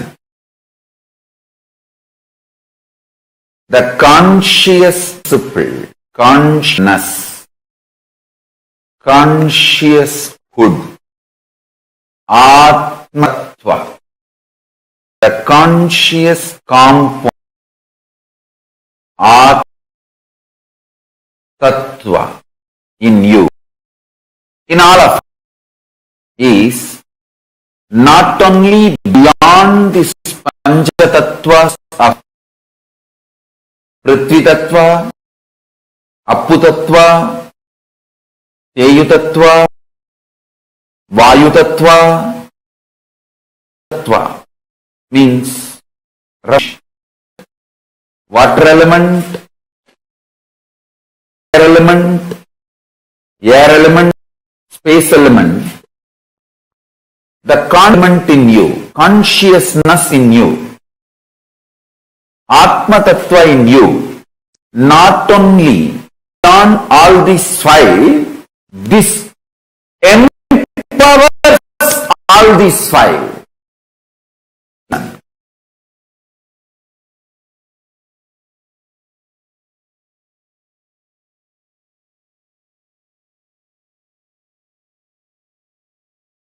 By intense, ferocious, unclutching, Yaga,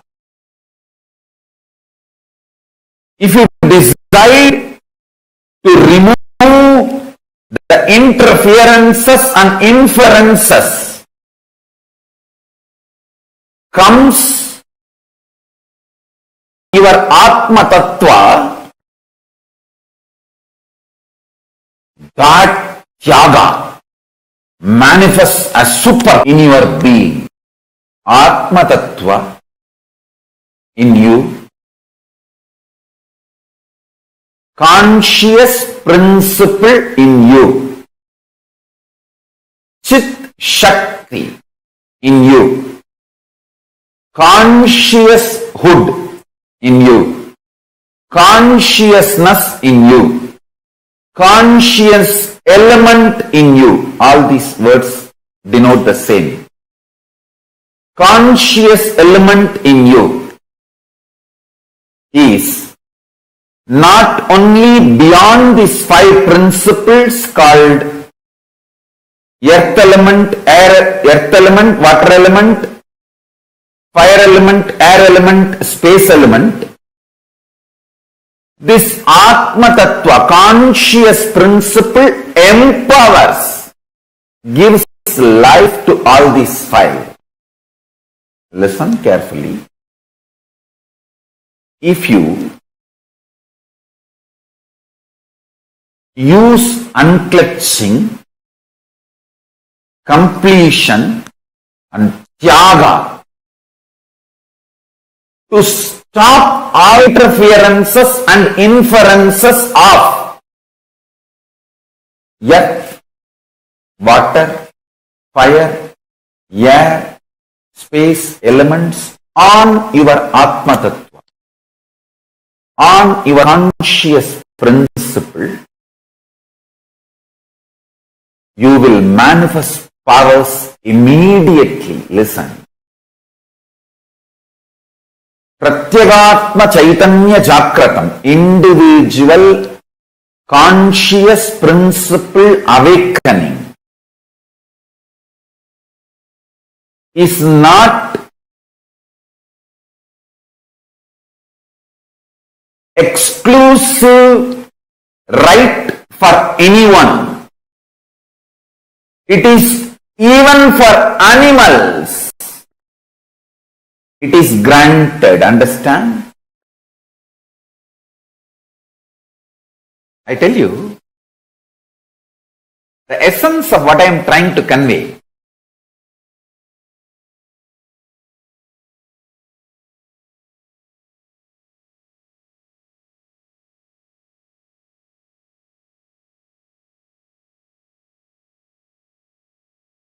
If you try to keep the powerful cognition, you are Atma.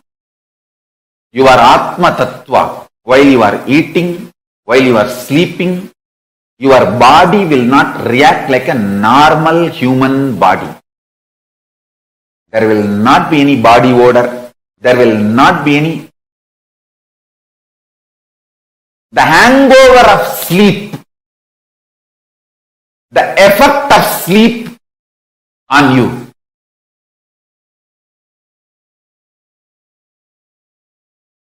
From today, all of you start manifesting this powerful cognition. Your conscious principle, Atma Tattva, is not only beyond the five elements, earth element, water element, fire element, air element, and element. The Atma Tattva empowers element and do not allow the interferences and inferences of these five elements on your Atma Tattva. Understand?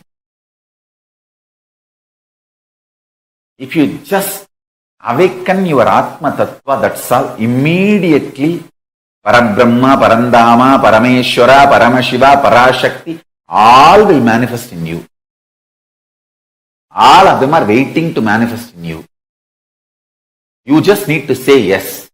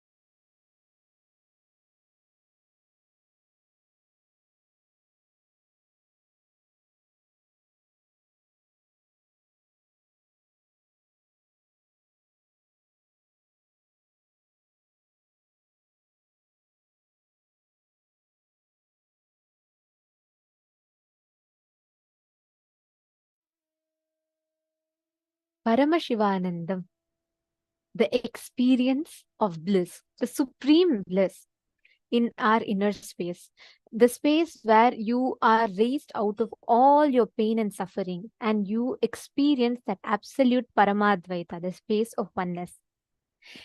Today, all of us are going to be receiving this exact experience as an initiation in today's darshan of Ashwarudha Murti and Guru Murti forms of Paramashiva. How excited are all of you? Just very, very shortly, in less than 10 to 15 minutes, we're all going to be entering into the darshan.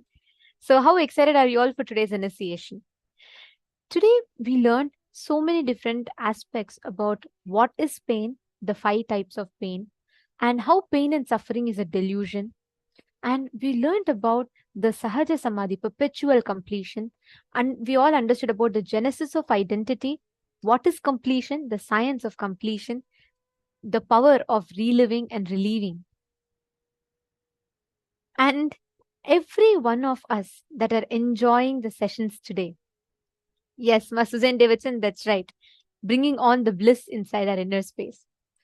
All the cognitions that you learned from morning till now, right now, you're going to be making that as your experience. Initiation, darshan, is that moment where you experience this powerfulness, you experience this space of oneness as an experience in your inner space. You make all the powerful cognitions you learned as an experience inside of you. That is why darshan is where you come face to face with the avatar and he transmits his own inner space as an experience to you. Today, all of us are going to be receiving the darshan of Ashwarudha Murti and Guru Murti forms of Paramashiva. This whole Leela, as we were discussing in the morning, this Leela, the essence that Paramashiva gives in this whole Leela is how much he comes, what extent he goes, just to remove the pain or the suffering of his devotees. Whenever we just surrender, Paramashiva himself will take care. He himself will come. Like how every time, just once, even if it's a small, if it's just to get something that you want and you want to manifest the dish that you want, or if it is like, passing your most important exam, whenever you connect to Swamiji, each of you here are a testimony of how it just happens. Swamiji will manifest in some way or the other and make it happen. This is the initiation that all of us are going to be receiving today. How many of you have had this as an experience where something you wanted, or you were stuck in some situation, you are looking for some, like you're struggling in something and you're really looking for a solution, and you see that you just, the moment you connect to Swamiji, you pray to Swamiji, Swamiji appears for you, manifests for you, and does some miracle. And you know that it is Swamiji who's manifesting for you, and you know that he is there with you. And you are just melting in gratitude, with the tears of gratitude overflowing in your eyes, knowing very clearly that he is there continuously with you, manifesting for you. Take a moment. I request all of you, whoever have had such amazing experiences where some struggle, some problem you're stuck with, and Swamiji manifested for you to relieve you, liberate you from that pain, that suffering. I already see many of you giving wide smiles. Take a few minutes and please write it down and share that with us. Actually, there's a very beautiful verse, one of my most favorite verse, that Adi Shankaracharya very beautifully sings it. He says, Shariram surupam tathava kalatram yasascharu chitram dhanam meru tulyam manaschena lagnam gurorangri padme tatakim tatakim tatakim tatakim. He tells you can have the best of the body, you can have the most beautiful spouse, you can have your wealth as enormous as Mount Meru. But if your mind is not surrendered at the feet of the Guru, of what use is all this? What use? What use? Such is the power of having the Guru in our lives. And imagine each of you sitting here today, all of us are having Paramashiva, an avatar, as our Guru. Paramashiva himself, who has come down to lead us to the path of ultimate bliss and joy. Ma Jessica Martin is saying, today was really big for me. I went through this last time, but it really changed me this time. I'm looking at everything in my life differently now. That is the power of just, Swamiji will tell, Swalpamapyasya dharmasya trayate mahator bhayat. Even a little bit of Swamiji's principles, when you apply it, just one aspect we all learned today, just this one completion science. So many of you shared how it brought a complete change in you. And it's been so nice since morning. Like, I've been seeing all of your messages. So many of you are posting how you have had a breakthrough, and many of you shared the most deepest incompletions. For the first time, you're actually completing with them. Understand, this breakthrough is happening to you because of the grace of Swamiji as Paramashiva. He's manifesting in all of our lives and showering us. Actually, all all of us had different powerful cognitions from morning till now, which many of you have enjoyed, as each of you have posted. Many of you have enjoyed these powerful cognitions and truths that Swamiji revealed. We learned about different aspects. We understood the science of completion. We understood denying the existence of pain and suffering. But ultimately, one of the most powerful ways you can make all the pain and suffering redundant in your life is just connecting to Swamiji. Declare ferociously to all your pain and suffering. Swamiji will tell a very beautiful cognition. He'll say, show all your patterns how big our Guru is, how big Swamiji is.